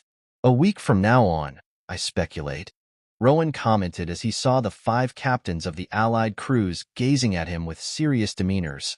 That's when everything will be coming to an end. Whether you participate or flee is your freedom. That you can consider yourself dead if the world government ends up winning. Zoe, whole cake, then Wano. The Grimheart Pirates will visit those 3 islands and attain the One Piece within a week. An incredibly fast pace, but that's what the situation required. Katakuri, notify your island that I'll be paying a visit. If they attack due to lack of communication, there only awaits a repercussion. Rowan left one word to Katakuri. Ashe. Bonnie shouted in incredulity. Are you really leaving just like this? All of a sudden. Yep. Rowan simply grinned before shooting himself up toward the prominence. One after the other. You talk as if fighting the world government is an easy thing to do. Law frowned in displeasure. And against the world nobles nonetheless. Are Dragon and Garp really capable of pulling out a win against all of them? With Kadu having been defeated, the alliance has technically disbanded. Although there existed a mutualistic relationship between the allied crews, there now existed no reason for them to move together. Wait, Rowan. We never thought you'd leave like this all of a sudden. Come on. No fair. The Twin Cats pirates booed in a comical manner, to which Rowan rolled his eyes in response. Forget it. Marco chuckled from the side with his arms crossed. He's a busy man. RAWR, an intense roar boomed out from prominence, before it shot out of the sky above Delta at an incredible speed. And within the blink of an eye, the whole Grimheart pirates were gone without a trace. So what now? Nojiko muttered while scratching the back of her head. Well, Bonnie shrugged. He said that this island's gonna be fine for some time. Law pointed at the group people nearby. And King Rika's coming for them anyway. They don't require any help from us, and I don't feel like doing so. Ugh, my skin crawls to think that I am doing the Marine's job. But, Nami pointed out while rubbing her hands together in anticipation. Those ships? We can't throw away our loots like that, especially when the shipwrights will go crazy on those. Think about the money we will be able to make by selling them. Meanwhile, Marco, Ace, with his head lowered, said in a low tone, No worries, Ace. Marco replied coolly, based on Rowan's questions. We know that he will eventually visit Wano. We can leave that island to him. He then turned around and shouted with a lazy grin. Listen well, you tards. Ace's brother is caught, and Ace's brother is our brother as well. From this point on, we are gonna focus on rescuing our brother. You hear that? Who's the tard? You pineapple captain? Stop repeating the word brother over and over. You homo or what? Ha ha ha ha ha. The wave of laughter broke out within the Phoenix pirates uncontrollably. Ha ha ha, very funny. Marco stared at them with a twitching smile on his face. Under the bright sun, there lied the calm sea. In midst of such a sea, a particular scene was unfolded, where one man was seen to be riding a bicycle on the surface of water, which miraculously froze upon the contact with the bicycle wheels. The man was none other than the retired Marine, Kazan, formerly known as Admiral Akiji. The Marine has gone far beyond the point of redemption. Sakazuki, that madman. The worst that I've feared has happened, Kazan muttered as he continued to ride the bike. And according to the message that Dragon sent to me recently, he will be invading the Mariejo. Risky. Too risky. But it's impossible to change his mind.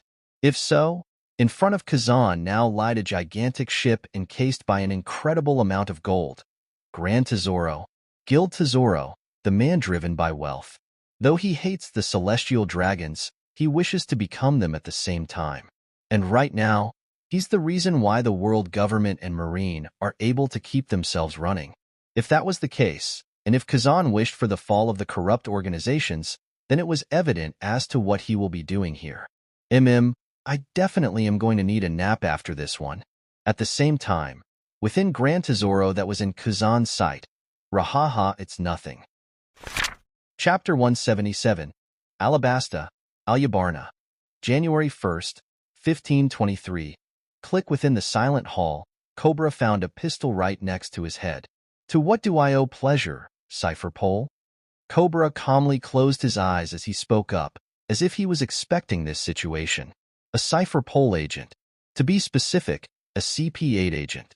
While holding his loaded gun next to Cobra, the agent spoke up with a threatening voice. An order has been sent from the above. From the above?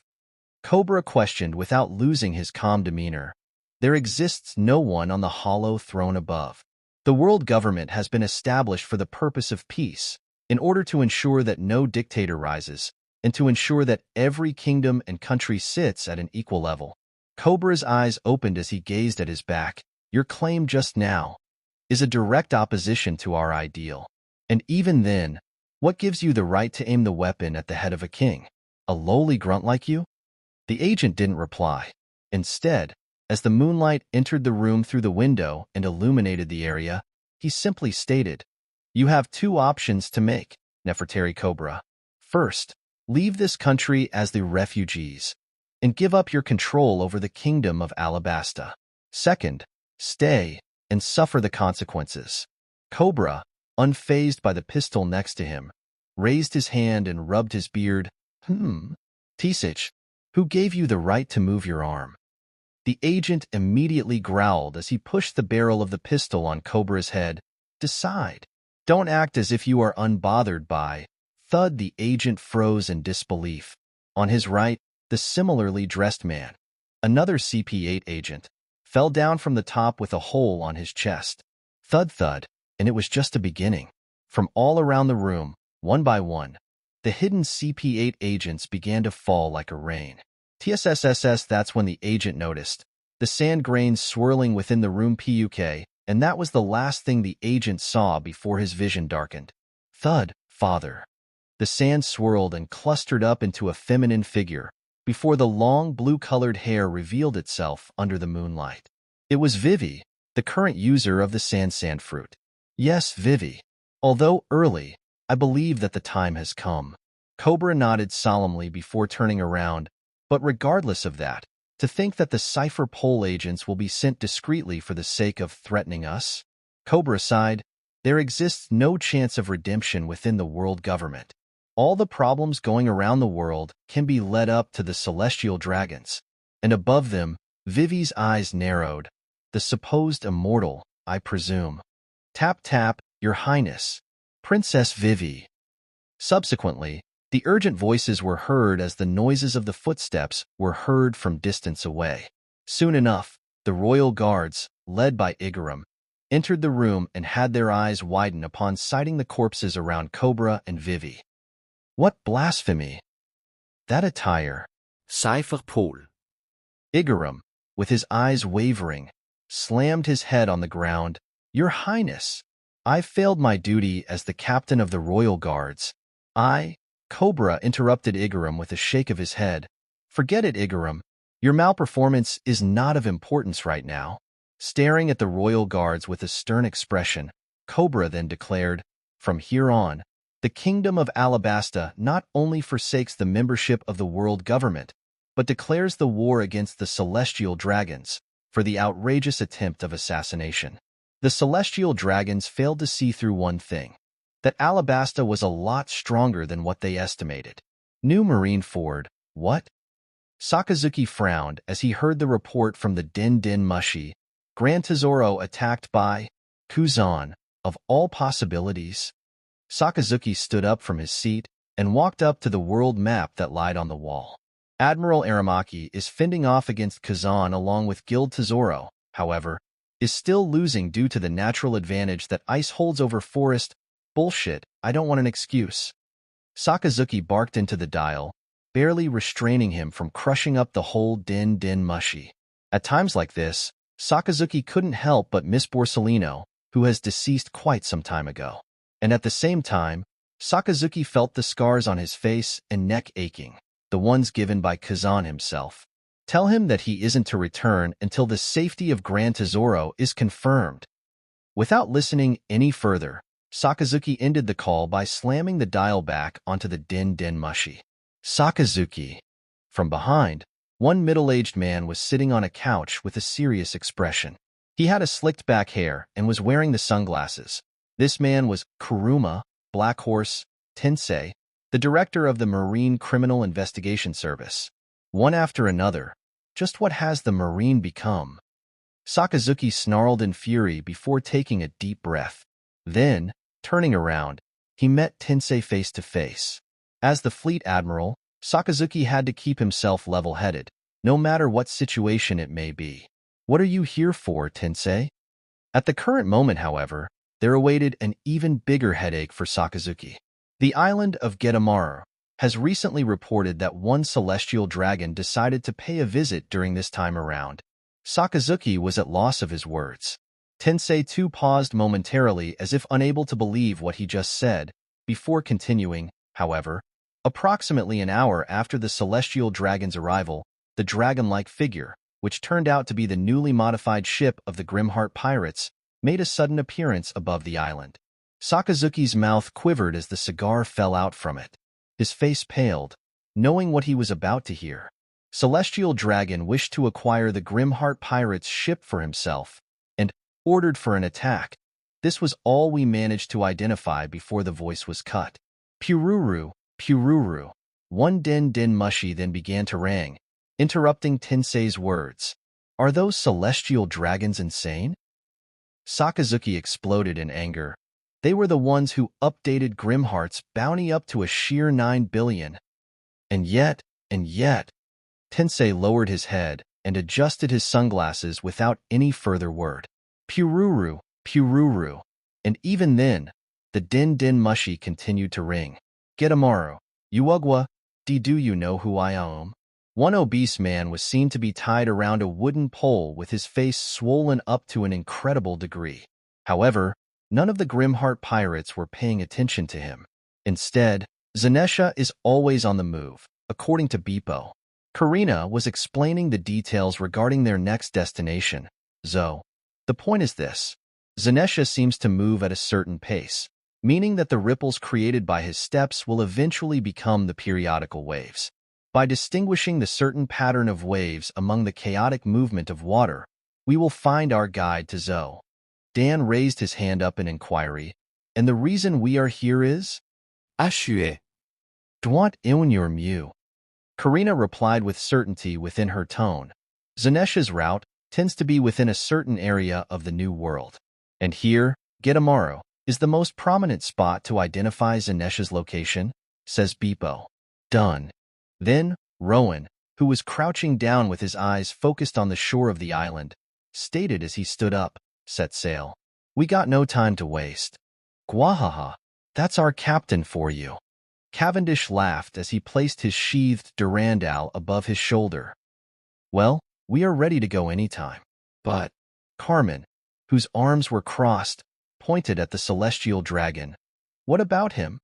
Urich, with his eyes closed, stated, there only awaits the retribution for the ignorant one. Just as Urich said. Rowan didn't even bother to turn his head around. Those townspeople seemed to have some grudges. From some distance away, the citizens of the island were seen to be gritting their teeth as they held onto their weapons with trembling arms. Their furious eyes were locked onto the celestial dragon, Huey, who continued to scream at the Grimheart pirates. But the world government, Robin, who stood on the side, said with concern, this island won't escape the buster call. Rowan simply grinned upon hearing Robin's words. Then, he turned to Dan. Dan, how long will it take for the Marine to reach here? Dan shrugged. A week? He scratched his head before giving a thorough explanation. The recent Most newspaper reported the ongoing battle in the Gran Tesoro. The Revolutionary Army is fending off the Marine troops under the command of Fujitora, though it's a mystery as to how the former is managing with a huge difference in number. Coupled with the various consequences that the Marine recently faced, they currently have no force to send all the way to this island. Therefore, the world government will have to dispatch their own force, except they can't. Look how busy they are with the kingdoms all around the world. They got no force to dispatch right now. A week, Rowan exclaimed confidently, plenty enough. The Grimheart pirates boarded their ship on top of the ground, prominence. The citizens of the Getamaru spectated as the ship, once again, transformed into a gigantic azure dragon, which then produced a huge mass of flame cloud underneath, before, swoosh blasting forth into the sky far away. And to be frank, they couldn't believe what they were seeing. A pirate crew that not only beats up the celestial dragon out of all like nothing, but also commands a huge dragon that seems to be out of a myth. One woman whispered as she looked at the flag of the Grimheart pirates that was embedded in the middle of the island. So this is the Grimheart pirates. And in contrary to the frightening reputations of the crew, the town folks only felt gratitude toward them. After all, with the eyes cut from the outside and no bodyguard present to protect the celestial dragon, the blame for his death will go to the Grimheart pirates. My son, his death will finally be given a vengeance. My wife, where have you taken her to? What? Don't come close to me. The celestial dragon cried fearfully as the people began to approach him slowly. The only thing that entered his sight was one knife held by the foremost man, which gleamed with a murderous intent within. In the end, the celestial dragon too was a normal human, it seemed. Don't you dare underestimate the weak, Rowan muttered as he gazed off from the extremely far distance, as prominence continued to fly at a blindingly fast pace. For there exists nothing scarier than those who are pushed to the brink. Huh. From his left, Karina raised her eyebrow. What did you say just now? Rowan chuckled. Nothing. He leaned on the rail while gazing off at the vast sky that opened just ahead.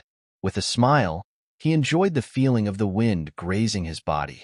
How strange.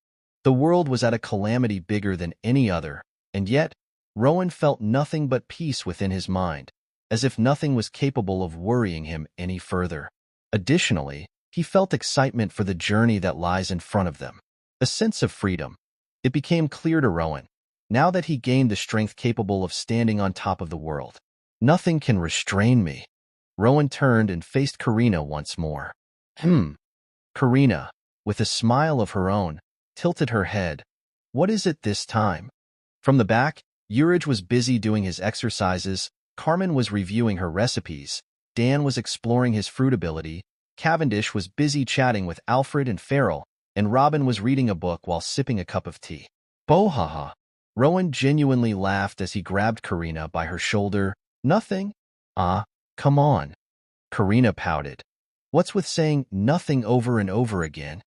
She then narrowed her eyes. You aren't hiding anything from me, are you?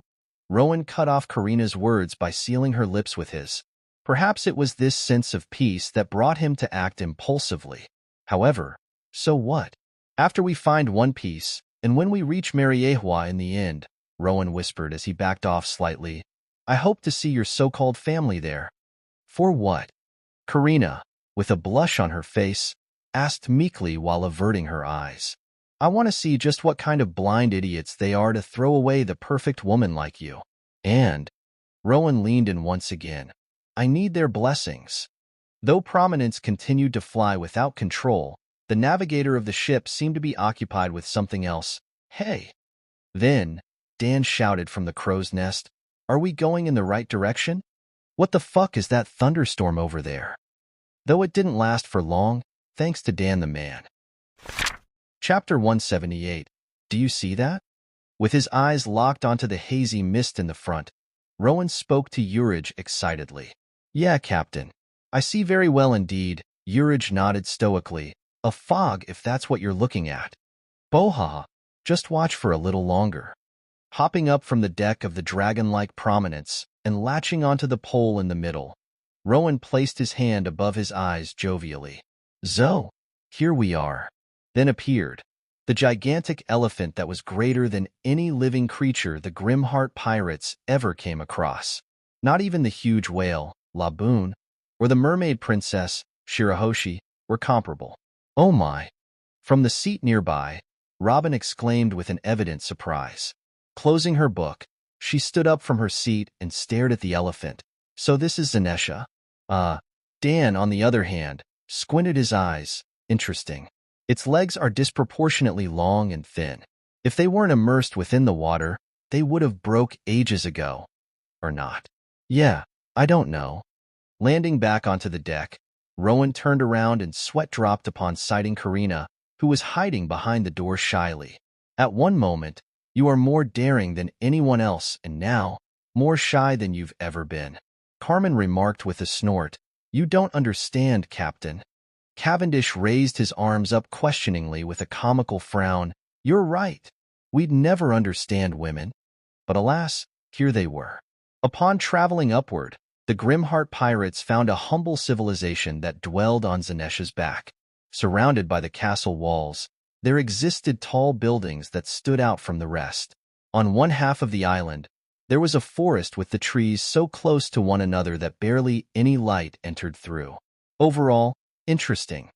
That was Rowan's impression of Zo, also termed as the Phantom Island due to the log pose being unable to point at it, though it wasn't certain if the residents are welcoming or not. In less than a day since the departure from the Delta Island, they managed to reach their destination. Slowly, Prominence. Boha, you'll scare them away if you dive like this. Guro Onyanyanyan. I never expected to see you again.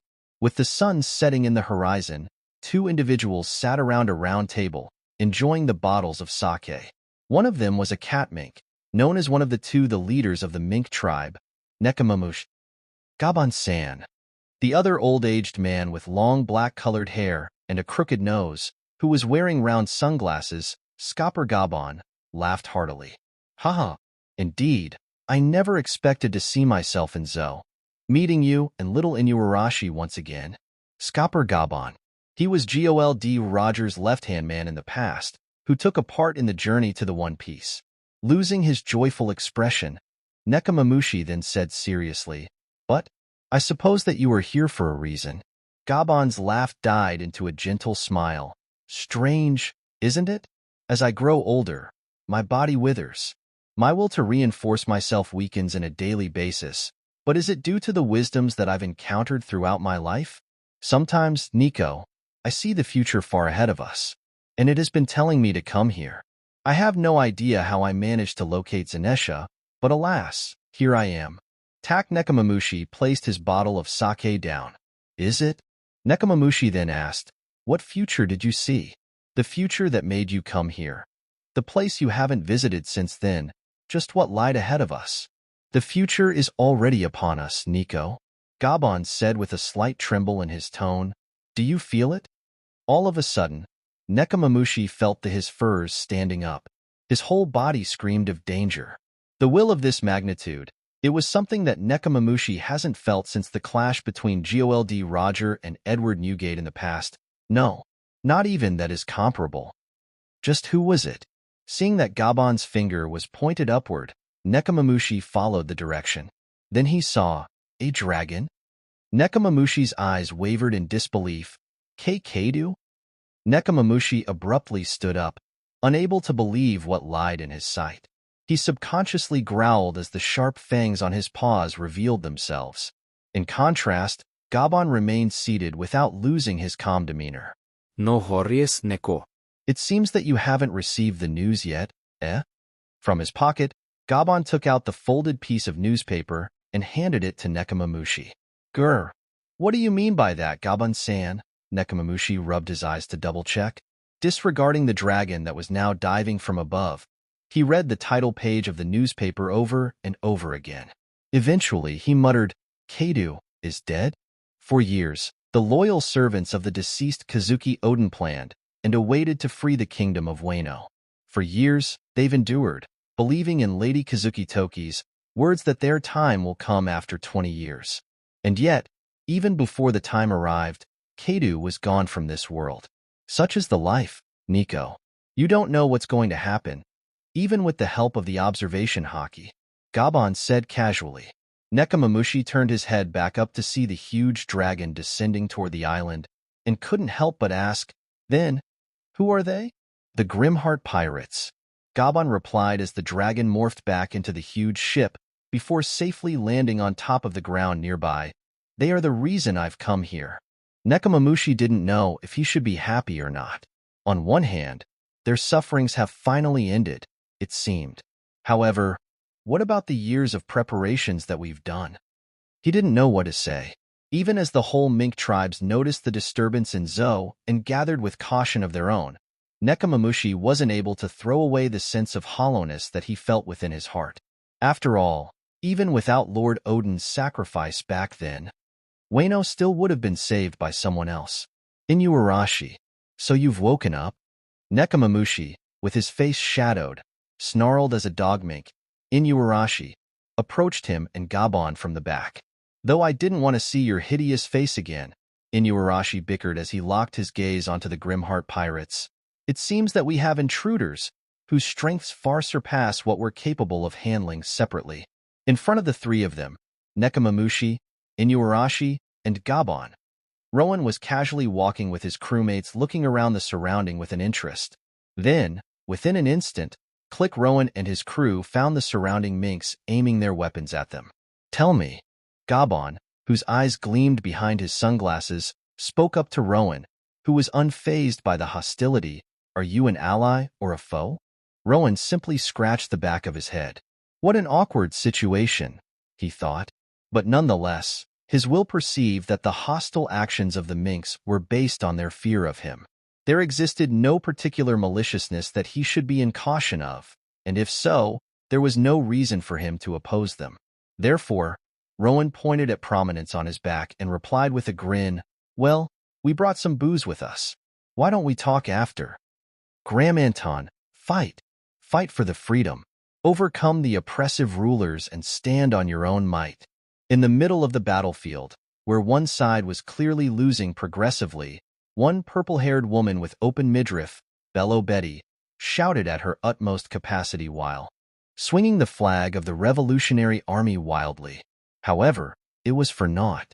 No matter how much she used her pump fruit ability to encourage the soldiers, all it managed to do was to motivate them to live in and escape from their despair. In midst of this chaos, the blonde-haired man, Sabo, was huffing profusely as he wobbly stood up from his spot. Marine? Justice? What a joke.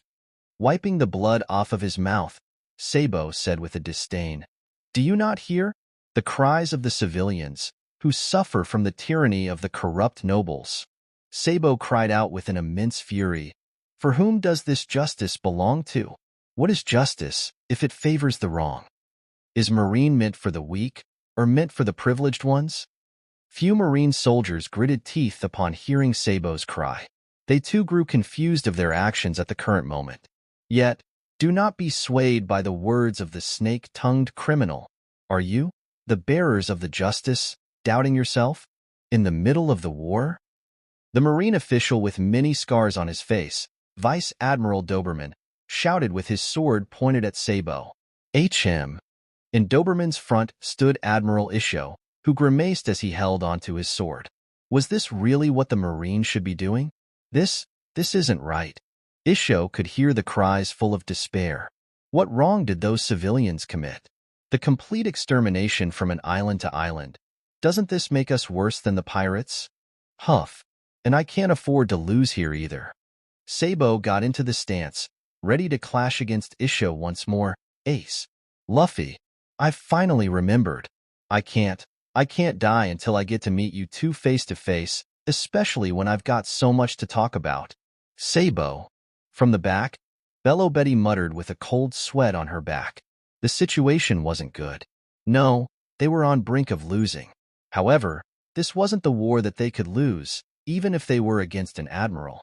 Then, Isho, with a dark expression, sheathed his sword back. "Will no longer accept this ridiculous situation." Doberman raised his eyebrow upon hearing Isho's statement. "Admiral Isho? If the status as a Marine shackles me from enacting my justice, then—" Isho gripped onto his justice coat and threw it away. "I resign from the position of an admiral." A bold claim of betrayal in the middle of the battlefield, and from someone in the position of an admiral of all. The impact of Isho's sudden action was huge, for to some Marines, it indeed confirmed to them that what they are doing right now is wrong. "Admiral Isho, do you know what you are saying right now?" Doberman shouted with infuriated expression. "How can you, someone of an admiral's authority, sprout such irresponsible words? What's going on?" Sabo, whose breathing finally calmed down, muttered in a confusion. "A dispute within themselves," Bello Betty whispered as her grips on her flag tightened. "A favorable situation has risen. If an admiral, the main reason why we've been losing, turns against the Marine." It was just as Dragon said. Few Marines within the troop gazed at Isho with bewildered eyes. Then, with determined expressions, they ran out of the troops, toward where Isho was standing by. "Stop them. Kill if necessary. There exists no place for the betrayers," Doberman immediately cried after the quick assessment of what was going on. If the momentum continued, the Marine will end up losing. However, the control has already left his hand. Although many bullets were shot to the running Marine soldiers, Dragon's Claw, CLANG Sabo, quickly intercepted all of them with the technique of his own. "So, I suppose," Sabo said as he landed next to Isho, that we aren't the enemies any longer. Ishoel, after a momentarily silence, nodded. Indeed. I suppose so. The rebellion under the lead of the Revolutionary Army stopped their run upon citing the situation. Now is our time. Fight back and liberate your country. The chance has arrived. Then, as Belobetti's voice boomed across the field once again, RA, the remaining Marine soldiers were met with the ferocious war cries all around them. One by one, the initially domineering attacks by the Marine and world government began to weaken quickly. Marines leaving from left and right led to the severe weakening of the organization under Sakazuki's command. The world government began to receive all the blames. The civilians were done dealing with their outrageous actions. The trigger was the island of Getamaru, where one celestial dragon was killed in a horrifying way. Vertruce, Graham Anton, and way more. The situation on the outward seemed to be hopeful to the civilians who watched from afar. Baltigo, now. Dragon sighed as his hand trembled. It's time for the final attack. Under the eyes of the public, the Revolutionary Army has been placed on the side of the just. The plan to showcase the world government's malicious side has succeeded, and the majority of the world now supports us. The situation, on the outside, seemed favorable for the Revolutionary Army.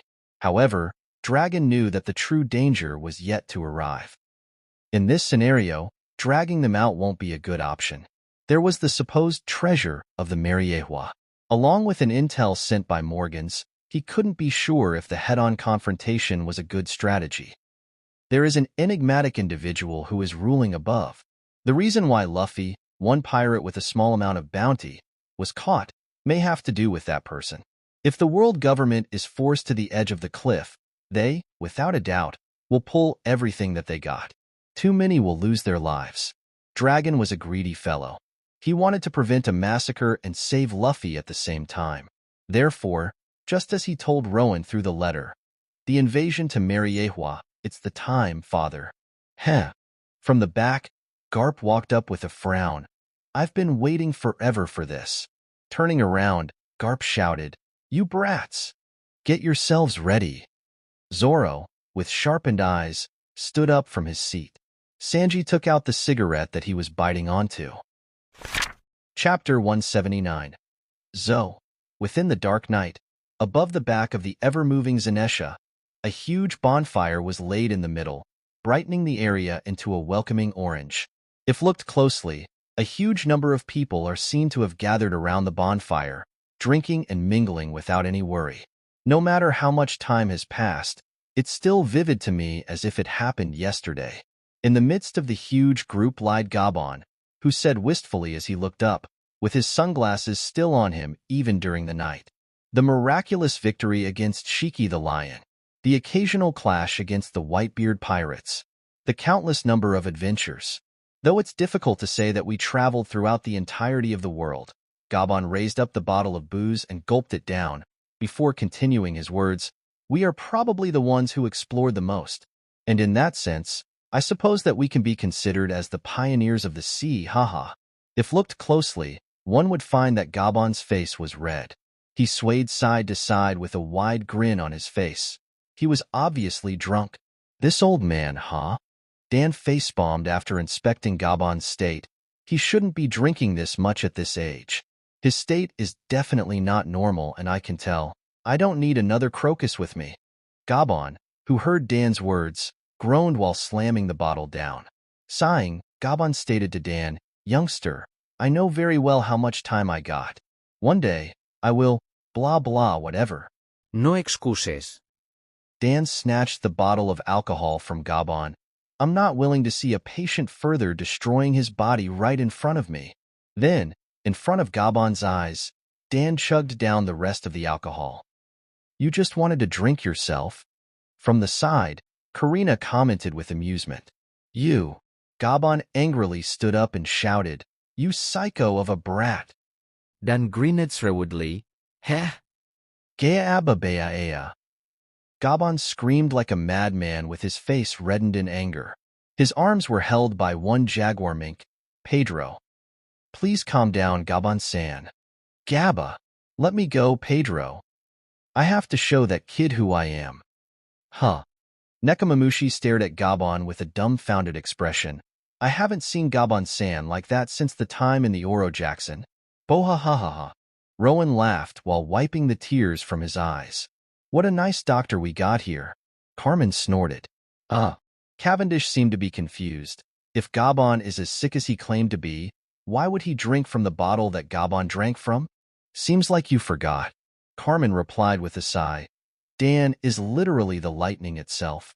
No disease is capable of getting through him, when his body burns them all away in an instant. Oh! Cavendish exclaimed with his mouth in an O shape, before saying with a serious face, unless the disease learns hockey. Nearby, Urich was having the time of his life. With a ball on his hand, he grinned before throwing it up high in the air. Woof woof. Then came Inuarashi, who madly ran toward the ball with his tongue elongated out of his mouth. Oh, aren't you cute, Saha? As Inuarashi was busy with the ball, Urich leaned down to the dumbfounded rabbit mink, Carrot, and petted her head. Let me take good care of you. Urich's huge face approached Carrot slowly. Ooh. Carrot unconsciously trembled, feeling creeped out by Urich's behavior. That's enough, Monsieur Urich. However, Carrot met her saving grace, Alfred, stopping Urich from whatever he was about to do. It seems that you're scaring her. Urich immediately backed off with widened eyes. My apologies. It hasn't been much since I came down from the White Sea, and every single time I come across the novel aspects of the Blue Sea, I can't help but lose myself. But those words didn't enter Carrot's ears. All she managed to see was Urich's huge posture towering over her. His fist alone was almost as huge as her, after all. As various occurrences were happening simultaneously within the noisy zoo, Rowan finally spoke up with no trace of goofiness. Sorry for ruining the mood, but we don't have any time to waste here. Within one day, the Grimheart pirates traveled all the way from Delta to Zoo. There existed only one purpose for doing so: the road poneglyph. Aligning the information from all 4 road poneglyphs reveals the navigation to the final island, Laughdale. Within the hidden island, there lies the greatest treasure of the whole world, One Piece. Although Rowan didn't know what exactly the One Piece is, he had a glimpse of it through the memory of Vasilia Indra, a weapon capable of subverting the whole world. We need to see the road poneglyph in your possession. Nekamamushi and Inuarashi instantly froze upon hearing Rowan's words. Gabon's eyes narrowed as if him being a drunken man was naught but an act. Kadu, Big Mom, and Shanks. Gabon slowly opened his mouth. With all 3 of them dead, there is no one to stop you from the path to the One Piece. You somehow learned that in order to acquire it, the 4 road poneglyphs are required, even without reaching the faux final island of the Grand Line, Lodestar. Conveniently, the only person capable of interpreting the ancient context, Nico Robin, is with you. Gabon then asked, what is the reason? For what purpose are you seeking for the One Piece? Rowan didn't hesitate. He immediately replied with certainty, to end the world government. His final enemy. Until Emu is gone, he won't be able to live in peace. Even more, the Revolutionary Army will invade the Mariewa within a week. A tide bigger than any other is coming. Rowan could feel Emu's presence, and he could tell that no one but he was able to go on par with the latter. If so, why hasn't he sent the letter to Dragon telling him to stop? As if that would work. What kind of person will be able to stay calm when his or her child is suffering? Under the enemy's hands? Are you saying that you can win? Gabon said dryly, against the god of sea? Even though you aren't the Joy Boy? Why, I didn't know that you were a religious man. Rowan responded impassively, but let me correct you one thing. Rowan turned his eyes in one particular direction, the direction in which Emu was located at. Are you seeing me as well, Emu? That man is anything but a god. The orb-like being that he saw before his reincarnation was closer to a god than what Emu ever will be. The poneglyphs are the concentrated information on the ancient history carved by the Kazuki clan of Wano. Inuarashi spoke up warily. Joy Boy entrusted them and us with guarding the door to the Laughdale. He said that one day, he will return and fulfill his promise of freeing the whole world. Joy Boy, he is the only one allowed to see the road poneglyph. Captain Rogers said so himself. No matter how important this matter is to you, Nekamamushi gulped, but said nonetheless, we can't give you access to it. Rowan sat by silently after having listened to their refusal. The minks all stopped whatever they were doing and watched Rowan with nervousness within their minds. Well, too bad then, I suppose. However, in contrast to their worries, Rowan simply smiled without any concern. Subsequently, he stood up from his seat. Guess it's time for us to move then. Under the dumbfounded eyes of the minks and Gabon, Rowan turned to Karina. Is everything ready? Yep. Karina nodded confidently. Prior to their departure from the Delta, the Grimheart pirates took the eternal poses of Whole Cake Island and Wano. Simply put, there will be no trouble in regard to the navigation after Zo. Wait. Gabon held his hand up. You are giving up just like this? Honestly speaking, Gabon was expecting a clash. He was expecting himself to be killed. But the owners said no. And it's not like you guys were trying to oppose us or anything. Rowan shrugged. We are the pirates with the standards of our own. Though I'll be taking this, and this. Carmen added on while holding onto the peculiar bottles of spices. And this as well, Dan said as he held onto a small bottle of a transparent liquid, a special medicine that can grant an instant heal, albeit with side effects. Can't miss this. It all happened in an instant.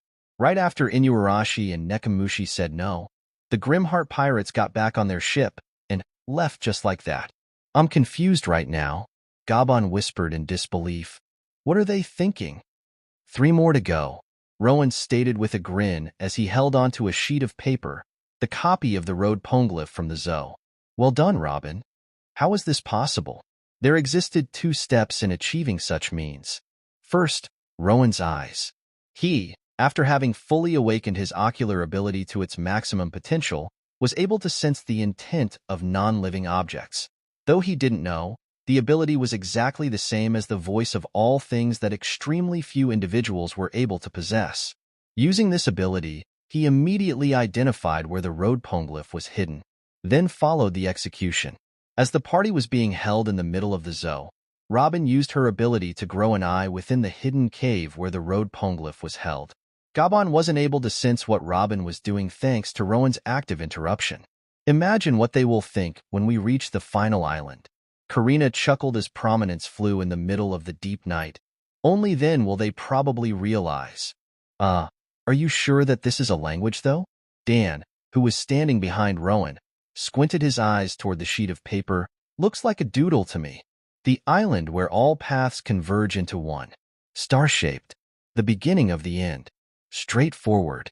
Robin said calmly, that's what the context stated. According to the information here, Lodestar, Alfred said in realization. Though we aren't sure how Lodestar is supposed to help us in reaching the laughter, we've gotten 1 step closer to One Piece with this information. Urich grinned in excitement. Nay. Farrell says that he feels the same.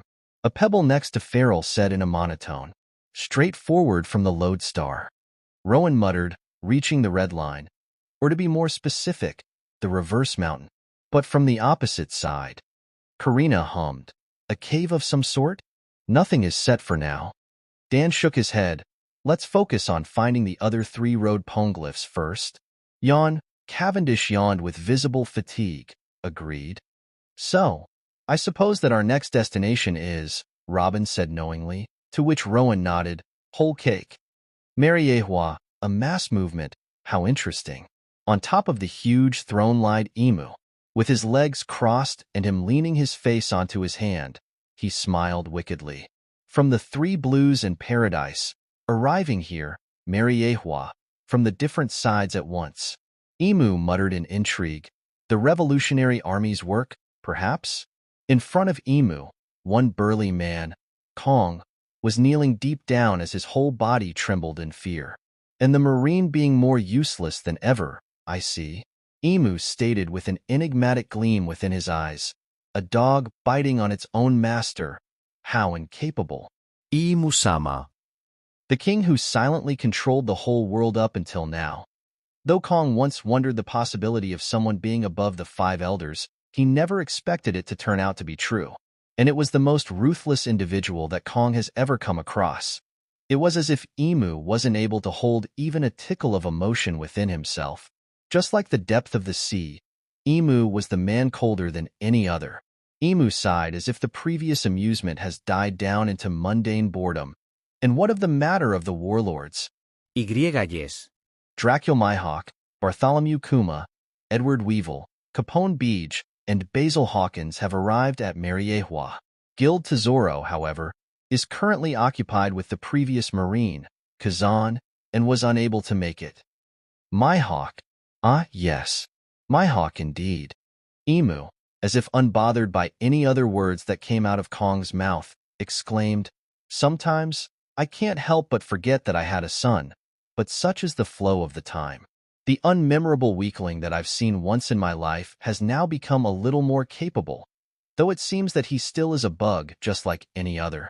Emu stood up from his seat and began to walk away, uncaring of Kong who didn't dare to move from his position. "I will give one day." As he was walking, Emu's fearsome eyes shifted to Kong. Within the day, the Marine headquarters is to demolish its own building and join the force in the Mariehua. And don't think for once that it is due to the lack of force, for this is my final grace to your pitiful souls. Then exited Emu, which allowed Kong to finally release the breath that he was unconsciously holding. Then, he raised his wrist where the mini Din Din Mushi was found. Before speaking into it, "Is Lindbergh here?" Lindbergh, the commander of now ruined South Blue's Revolutionary Army, Dragon, knowing that Lindbergh is a catmink, believed for sure that he is the faithful official of the Revolutionary Army. However, in truth, he was an ambitious fellow. For the sake of achieving a new level of science through Dr. Vegapunk, he was ready to betray his own organization. Additionally, he believed that there was no way that the Revolutionary Army had the capability to defeat the world government, especially since its history has gone over 800 years. Now, with many refugees of the South Blue on board, Lindbergh arrived at Mariehua instead of Baltigo. "Heh, I'm already here, Commander Kong." And unknown of this fact, the Revolutionary Army was sailing to the Mariehua. Chapter 180. January 2nd, 1523. A day passed since the Grimheart pirates' departure from Zou. Many rumors have spread throughout the world that the gigantic dragon revealed its domineering form above the sky of Totoland. Some speculated the unbelievable tale to be the work of Grimheart Rowan, the Emperor of the New World. Yet, their clear location couldn't be pinpointed. From an island to island, the Grimheart pirates vanished. Apple 9, Brock Coli, Prudence, the residents from the countless number of islands, claimed to have seen the huge dragon flying above them. It was said that within one island, one particular shipwright fell to his knees in a despair upon sighting the dragon. That he won't be able to create a ship as incredible. Many bounty hunters attempted to follow the dragon out of greed for Rowan's bounty, but to no avail. The greedy folks ended up having themselves engulfed by the disastrous sea without any salvation. Some pirates desired to join the Grimheart pirates themselves and be basked within the fame. Some others believed that the Grimheart pirates were the closest to the acquisition of the One Piece and attempted to chase after them. Of course, all was for naught. However, such unbelievable occurrences weren't the main focus to the current world, due to the Marines' abrupt and shocking action to leave their own base, the new Marineford, and join the world government. With that news as a cue, the world began to flow in an unpredictable way.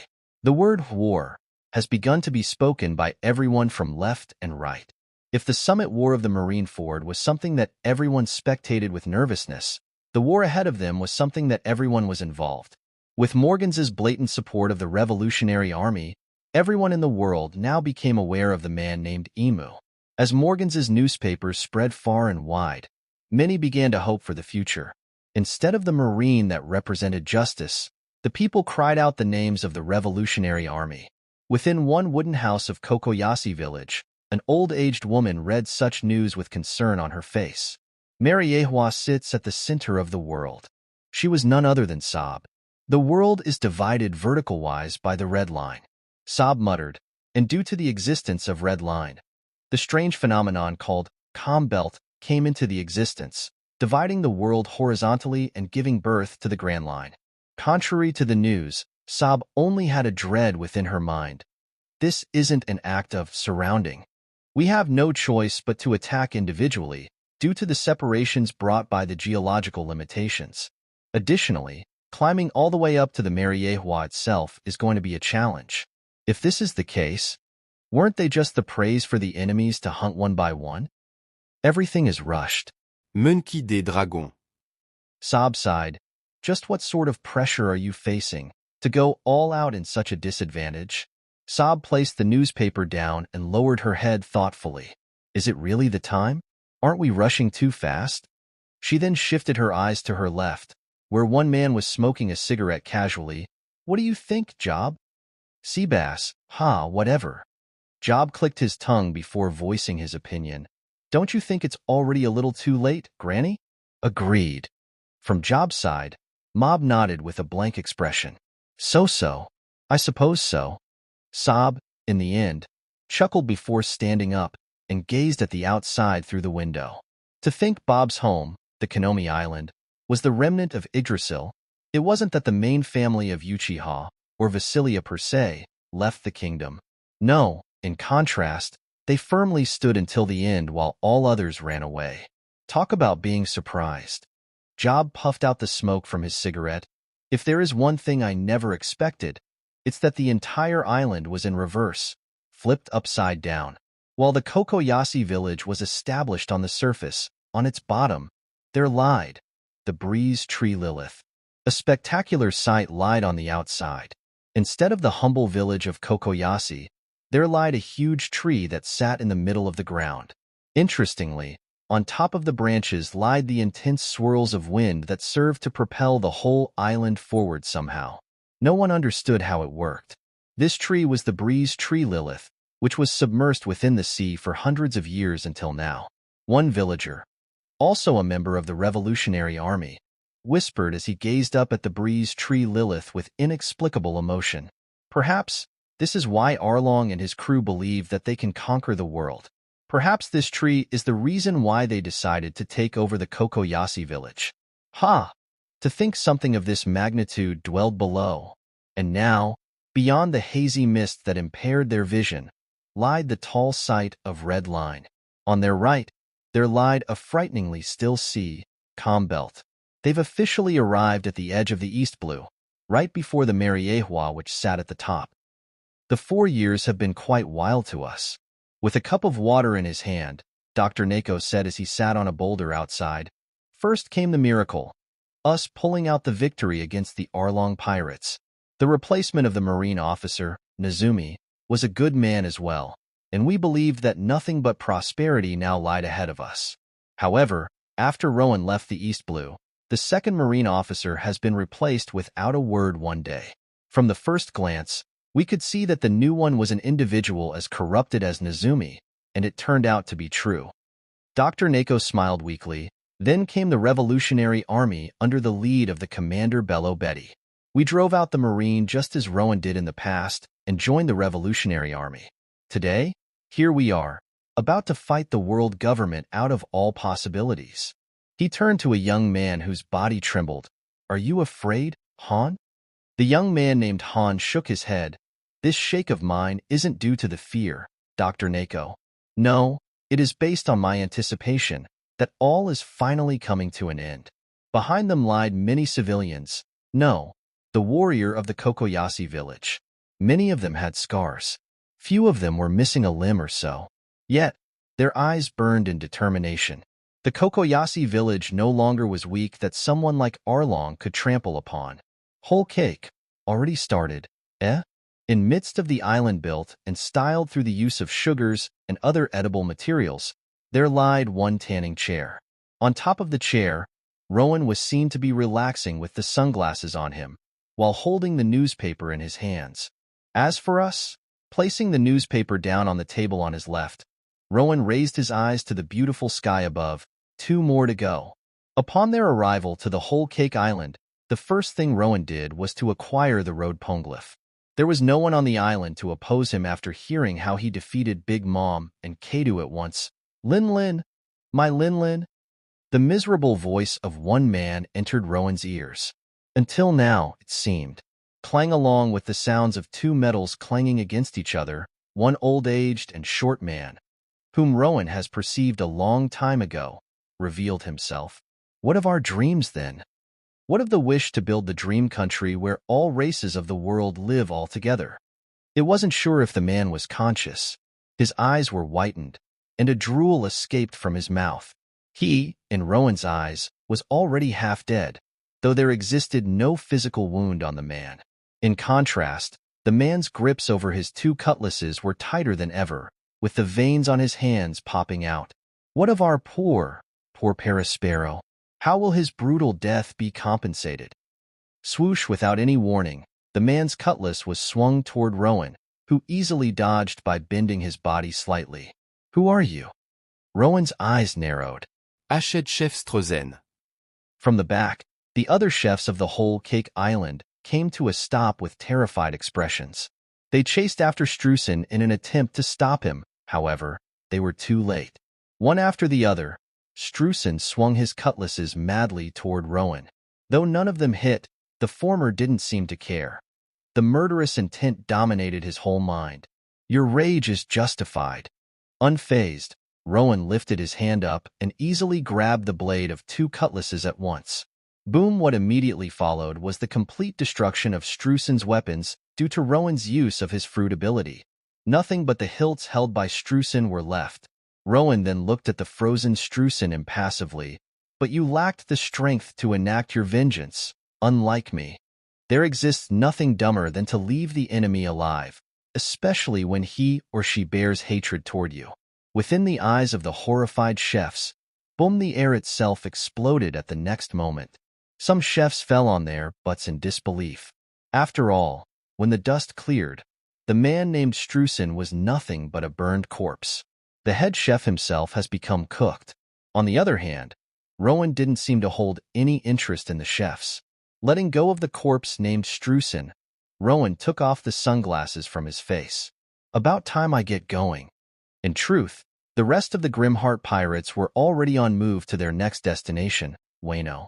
Rowan was chilling in the vacant area of the whole Cake Island, because, well, he wanted to. After all, he was faster than Prominence's maximum speed. Tap in front of the chef's eyes, Rowan took one step from his spot. Then, he was gone. Impel down, level 6 eternal hell. In contrast to the situation that the world was lied within, the silence dominated the isolated floor of the Impel Down. It was gloomy. After Teach's act of freeing the prisoners of this floor and initiating the battle royale, most of the cells were empty, except a couple.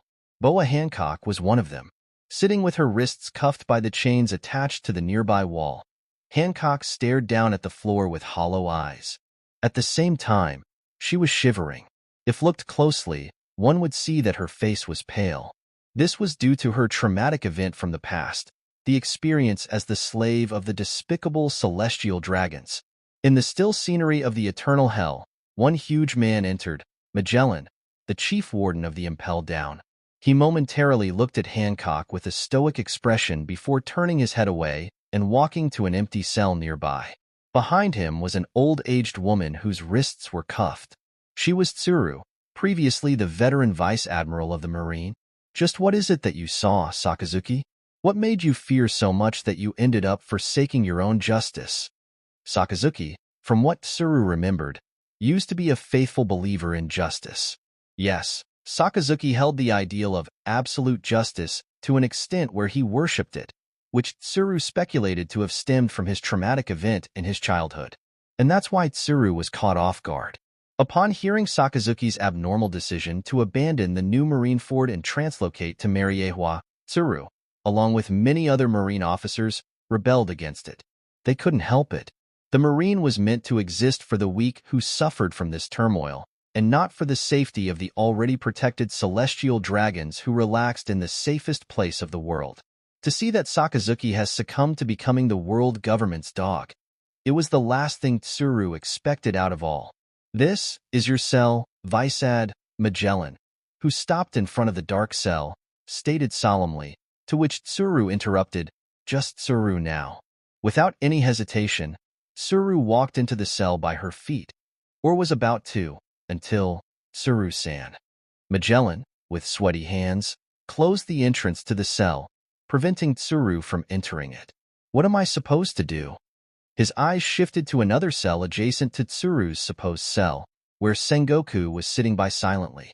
"I always believed myself to be in the right. The duty of punishing the wrong and preventing any evil from escaping this prison and harming the innocents.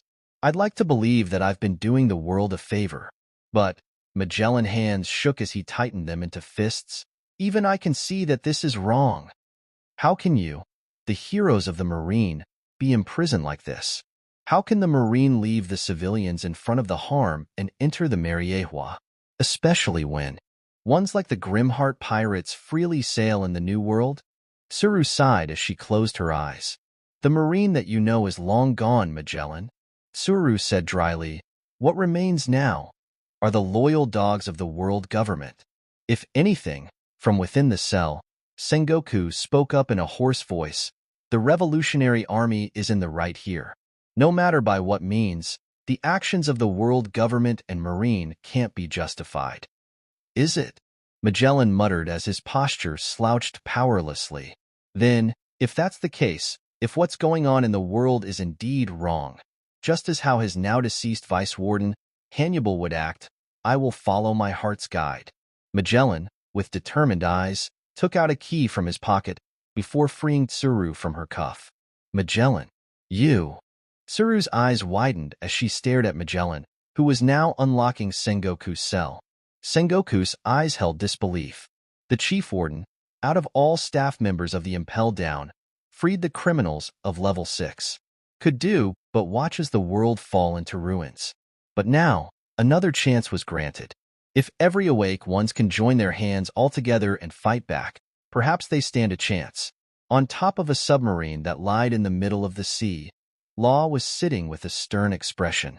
In front of the Heart Pirates lied the red line. It was so high that Law couldn't see its end. Nonetheless, one thing was confirmed without a doubt. The supposed gods and the enemies of D. What lies above is the dragon's lair. Law closed his eyes upon remembering the traumatic event of Flevent's kingdom from his past. The Amber-Lead syndrome, born out of the greed of the country's nobles. It was the disease that shortens the lifespan of each succeeding generation, and unknown of this fact, the doctors of Flevent's mistook it as contagious, which ultimately resulted in the royalties abandoning the country, and the neighboring countries quarantining and destroying them all. Then Law remembered the chat he had with Rowan back in Delta. Law asked during that time, there was one simple reason that Law made his appearance here. Regardless of what was happening around the world, Law wouldn't have risked his life to come here if he didn't hear Rowan's words. Law, with sharpened eyes, stood up from his spot as he sighted something atop of the red line. Room, shambles. Swoosh, the entire submarine has teleported into a nearby area, just as, boom, an intense laser beam struck upon the sea where the Heart Pirates submarine was resting just a second ago. "What is it?" Karina asked Rowan out of curiosity as he turned his head to the back all of a sudden. "Nothing." Rowan smiled in a relaxed manner before turning back to the front. Below them, the sea was chaotically thrashing and clashing. Any ship that sailed by the sea would have had a hard time, especially when coupled with the fact that they have to enter Wano through the waterfall out of all possibilities. However, it provided no challenge at all for Prominence, who flew toward the country of Wano without any obstacle. "The land of samurais, here we are," Dan said excitedly as he held onto the rails. "Oh ho! I see a volcano that peaks in the middle. Oh, how come the climates differ for each region? Just what the freak is this country?" "Sheesh, calm down," Carmen complained while covering her ears. "You almost blasted my ears away." Alfred looked down with a suspicion in his eyes. "Something isn't right, however. Most of the people down below seem to be suffering from a poverty. I suppose that's what happens when a ruthless tyrant like Kadu takes over." "No, something is off." Rowan's eyes narrowed. "There is an extremely huge gaping hole far below the island. Strange." Something happened here prior to our arrival. On top of the sky, Prominence, who was still in dragon form, slowly descended to the ground of Wano's flower capital.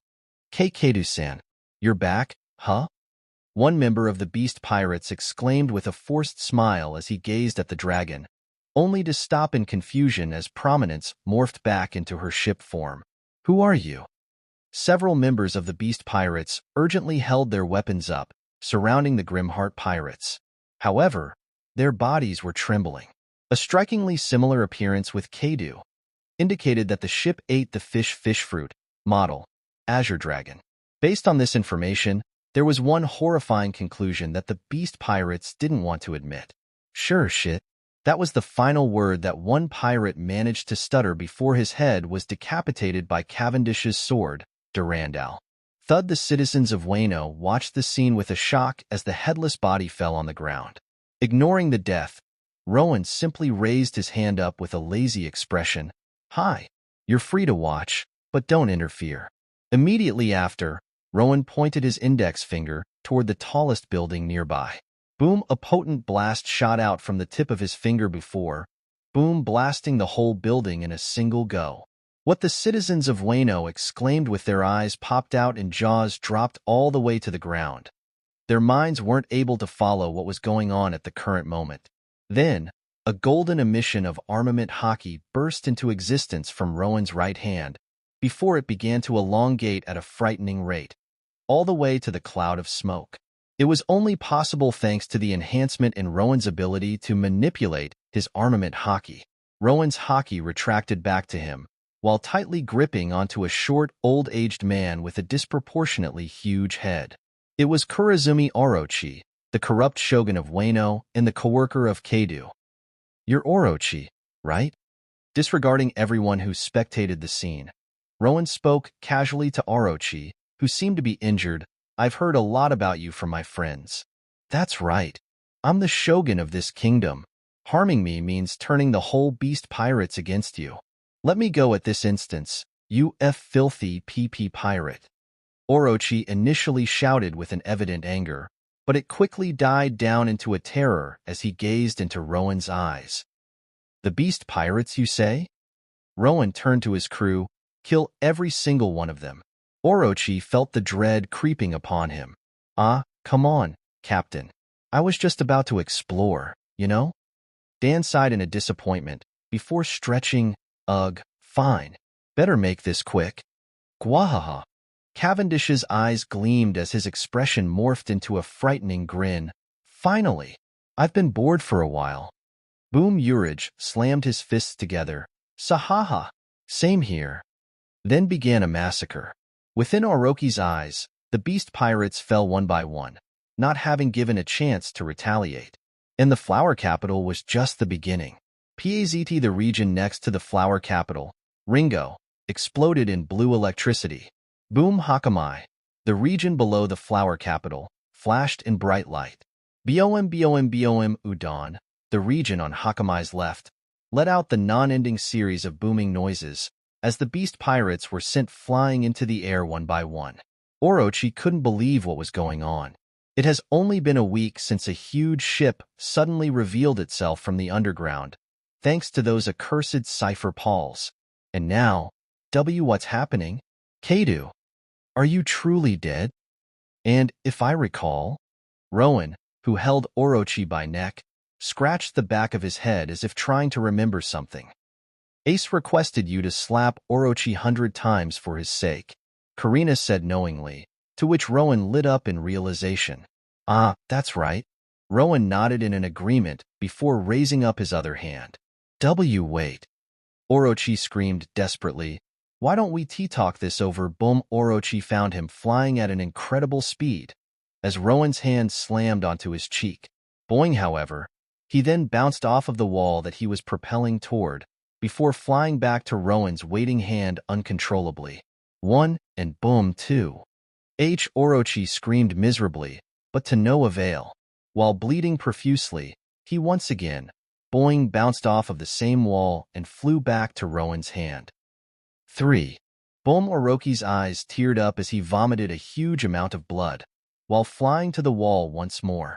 Boing, the people watched the scene with wonders as their eyes repeatedly moved left and right, following Orochi's trajectory path. Boom, Orochi found his vision turning dark as he flew back and forth. His eyes were whitened, unable to bear the pain. He was incapable of thinking anything anymore. And now, Rowan ceased his non-stop slaps and grabbed Orochi by his neck once again. Let's just end it here. Boom, before blasting Orochi's head off of his neck by a powerful slap. 93. However, the people witnessed something shocking. Orochi's head somehow regrew as his old head fell to the ground. Hold on. Orochi, with renewed head, shouted with horror. What is that you want? You must be here for a reason, right? Why don't we talk over this? 94. Rowan said impassively as Orochi was decapitated again, before another one grew. Bohaha, what the fuck at this point? Rowan laughed in an amusement. He, feeling lazy, decided to end this unnecessary torture at 94th slap. However, Orochi somehow lived on. Just what kind of devil fruit did you eat? Even before Orochi had a chance to talk, Rowan had the answer. Due to having seen the future, snake fruit, model, Yamata no Orochi. 8 heads, 8 lives. Lost 2. So, 6 more to go. Orochi desperately thrashed, but wasn't able to escape from Rowan's grasp. 95, 6, 7, 8, 9, 100. Rowan deadpanned at himself.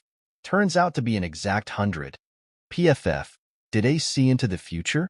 Karina chuckled. Rowan shrugged. Perhaps?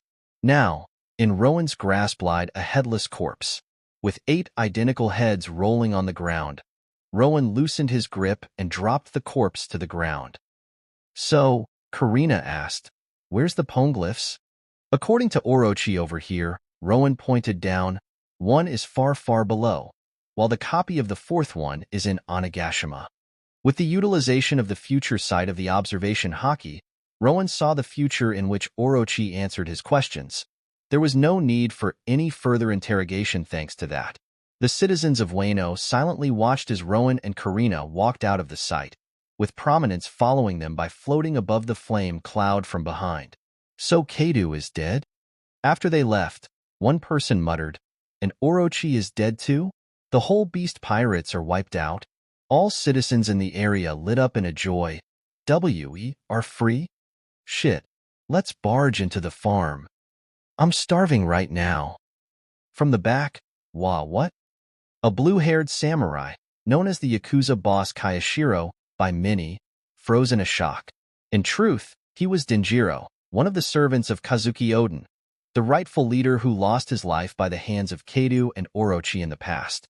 He has been preparing years to overthrow the tyrants, but today, the unknown pirates popped out of nowhere with their ship having eaten Kado's devil fruit before executing Orochi right in the public.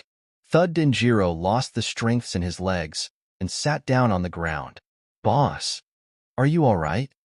One Yakuza member said out of concern, to which Denjiro responded by raising his hand up. Infine. Ha. Denjiro massaged his temple while sighing, what now? Mariehua, sling within the peaceful lair of the dragons. One man was sharpening his huge black sword without any care. Sling, it wasn't the look of a man who was about to go to war. No, it was the demeanor of someone with nothing but excitement within his peculiar eyes. The world government against the rest of the world. The man, having finished sharpening his sword, stood up with a stoic expression. How interesting. Sheathing the huge sword, this man, Dracul Mihawk, adjusted his hat before walking forth. The chance of one man's death within a week? 95%. Nearby, Basil Hawkins said in a monotone as he gazed at the levitating cards in front of him. And if he were to commit a betrayal? Hawkins' head dropped in resignation, 99.9%. Mommy. On the other hand, a huge man with short legs and long blonde-colored hair, Edward Weevil, whined to a short woman, Miss Backen. Are you sure that those fake sons of fat you will show up here? Yes, indeed, my dear. Bakken said with a high-pitched voice that caused few nearby to frown in a displeasure. Apparently, there is a treasure here that the Whitebeard pirates strive to steal. Soon enough, you, the rightful heir of the one and only Edward Newgate, will be able to claim his fortune. In contrast to the noisy Weevil and Bakken, Kuma stood stoically, as if awaiting for an order. All Marines. Then, the powerful voice intruded the area before the huge number of Marines, under the lead of Sakazuki himself, revealed themselves to the front. Ready yourselves for the upcoming confrontation. According to the intel given by the Cipher Pauls, Vice Admiral Strawberry shouted grimly, "The Revolutionary Army is on the move." Beyond the Marines who stood in an ordered fashion lied the Cipher Pole agents.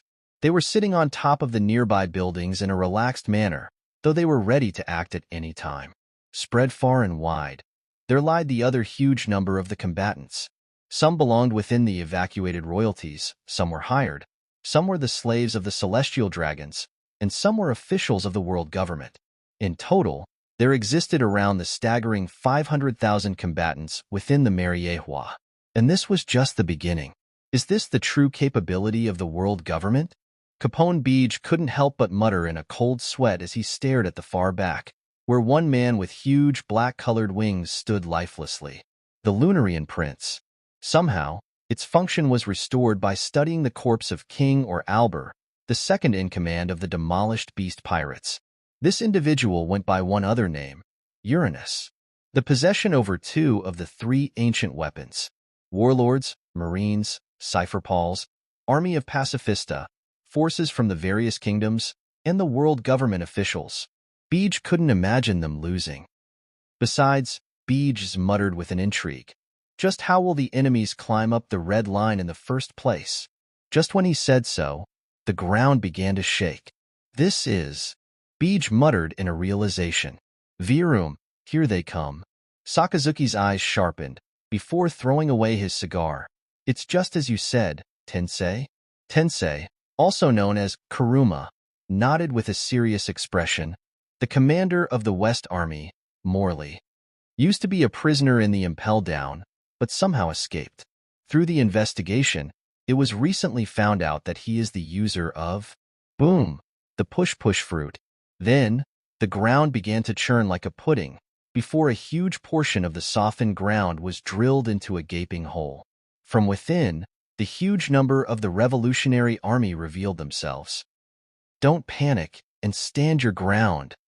Vice Admiral Doberman shouted in a charismatic manner. That hole is the only route for the enemies to come up here. Unlike us, they can't exert their full force at once. Tap one man with long, spiky black hair landed on the Mariehua. There was a tattoo on the left side of his face, and he, with a calm expression, swept his eyes from left to right. Monkey des Dragons. Sakazuki growled as he glared at Dragon, whose eyes narrowed in response. Then, a potent wave of Conqueror's haki boomed out of Dragon, dominating the whole area in an instant. What Conqueror's haki? From the far back, Kong commented with a grimace on his face. Many soldiers were about to lose their consciousness, until, vroom, the Conqueror's haki of similar magnitude burst out of Mihawk, opposing dragons. Dracul Mihawk, just what in the world? Tensei expressed his surprise. Mihawk having possessed the Conqueror's haki, it was something entirely unknown to the world, especially since the former never used it before. Many shielded their faces as the strong gusts of wind blew around the whole area. Some began to skid backward, unable to withstand the clash between two wills. Tch. Sakazuki, who seemed unable to believe that Mihawk possessed the Conqueror's haki, gritted his teeth as his body began to bubble in hot magma. Tell me, unafraid of the enemies in front of him, Dragon said coldly, where is Luffy? Luffy. Then, a loud voice was heard from the huge hole, before one burly man, Garp, shot out. Garp? Kong's eyes widened in a disbelief. Immediately after, everyone sighted a huge phoenix of blue flame soaring above the sky. Marco the Phoenix. Bakken pointed at the phoenix in the sky. That's it, Weevil. That man is the worst of those who claim to be the sons of your father. On the talon of the phoenix, Ace was seen dangling by. Lowering his eyes, Ace sighted a man that he thought to be dead. Sabo? Sabo perked up upon hearing Ace calling out his name. Ace. Sabo grinned. Long time no see. Due to the existence of the red line, the others aren't able to join here right now. Dragon thought calmly. Morley. He is beyond exhausted simply by digging all the way to here. The others? They will have to find their own ways to get up here, which means that we are on our own. The Revolutionary Army, along with Marco and Ace who arrived by flying, was now surrounded by a huge number of enemies. And Meteor Volcano. With Sakazuki shooting one huge cluster of magma up in the sky, the war has officially begun. Chapter 182. A Catastrophe. Some among the Revolutionary Army thought. Upon them, the huge cluster of magma was falling toward them with high precision. On their sides, the Marine soldiers had their respective weapons out, ready to shoot. Dragon. From Dragon's side, Garp said grimly, to which Dragon responded by nodding. I know, Father. Dragon replied with a nod. You are unable to harm the Marine. Leave them to us. Subsequently, Dragon raised his hand up to the descending magma ball before a miniature storm that swirled into existence. With ferocity, it spun above his palm, threatening to grind through whatever lied in the front. The storm fruit, Sakazuki growled in realization. Logia type. Watch out. He may have awakened it, Tensei said with a serious tone. Then, just as the Marine soldiers were forced to retract their weapons and shield their bodies from the intense gust of wind, Dragon's storm shot out towards Sakazuki's magma. Download app BOM. Upon the collision, the magma has broken down into several pieces, which began to fall upon the stationary Marine soldiers, which Sakazuki immediately retracted before they ended up harming his side. In contrast, Dragon's blast of storm continued to soar like a dragon, before colliding with the thick layer of cloud above. Puff with the puff, the storm has disappeared from the eyes of everyone. Then, all of a sudden, a heavy rainfall began, soaking the entirety of Mariehua. Water. Sakazuki glared at Dragon. You. Dragon, without any words, grinned as the storm around his whole body began to pick up. Clang on the other hand, Garp, with his teeth gritted, met Mihawk's sword with his fist. Get out of my way, Dracul Mihawk. Garp snarled. Can't do. Mihawk replied stoically. You will have to entertain me for some time. Clang Mihawk twisted his sword out of Garp's punch and slashed vertically in a smooth fashion, to which Garp quickly responded by punching with his other fist. PAZT then, from Mihawk's black sword, Yoru, the Conqueror's Haki. Infusion has burst into existence. Try to withstand me, Marine hero. BOM Garp, who had a bad premonition regarding Mihawk's following attack, quickly ducked. What followed was a frightening blast of Haki that caused the members of the Revolutionary Army in the trajectory path to be blown away without any resistance. I got you. Watching as many casualties arose from Mihawk's single attack, Marco cried as his sprouted huge flame wings out of his arms, before spinning around rapidly. The wisps of flame shot out to the injured members of the Revolutionary Army and set them on fire. Strangely, instead of burning them, ugh, thanks. I'm feeling better now. Hurry, we have to help others. The flame has healed them. From Marco's back, I can't wait, damn it. Just where is Luffy? Ace propelled himself forward impatiently to the Pangea castle that lied beyond the enemies. I will start with that one, as if I will let you do so. At the next moment, Ace found a shadow looming over him. It was Tensei, whose arm was enveloped within a dark wisp. Dark fruit? Ace cried out of exasperation as he ducked, dodging Tensei's arm just in time. I'm so fucking done with the fruit. Why does it keep reappearing in my life? The ability to nullify the fruit ability of yours is the most efficient way to overcome your defense. Then, Tensei appeared behind Ace through the use of Saru, Dark Ball. Having expected that Ace will react by kicking backward, Tensei shifted his weight sideways while generating a dense ball of darkness, which emanated a high degree of gravity. Ace found his foot stuck to the dark ball due to that fact. Harden. However, As long as Tensei didn't touch him with his own hands, Ace knew that his fruit ability was still valid to use. He was very experienced with the dark fruit by now. With his fists turned into metallic gray, Ace slammed the ground with his fist to create a crack, which caused Tensei, whose hand was about to reach Ace, to lose his balance.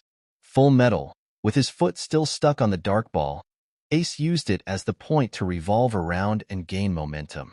Now, his fist, imbued in not only by his fruit ability and the armament haki, but PAZT also the Conqueror's haki, infusion, was about to slam into Tensei's exposed face. Mass impact. Kami. Boom, yet it failed to reach the enemy. With the combination of observation haki, future sight, along with Kamii, one of the Rokushikis, Tensei shrewdly evaded Ace's fist and released the dark ball, causing Ace to flop down to the ground. Where's Luffy? Ace, without any damage to him, stood back up with evident anger. I don't have time to waste here. And do you expect me to tell you? Tensei said impassively, before using Saru to dodge an incoming attack from the back. Dragon's Claw. The attack was made by Sabo, whose hand was outstretched to where Tensei previously was standing onto. Boom, his attack clashed with the ground, causing the cracks created by Ace to enlarge. Sabo. Ace, whose expression lit up, exclaimed, "Sorry about not coming for you during the Marineford, Ace." Sabo said with a slight smile as he landed next to Ace, "I only managed to get my memories back recently." Memory? Ace initially questioned, but grinned nonetheless. Heh, don't sweat about it. Tensei, who had one hand on his holster, used his other hand to adjust his sunglasses. 2 against 1, no matter. Tensei then took out a pistol, ready to shoot any time. I won't let any of you pass. Is it? Sabo said confidently. If that's the case, you will have to go down. BOM Dragon, through the use of the intense burst of storm, blasted away the fist of magma, which came from Sakazuki. Though the rainfall weakened the latter's attacks, it was only by a mild degree. TSSSSSS additionally, the high amount of steam was generated due to the collaboration of Sakazuki's magma and the rain. Dragon had to blow them away consistently to prevent them from losing their sight. Not good.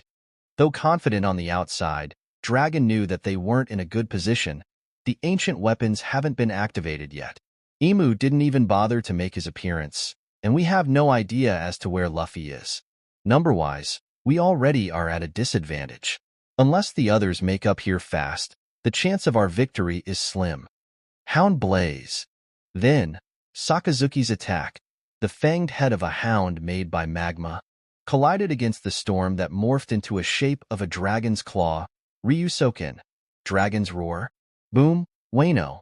Hakamai. Copy of 3rd. Captain. Robin handed the sheet of paper to Rowan. It was down below, just as you said, and indeed, it was quite strange. Karina nodded with a huff.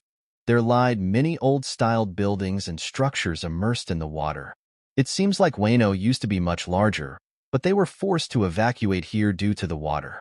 And a huge hole even below. Robin carried on, a hole which, based on my speculation, seems to have held a ship. Robin's expression darkened. It corresponds with the poneglyph we came across in the Alabasta. It stated that the Pluton was located in here, Wano. Rowan remarked, so it was stolen, huh? But he seemed unbothered. He simply shrugged it off. Doesn't really matter, though. Rowan turned to Prominence with a grin. She's stronger, I guarantee you. Now, Rowan, Karina, and Robin, along with Prominence, stood at Hakamai Port. By traveling across the water, they will be able to reach Onigashima, where, according to the intel from Orochi, the final copy of the road poneglyph should lie. As for the others, they were busy exploring the Wano country in a crazed manner. All right, let's go. Rowan tapped his hand on the rail of Prominence. Swoosh then, they shot to the distant Onigashima, and within seconds, Prominence was floating above the Onigashima domineeringly. Yeah, you are the best ship in the world. Rowan answered Prominence half-heartedly, before observing the Onigashima below. Huh. From what he could sense, one person was somehow going toe-to-toe against Cavendish. An intruder? Nah, more like a prisoner. That person seemed to have a cuff on his or her hands. What's going on? Karina asked with a tilt of her head. Cavendish is having fun? Rowan replied before jumping down from the prominence. Boom! Rowan broke through the ceiling of the Onigashima with a belly flop posture, engraving his figure on the ceiling. Was that necessary? Karina, who remained on top of prominence with Robin, muttered with a sweat drop. Oh fufu, I wonder if Captain crashed into anyone. If he did so, Robin commented darkly, that person would have met a horrifying death not only due to the impact, but also due to the shock. His or her dying expression will be interesting to look at. What? Karina turned her head to Robin questioningly. On the inside, Cavendish was seen flashing left and right, and the whole area was continuously being brightened by the blinding light. I said wait. You came here to wipe out the beast pirates, right? Then we are on the same side. The woman was seen shouting as she swung her club over and over to block Cavendish's nonstop sword strikes. I'm Kazuki Odin. No, they clearly called you Princess Yamato. Gwahaha. Don't think your lie is capable of tricking me, the great pirate prince. Cavendish laughed heartily as he launched the flurries of rapid sword slashes to Yamato, who blocked them all with her studded club crackling in the black lightning, the infusion of the conqueror's haki. Cool. On the side, Rowan commented lazily, not bothering to stop the fight between Cavendish and Yamato. Instead, boom, as they continued fighting, Rowan simply began his light-speed treasure hunt in the Onigashima, looking for the copy of the final road poneglyph at an unbelievable pace. Hey! Though Yamato cried at Rowan, her plea was ignored. She then had to swing her studded club again to block Cavendish's attack. BOM then. Rowan stopped in midst of his track. Hold on. Yamato, you said? Rowan turned around as if having remembered something. Aren't you the one that Ace talked about? Ace. Yamato immediately perked up as she skidded back from Cavendish's strike. He is my friend. Do you know him? Yamato? Cavendish stopped his sword momentarily.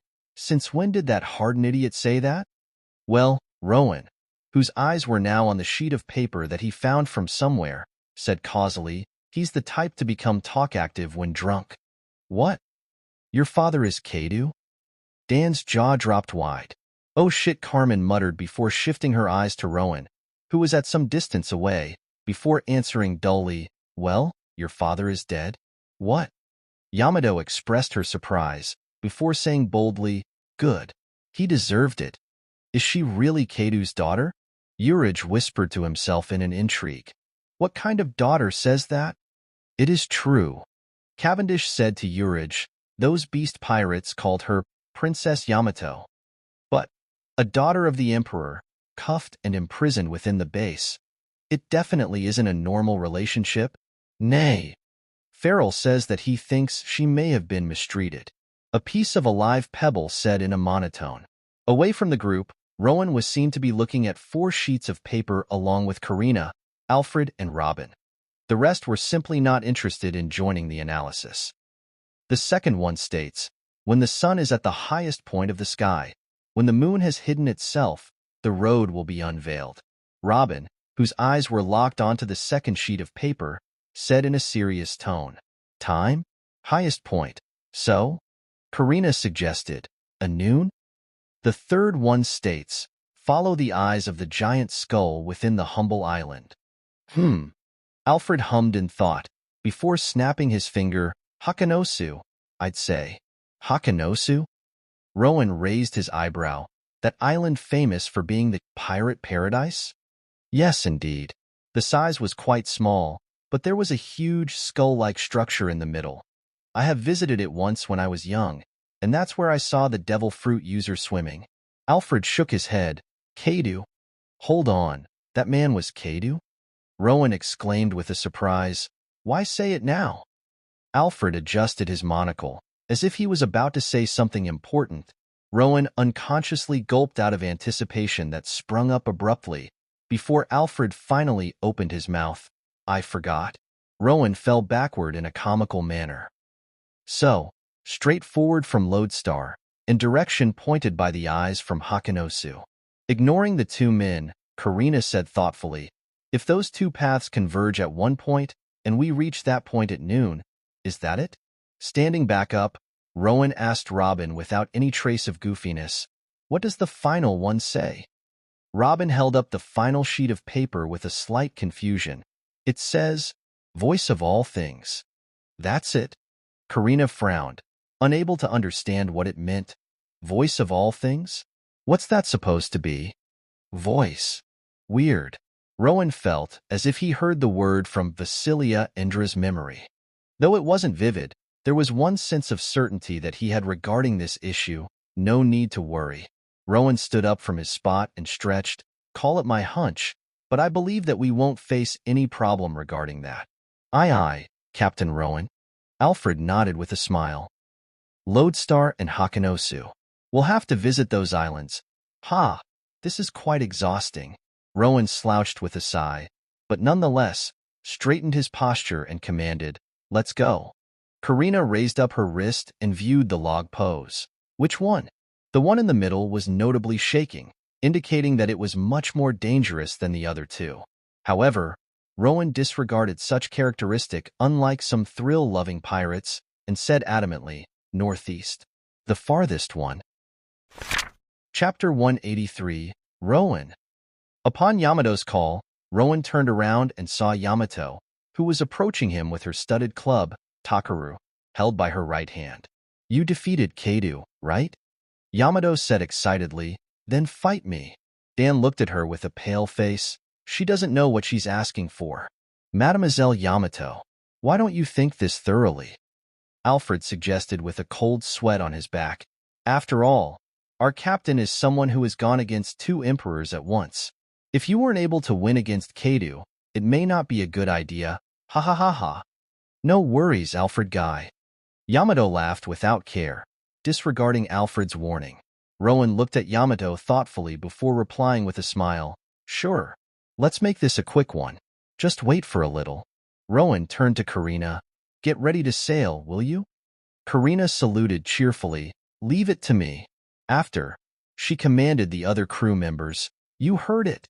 Get on Prominence within 3 seconds." Only to see that everyone was peeking atop of Prominence. "Yo, Promi."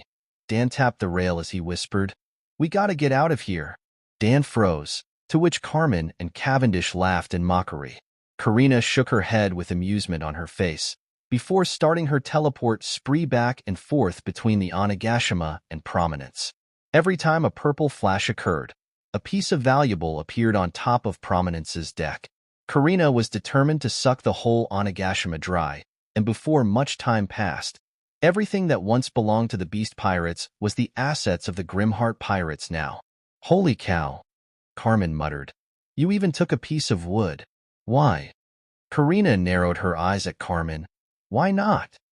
And while Karina was busy doing so, boom. I said, "Wait, really?" Yamato was busy smashing her weapon, Takaru, on Rowan over and over again, but it had no effect on the latter at all. However, there existed no sense of annoyance in Rowan. On the other hand, he was exhilarated by the fact that all the fortune of the Beast Pirates was he and his crew's now. He had no qualm in babysitting a little for such means. "Boom, fight me." "Wait a little longer," Rowan said happily as he took another blunt on his face. "I'm an expensive man, and fighting me comes with a price. Until Karina loads everything here onto our ship, I'm not doing anything." But Yamato didn't listen. Not that Rowan minded. After a while, "All right, Rowan, we're finished here," Karina finally reported with a high spirit. "Endure it." Karina immediately barked at Prominence. If an average person came across this scene, he or she might have thought that Karina was a crazy woman. "Nice." Rowan grinned, before shifting his attention to Yamato, who was huffing in exhaustion. "How the heck are you as tough as Kaido?" Dan squinted his eyes with his mouth agape. "Didn't I previously tell her that Captain won against Kaido and Big Mom by himself?" Carmen said in a sarcastic manner, "She's born different." "Gwahaha. So am I." Cavendish exclaimed as he puffed his chest out. "What?" Carmen stared at Cavendish, dumbfounded. Rowan, on the other hand, slammed his fists together in an excitement. "All right, let's fight, just as you wanted." Yamato smiled in anticipation, though her breathing was still unstable. And that was the final moment that Yamato remembered before she lost her consciousness. Shit, Rowan rubbed his head sheepishly. I got too excited there. He gazed at the front with a troubled expression. The whole Onigashima, due to a single punch from him, has reduced to a flattened ruin, with the bruised Yamato lying in the middle. What an overkill, Alfred commented from the prominence, before holding his hand out to Urich, who passed a stack of money to the former. Sahaha, you win this time. Rowan gazed at the unconscious Yamato momentarily, before taking out a piece of paper from his pocket and ripping it into two. It was the Vivre card of Ace, which Rowan got his hands on a long time ago back in Alabasta. There. This should make up for it. He flicked one among the two toward Yamato. Boing with a funny noise, the small piece of Vivre card shot out to Yamato rapidly, before, boing, bouncing subtly upon reaching Yamato's bust. That was intentional. Karina's eyes sharpened in suspicion. Bohahaha. Rowan simply laughed it off. I was intending to slip it in between, but missed by a slight margin. Hey, is this something for you to say proudly? Karina cracked her fists. It seems that there's some talking to do, but before that, I have a present for you. Rowan, unfazed by Karina's anger, made a cheesy smile with half-lidded eyes before taking out a chunk of diamond from his pocket. Karina's anger immediately died down. Since when did you get that on your hands? Hee, why didn't you say it sooner? The rest of the Grimheart pirates face-bombed. He knows her well. Nay.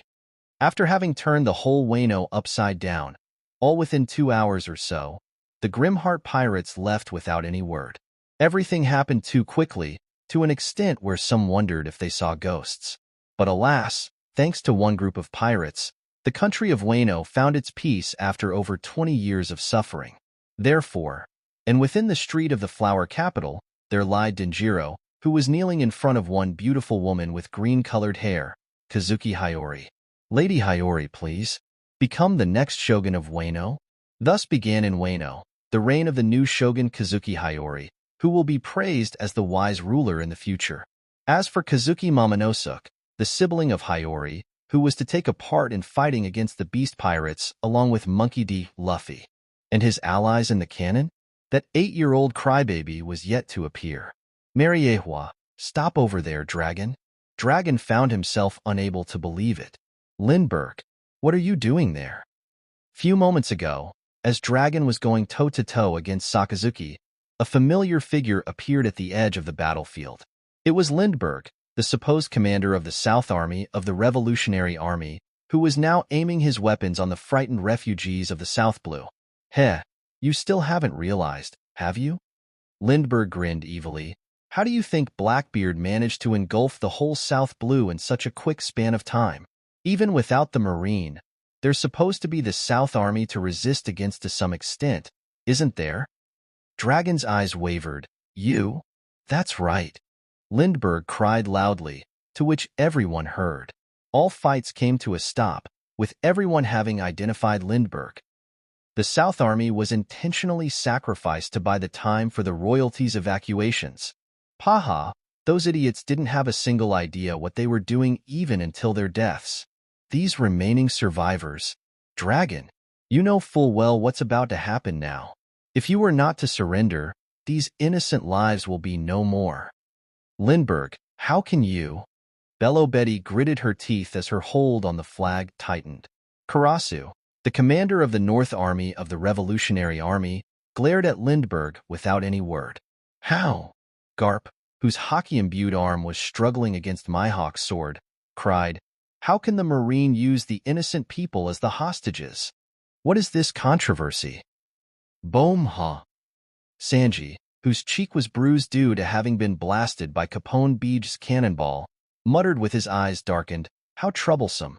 Zoro, who had a bandana wrapped around his head, landed nearby Sanji with visible wounds, with all 3 swords unsheathed. I agree with you for once, Arrow Cook. He was somehow talking while biting onto the hilt of one sword. Now, rain has finally stopped pouring down, and the whole battlefield fell into a silence. It's for the greater good, Garp. Within the silent ground, Sakazuki said adamantly. In order to wipe out all evil from the world, some sacrifices are necessary. Your words are full of hypocrisy, Akainu. Dragon growled with his hands clenched. The hostage's eyes held fear. But Dragon had to save his son. He was the Revolutionary Army's supreme commander. Yet, he was one man's father. The lives of the weak are what the Revolutionary Army has been fighting for. Luffy, was I too greedy? Was I too rash? Lindbergh's betrayal. I've been complacent, haven't I? Dragon fell into a dilemma, and he was unable to hide a troubled expression. As Supreme Commander, what should we do? One member of the Revolutionary Army said with a trembling voice, but Dragon couldn't answer. On the other hand, Dark Bullet. Bang you. Sabo frowned in pain as Tensei's technique blasted onto his hockey-imbued chest, leaving a visible bruise on spot. Sabo! Ace cried in worry. Clang, but he was quickly forced to block the attack aimed at him with his hardened arms. And now, Kong, who assessed the situation with his arms crossed, raised his hand up and clenched his fist. Start. The whole ground rumbled as the stationary pacifistas moved simultaneously.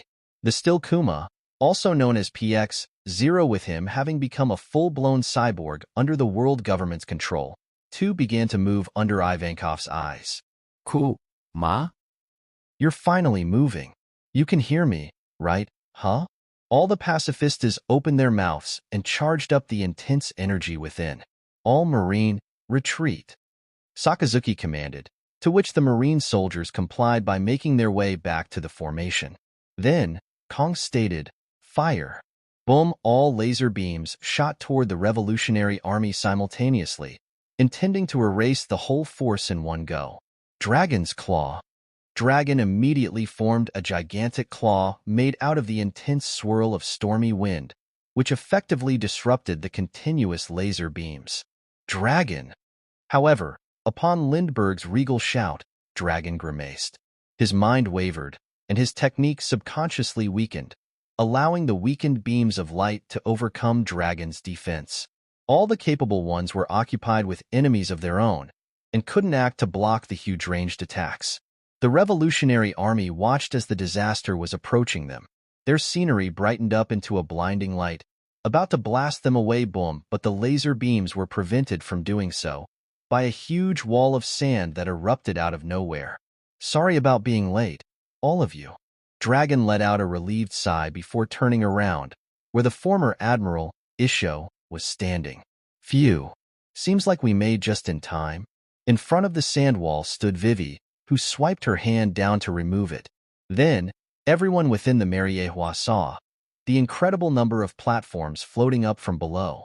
Isho, through the use of his devil fruit, reversed the gravity and allowed everyone in separate seas below to make their way up. Although he was sweating due to such a huge-scaled exertion of his ability, his aid has brought a new light to Dragon and his alliance. We're here as well. At the same time, the other members of the Whitebeard Pirates revealed themselves from the huge hole dug by Morley previously. Vista, who was in the front, said with an annoyance, "You can't leave us just like that, Marco Ace." Marco, who stood nearby, shrugged, "Blame Ace for that." And Lindbergh, the source of Dragon's distress, found himself unable to move. Click, why don't you lower your weapons? Or no need, actually. All of his weapons were out of his control, and a barrel of a gun was touching his temple. If the owner decided to pull the trigger, Lindbergh will be dead in an instant. If there is something that I, the brave warrior of the sea, can't stand, the source of Lindbergh's terror was none other than Usopp. It's the scums who threaten the weak for their own greed. That's right. Chopper, who was sitting on Usopp's shoulder, nodded in an agreement. Lindbergh's own weapons were attached on Usopp's free hand, which disabled Lindbergh from using them. It was thanks to Usopp operating the ability of his devil fruit, magnet fruit. Damn it! Lindbergh shifted his eyes left and right, trying to find the way out. However, all he managed to see was Dragon's murderous glare, which caused him to tremble unconsciously. And don't forget about us. On the other side, Sob said with her arms crossed, "Who are you?"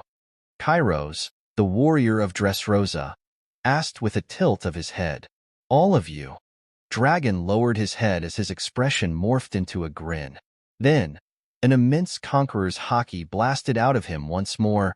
I apologize for my sorry demeanor previously. I promise to you, however, that it won't happen again. A sharp blast of storm was shot out from Dragon's hand, before drilling into Lindbergh's exposed neck. Ah! Lindbergh cried in pain. Ah! Usopp and Chopper screamed in a surprise, as Lindbergh dropped on the ground, dead. Seriously, are you a brave warrior of sea or a coward?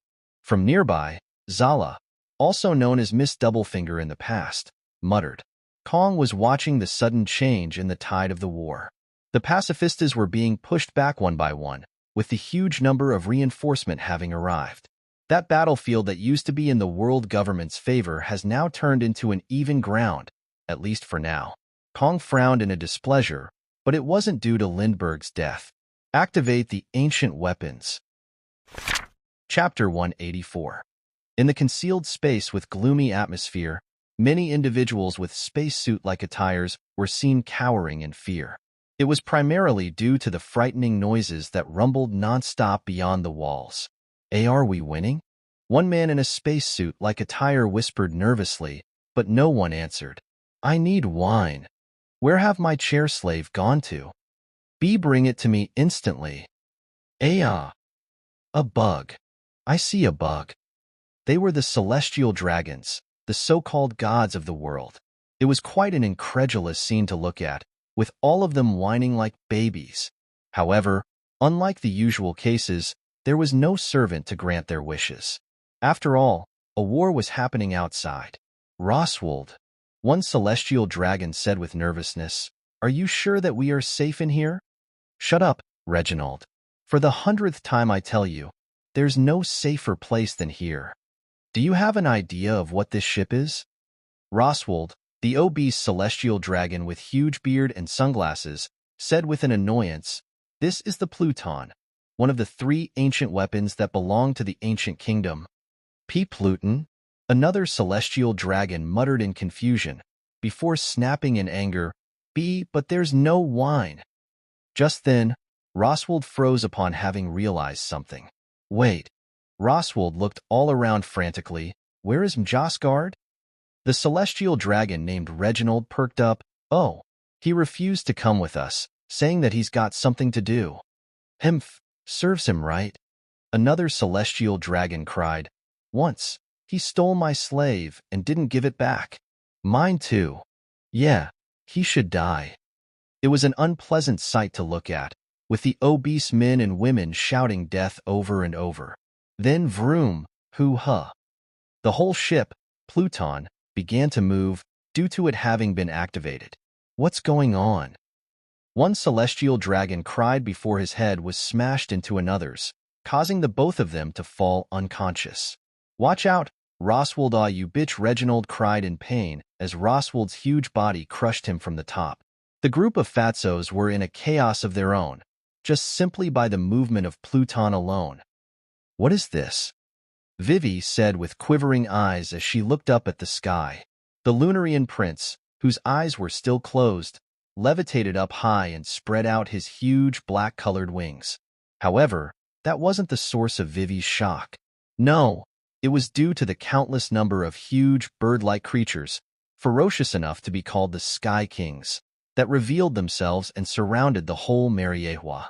Upon Uranus's call, the creatures in the sky listened. Kong muttered knowingly, a saying that comes from the past. Vroom, simultaneously, the huge ship, Pluton, too floated up from its position, revealing its gigantic size to the Revolutionary Army.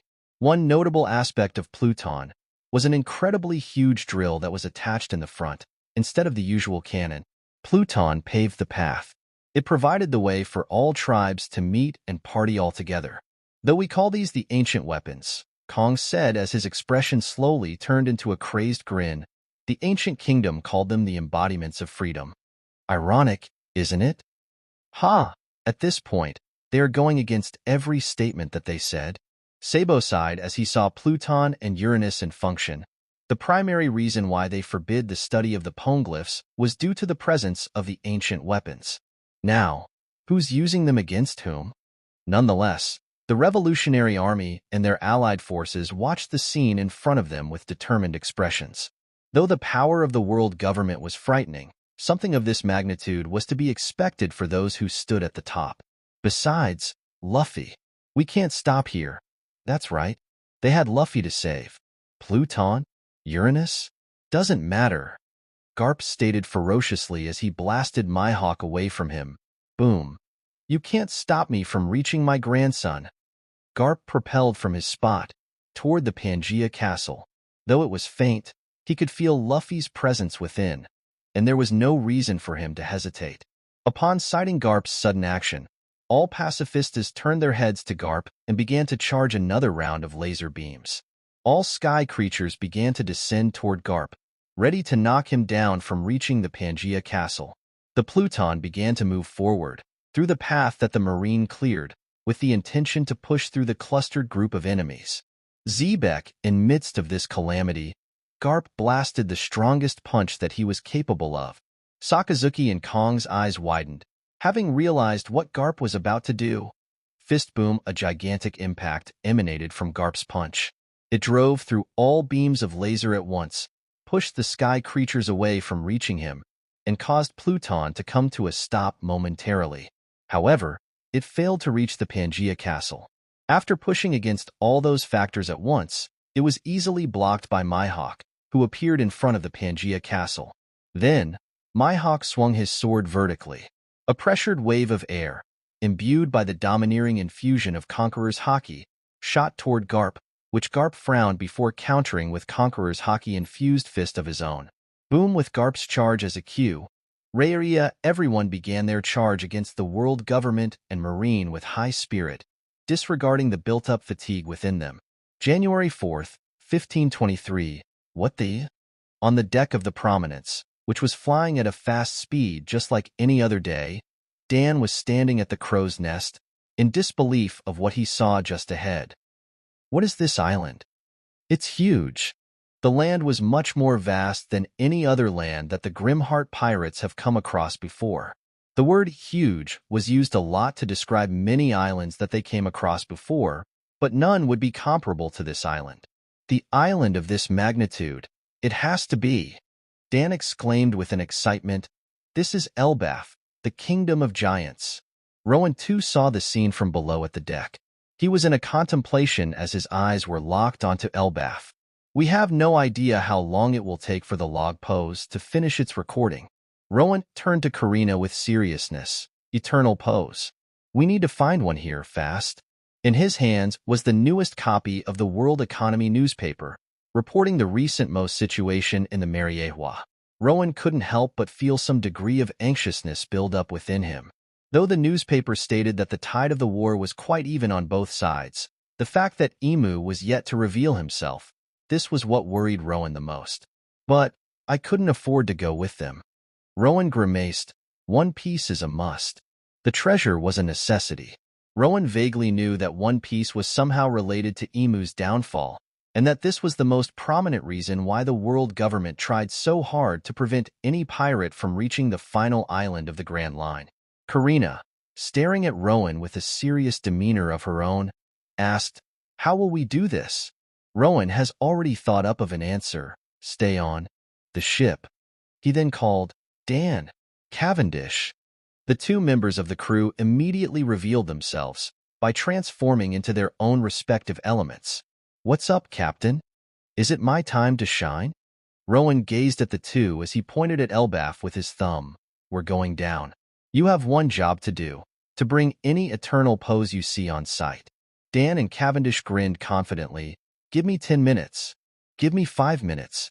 Dan stared at Cavendish with raised eyebrow, before changing his statement. "I meant 1 minute." Cavendish snorted. 30 seconds is enough for me." However, Rowan was long gone from the ship. Beyond him then, the whole crew saw a huge giant being blasted up from the distant land of Elbaf. Abruptly, a monstrous scream boomed forth from the giant in pain, causing everyone in the ship to cover their ears momentarily. "Geez, Karina looked at Dan and Cavendish with a feigned disappointment. You two are so slow. Dan and Cavendish instantly turned into a bolt of lightning and flash of light and traveled to Elbaf without any words, having felt a dent in pride by Karina's words. I'm slow. I, Cavendish the Light, am slow? That day, Elbaf faced a disaster that even they, known as the strongest kingdom of the world, couldn't fight back against. If Lin Lin, who desired to gain Elbaf's power in her hands, saw this scene, she would have expressed a disbelief. Fishman Island. Everyone get in, quick. We don't have any time to waste. The firstborn of King Neptune, Prince Fukaboshi, cried urgently as he aided the citizens of the kingdom to enter the huge ship that awaited on the edge of the island. Noah, Jinbi, who watched the scene from some distance away, thought as he closed his eyes, to think I would see Noah, the ship of promise, in function. It all began from the arrival of the Whitebeard pirates. Jinbi couldn't imagine it. The Fishman Island sat at the depth of the sea, unknown of the events that were ongoing around the world. Coupled with Rowan's victory against the two emperors, the existence of the man named Emu, and the war that involves the whole world, he realized that it wasn't the time to sit idly by. He persuaded King Neptune, along with the help of Madame Shirley, who repeatedly sprouted how the Fishman Island will soon be destroyed. After a brief thought, King Neptune decided to heed to the warnings of the two credible people, and here they are now, about to take the whole Fishman race to the sea above. All right, everyone's in, Brother Fuka. The second-born of the King Neptune, Raboshi, shouted at Fukaboshi, who nodded in response. Good, close the entrance. From atop the Noah, King Neptune was seen to be standing with the gigantic princess, Shirahoshi, next to him. Shirahoshi, you can do it, my dear daughter. It's something that only you are capable of doing. King Neptune held Shirahoshi's hands gently. Close your eyes and speak to them. Tell them that the island is in danger, that the time has come. They will surely listen to someone as gentle as you. Shirahoshi, the timid individual, was shaking as she bit her lips. However, she nodded with determination in her eyes before closing them tight. Please, although I am not able to do much, if you are able to hear, help us. Frankly speaking, Shirahoshi had no idea what she was doing. However, the entirety of her kind now depended on her, and she couldn't afford to fail. Though her frail shoulders felt heavy from the burden, Shirahoshi continued. Come. Shirahoshi's emotion peaked as she let out a loud scream. Listen to me and pull Noah, the sea kings of the underwater.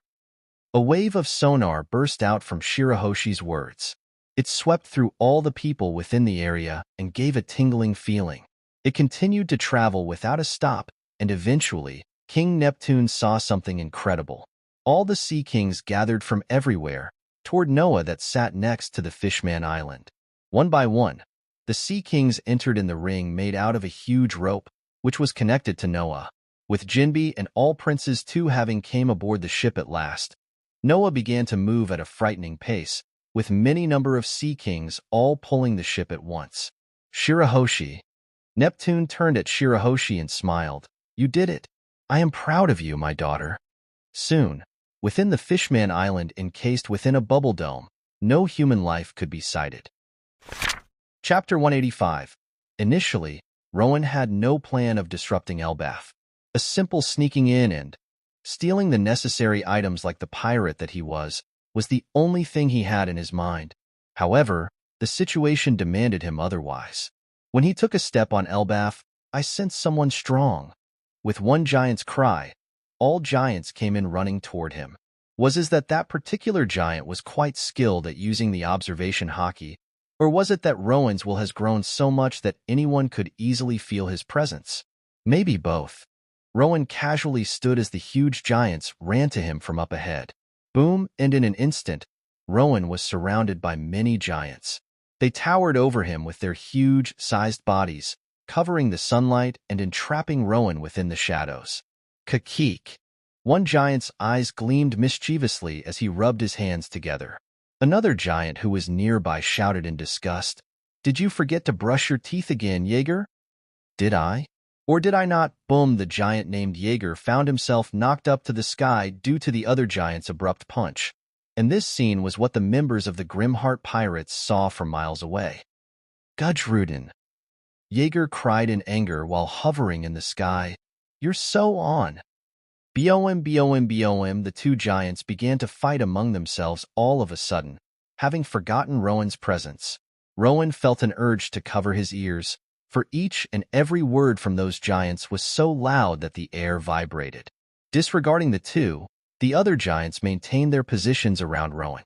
In the middle of them stood one old-aged giant with an immensely huge white-colored beard that reached all the way down to the ground. He spoke with a booming voice to Rowan. Human, I sense that you are the great warrior, worthy of our attention. What's your title? Rowan didn't respond immediately. Instead, he found himself staring at the giant's incredible beard with stupefaction. And look at Whitebeard. He didn't even have a beard. Now, who's the real Whitebeard here? He had many questions to ask.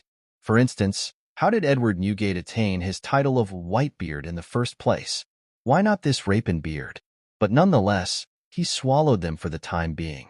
Instead, he finally answered the giant's question before the giant became irritated, since there was no malicious intent in particular. I'm Rowan. An awkward reply it was, but the giants seemed satisfied. Rowan, the warrior of the sea. I see. Well, it has been quite a while since a visitor has reached Elbaf, the old-aged giant said with a sagely nod, before puffing his chest out. And now, let me introduce myself. Boom, slamming his huge sword down on the ground, the giant lifted his arms up and showcased his well-built muscles. I am Gerald the Mountain Beard, the captain of the second-generation giant warrior pirates. In the past, I was wanted by the world with the bounty of 900 million belly on my head. Rowan wondered how Gerald the Mountain Beard would react if the giant learns of his bounty, but decided against it. From afar, the occasional sparks of electricity and flashes of light were seen. It seemed that Dan and Cavendish were doing their jobs as told. Cool. Anyway, Rowan quickly asked, I'm here to look for the eternal poses that will guide my crew and I to the next island. Can you give us some? If giants held an honor of their own, based on the tropes and the demeanors unveiled in front of Rowan, he assumed that telling a lie was something that they despised.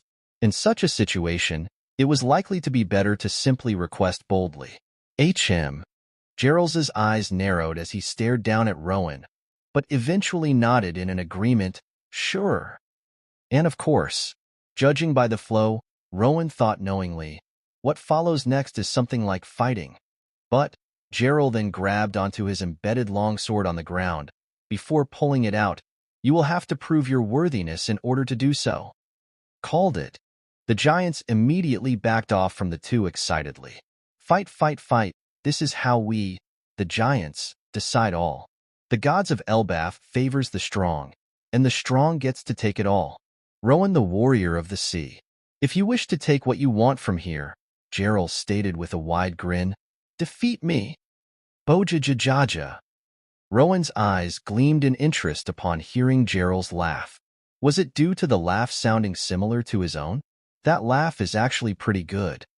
Even as Gerald's huge sword was approaching him rapidly from the above, Rowan was immersed in his thought. Not as good as mine, though. Boom, the ground cracked as Gerald's sword struck onto Rowan. The cloud of dust rose and covered the view, preventing the giants from viewing Rowan. Huh? He didn't dodge? One of the younger giants said with disappointment. It's already over? No, Brown. Gerald responded seriously. He blocked it. He could feel the restraint on his sword. Without a doubt, the small person in front of him managed to defend his attack. Then, Boha. Rowan appeared in front of Gerald all of a sudden. Gerald's sword left his hand, spinning up in the air.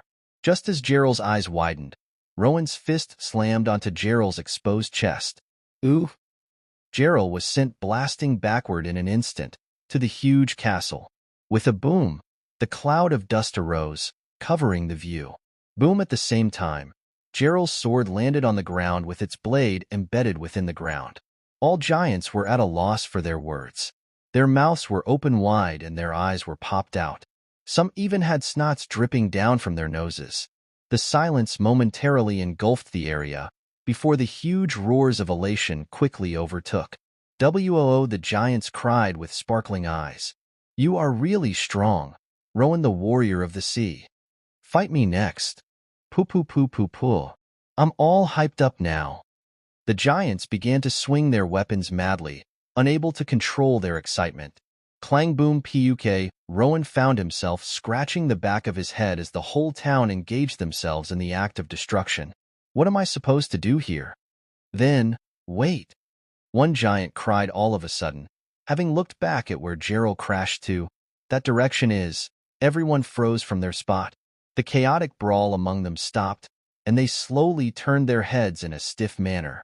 Without a doubt, Gerald's crash brought ruination upon the whole castle that lied in the middle of Elbaf. All the giants all screamed at once. A giant nearby shouted at Rowan out of anxiousness, "Rowan the warrior of the sea! Take cover. Hide as fast as you can." Another one clenched his head in fear. "There's no doubt. Prince Loki. He's going to wake up.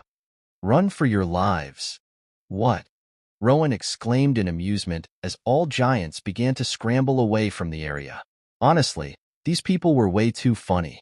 When the cloud of dust cleared, Gerald was seen to be lying within the crack, unconscious.